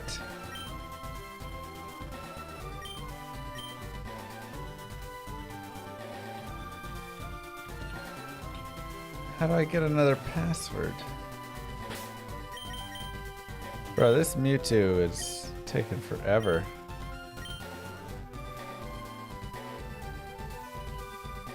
I thought we'd, like, have it.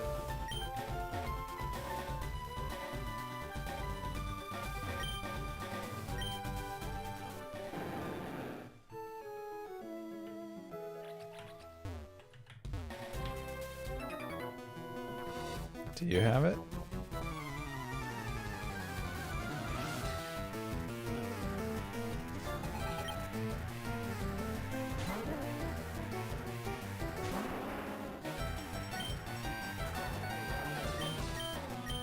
Ruby and Emerald, Sapphires and Island 6. Wait, what?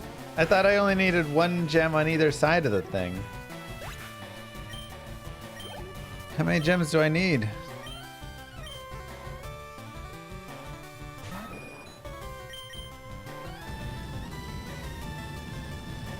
Is there anything on Island 5? Or am I just wasting my time here? 57! Let's go!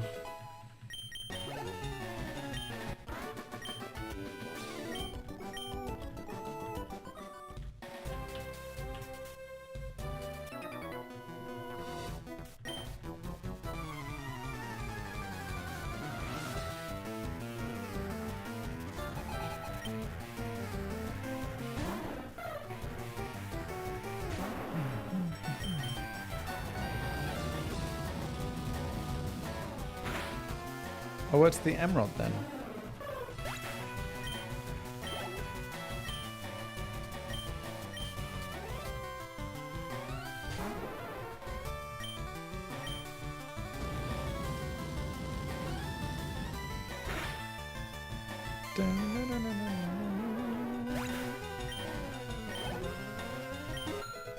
Nice.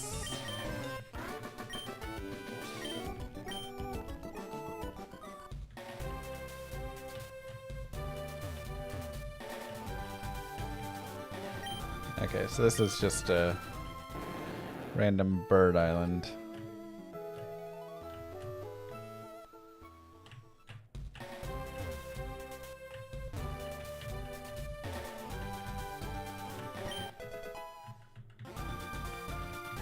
Okay, metal coat.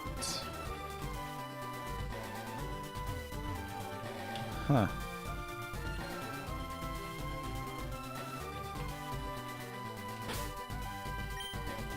The other password is at 6 Island? Well, why would it say that? Or not say that?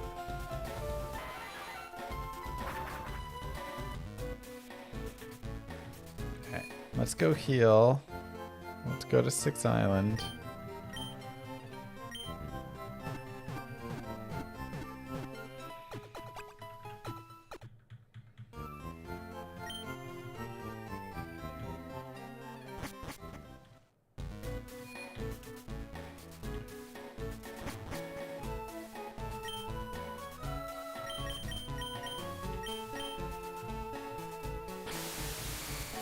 Evolve my Venonat? That's gonna take so long.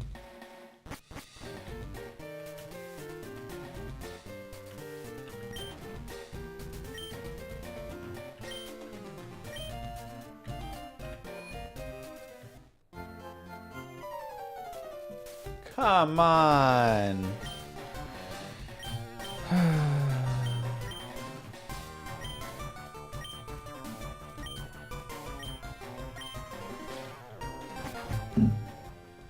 Get out of here.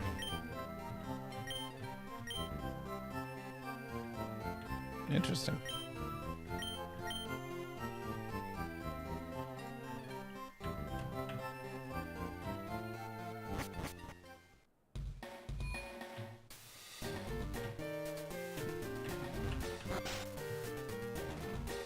You have a password for me?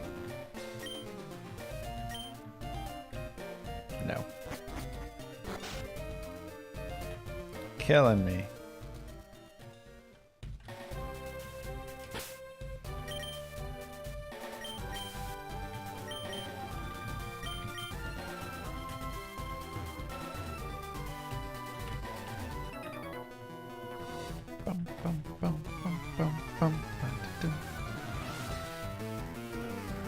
Wow, Starlight.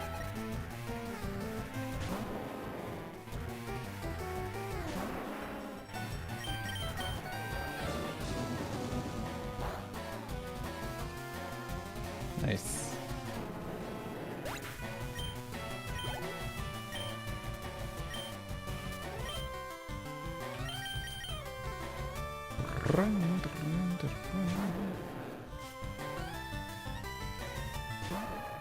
Choke.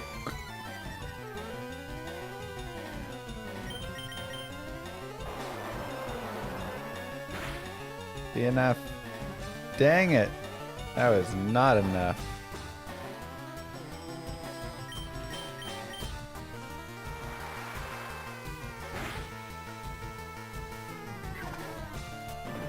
At least his vital throw doesn't do a ton.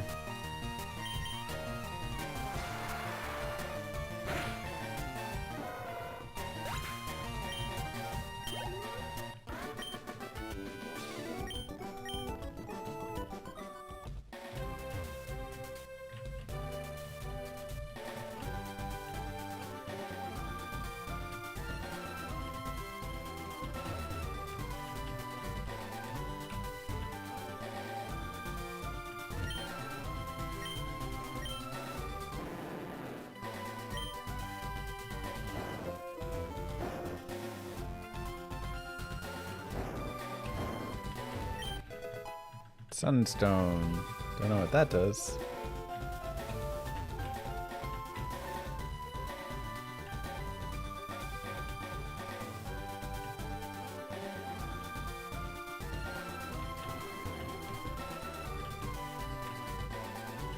Another thing over there.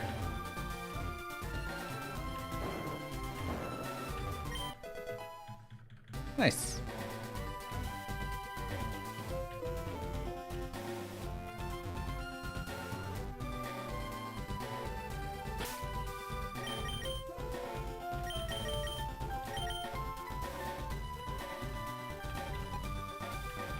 Pattern bush, altering cave,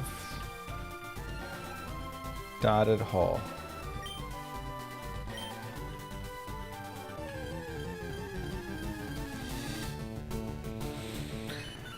Ooh, marrow.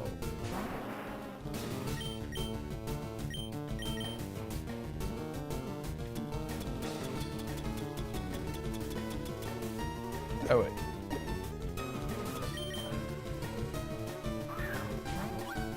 See if we can just catch it.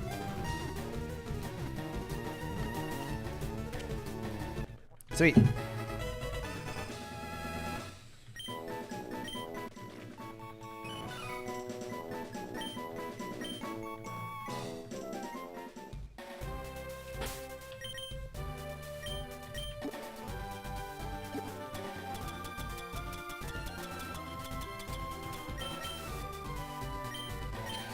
God, I hope I don't need cut for the next part.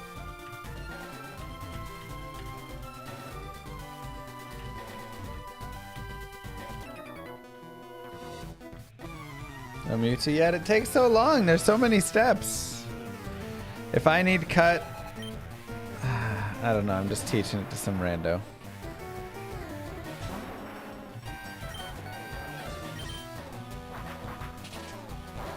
Ah, she used flamethrower.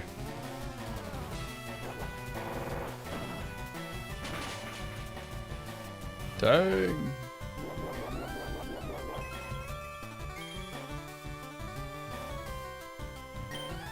Last one. Good.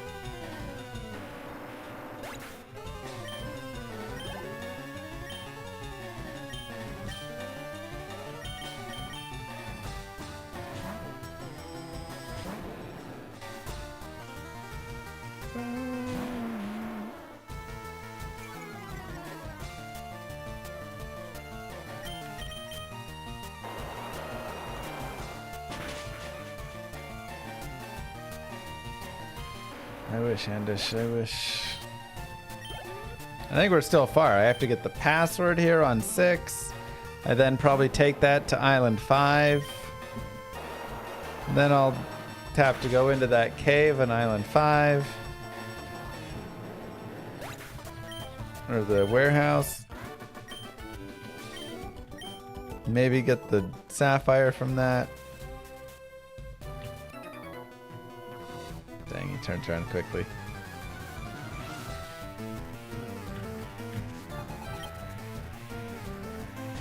Golem.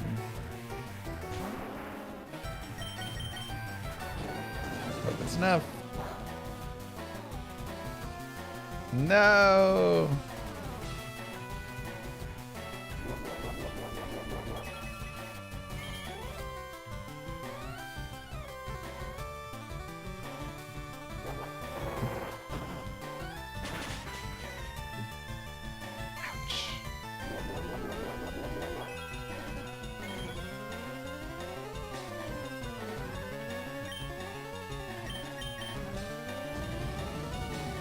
Painful.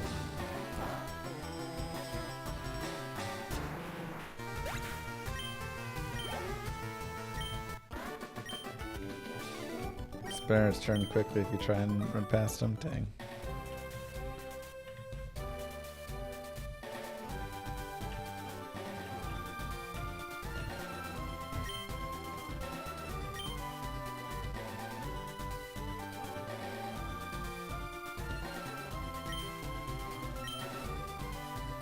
You have to know Braille?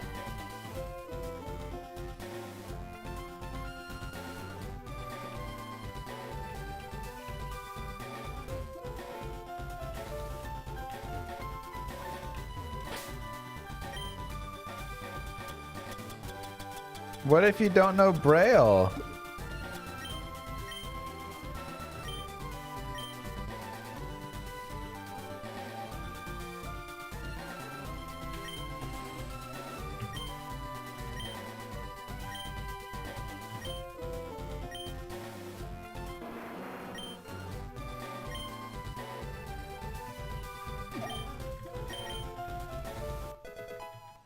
That's annoying.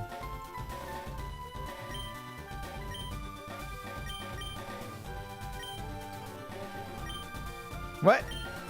I'm trying to cut it.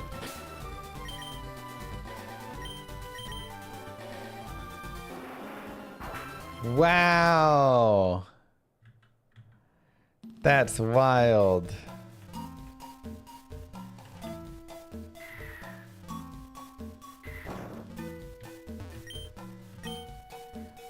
Oh my god. Up. You literally have to know Braille for this. Left.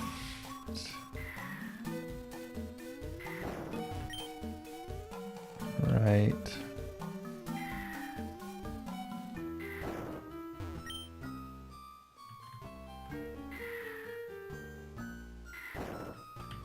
That's insane.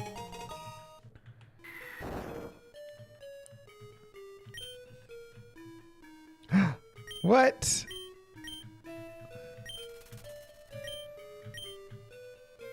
Yes, nah, Chansey. He just stole it and ran? What's this supposed to say? Oh my god.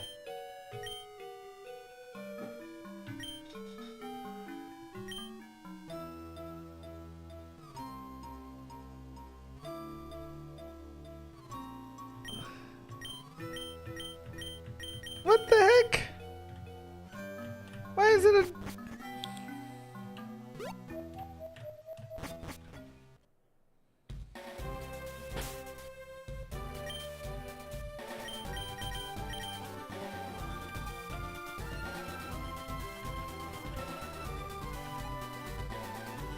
Wait, that's 7 Island. I want to go to 5 Island.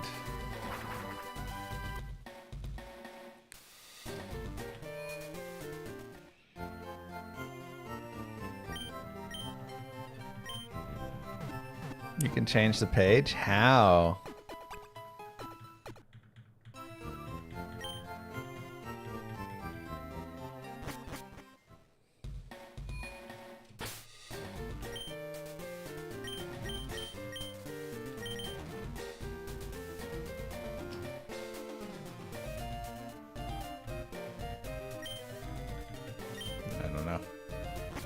fine.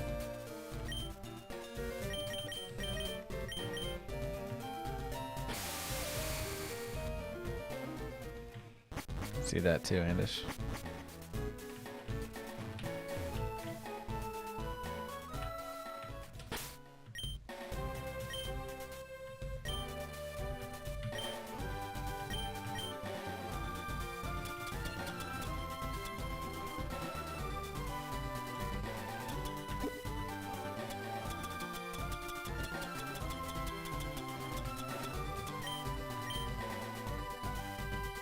Does your Muffin auto challenge? Yeah, it's an idle RPG, so it will always play through in that, and then you can just check in, upgrade your gear on it, improve things, change your stats and skills and all that stuff.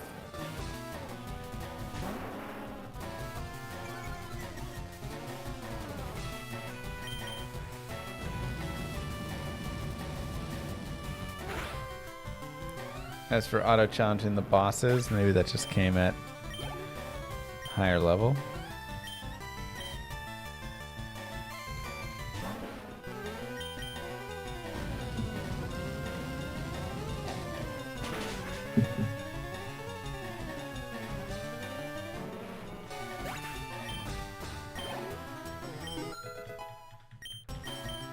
Yeah, I've been enjoying it, Cactus. It's like an idle MMO RPG. Obviously, when you're doing like the dungeons and stuff, you can engage a lot more.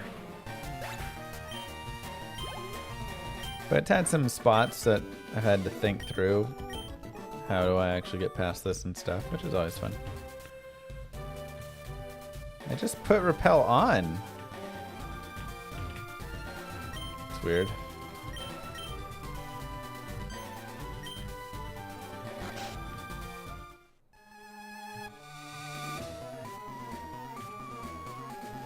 Oh, one of these guys, huh?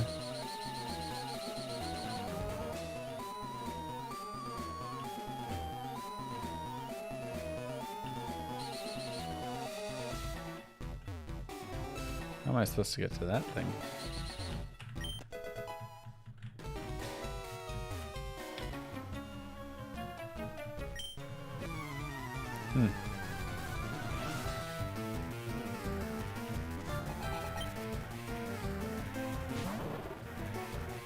Aw, that's so cute.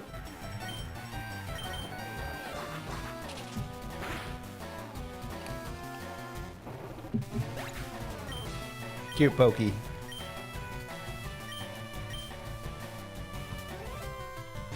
And Arbok's Cobra Synthetic.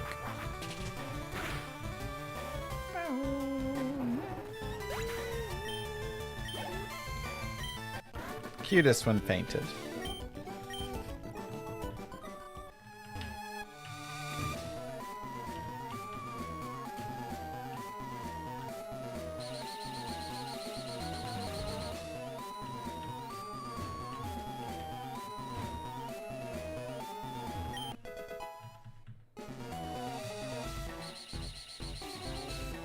Okay.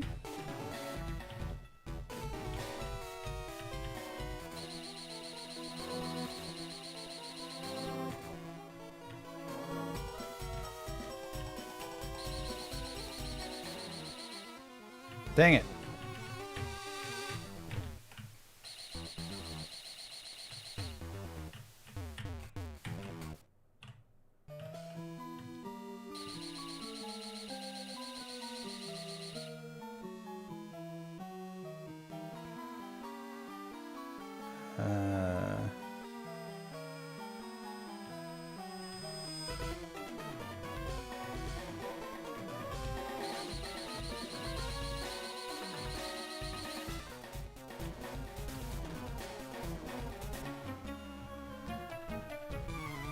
Huh.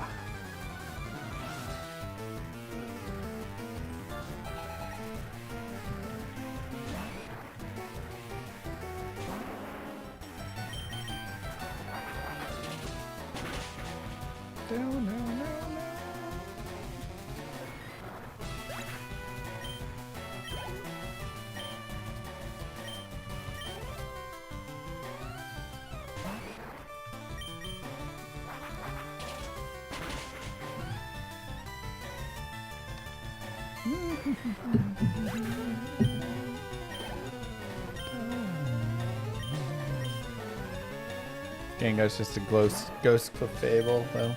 Yeah.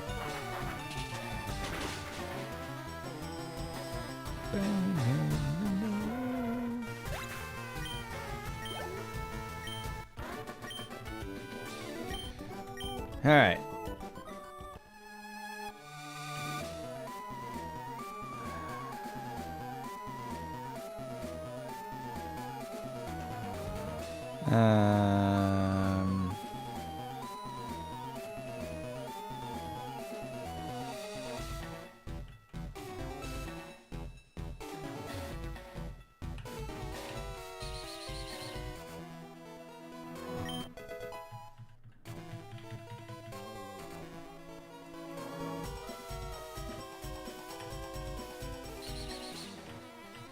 Okay, no, so we can't go up those.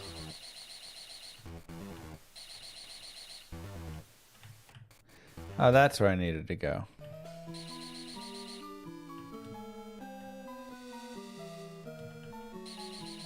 No, never mind.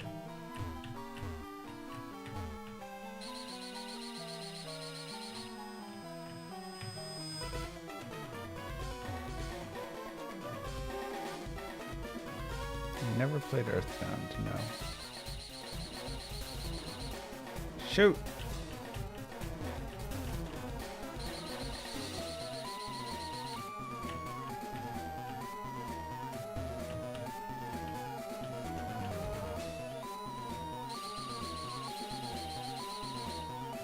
Wait, I go down the one on the left side, is that right?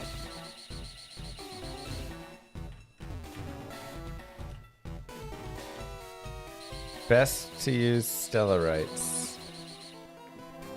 Alright, so my Stellarite usage is as follows. So in camp at this Chica, you go to the create moves and you buy 3 of these each day. 3, 3, and 3. Those are the places that I use Stellarite. Every additional one you grab will cost more Stellarite. So that's where I like to use it. I like to get these things as well, but that's my usage. I have a lot of Stellarite though, so obviously like, oops. You know, you can use more of it and stuff.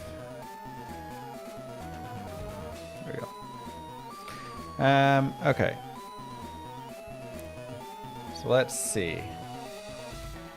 Down here is bad. Over is bad. Over is bad. Up is bad. Anywhere down the right side just puts me back at the start.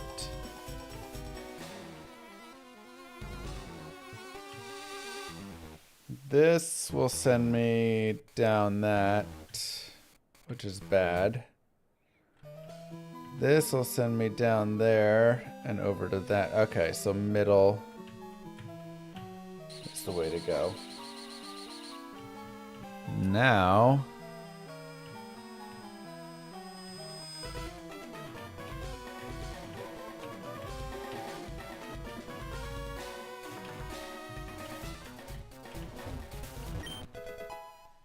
Sludge Bomb.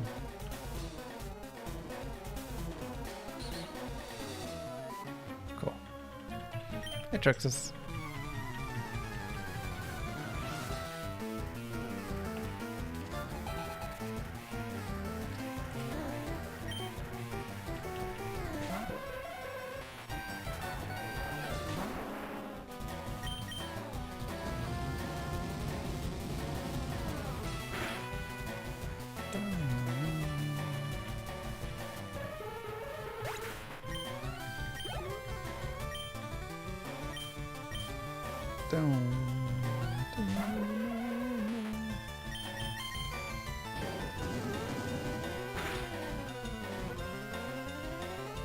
No.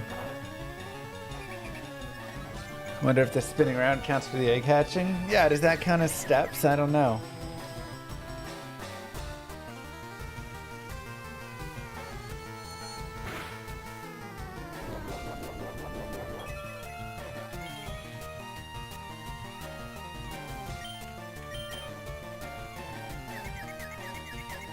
Come on. There you go, baby.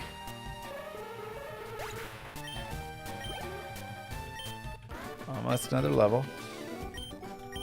Perfect. Thank you, Binary.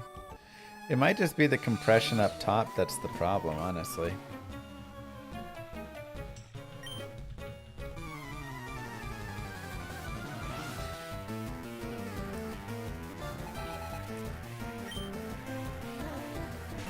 Okay. What's good against muck?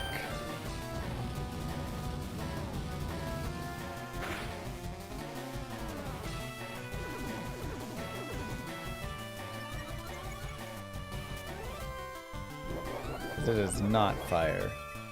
Psychic? Okay.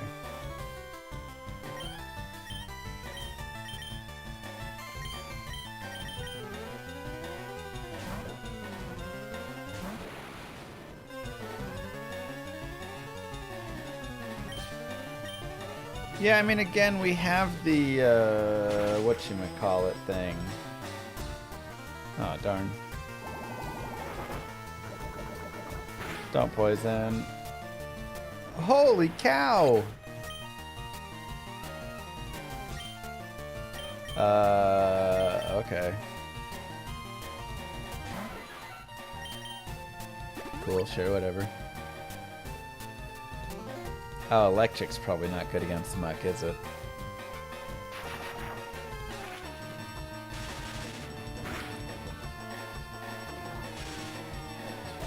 Good enough. Yeah, we have the compression at the top of it, so... Oh, no! Okay, good.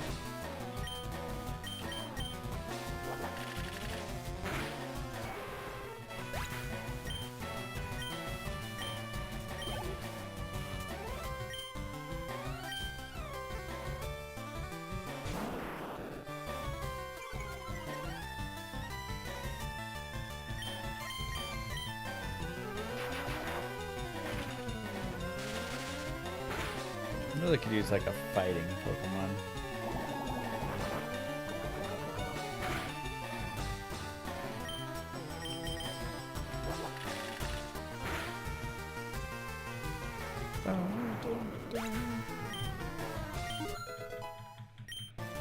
Nice.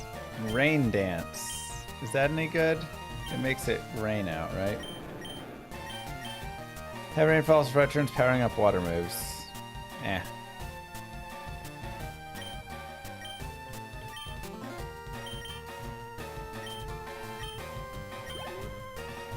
When does he get Hyper Beam?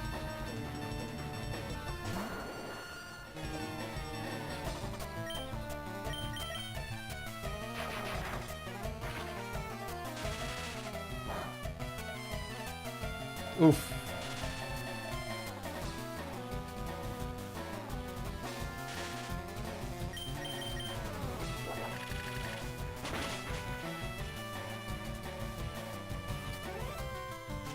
No.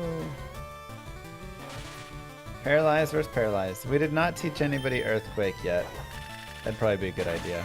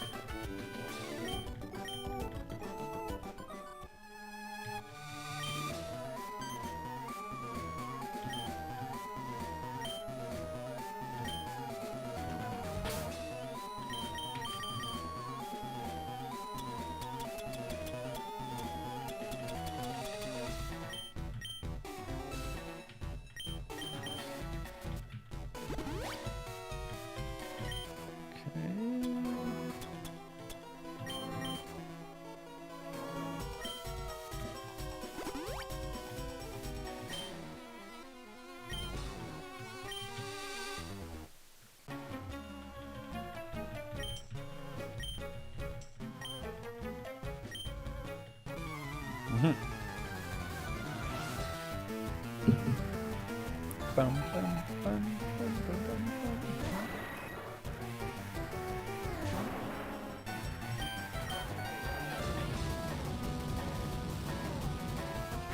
Burn them down.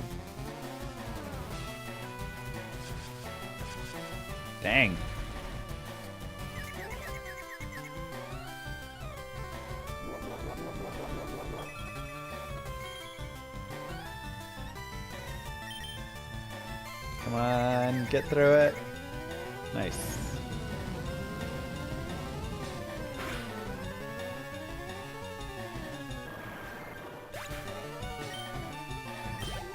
$58.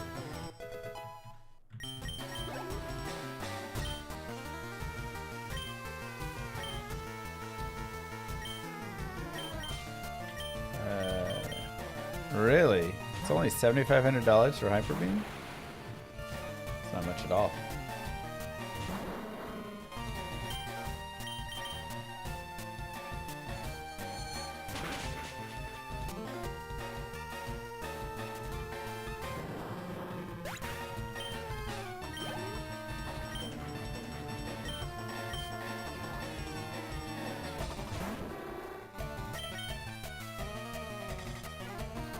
What?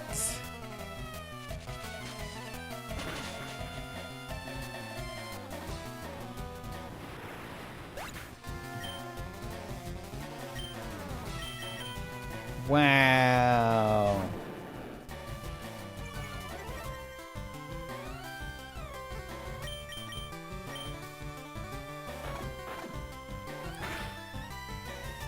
Dang, I want Crunch. Do I learn Crunch ever? Oh!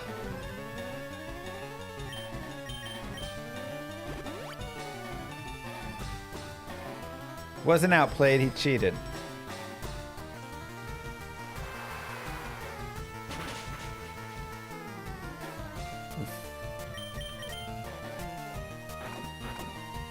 Don't flinch me, don't flinch me. Oof, that was close. What?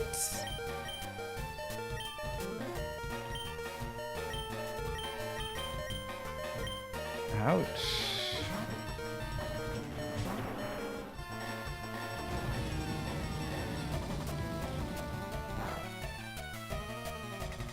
Dang, that Houndoom is strong.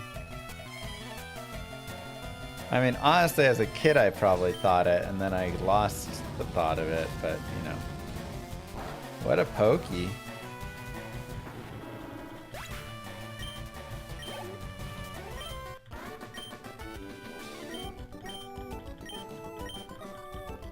What a big pokey, man.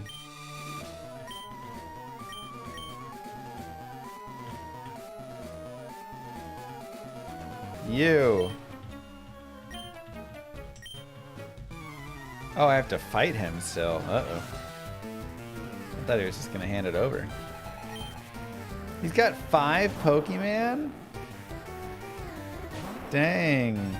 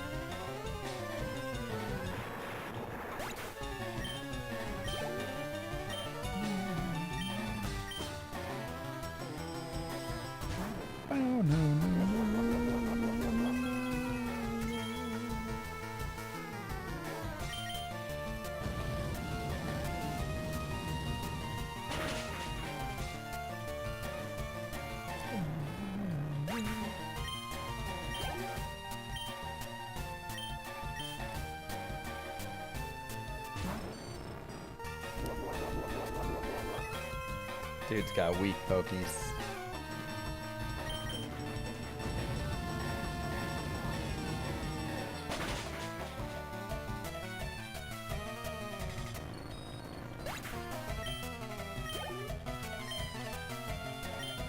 Porygon.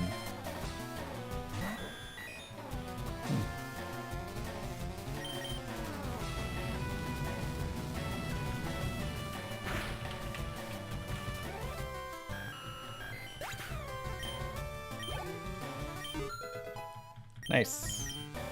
So now he's getting up there. That's good. Nice.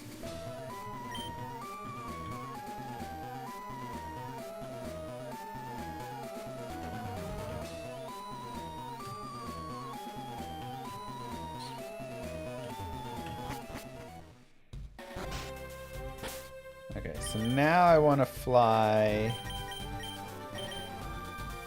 to one island. I don't know how to shift it, so we'll just go to 5 island and go down.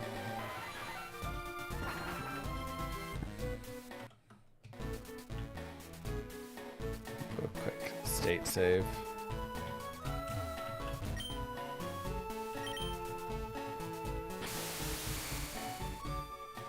The yellow button just says cancel.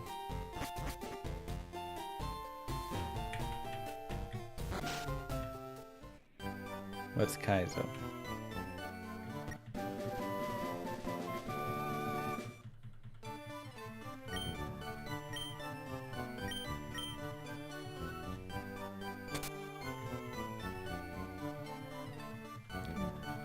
Fire red mod with everything randomized.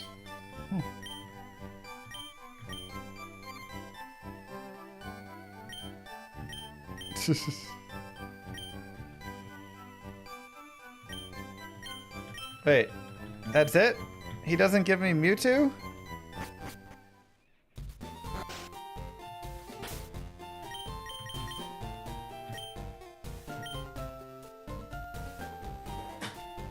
I thought he was gonna give me Mewtwo.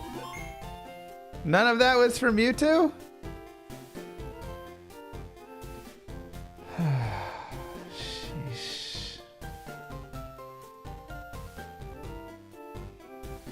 You have to go catch it? Did I have to do any of that to go catch Mewtwo, or was that just its own side quest?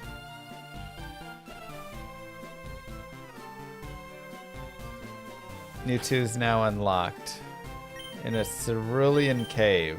So all the way up at the top?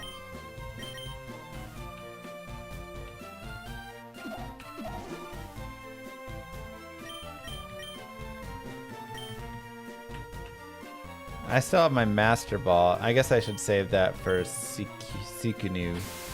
Yeah, we did the Elite Four. Crushed him.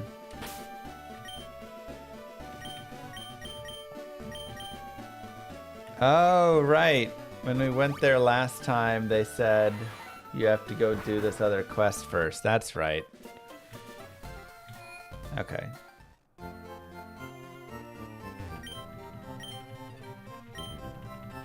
All right.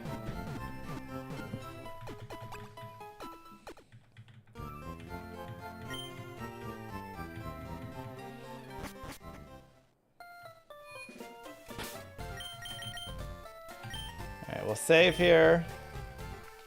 Then I'm gonna go to sleep. We'll catch Mewtwo tomorrow.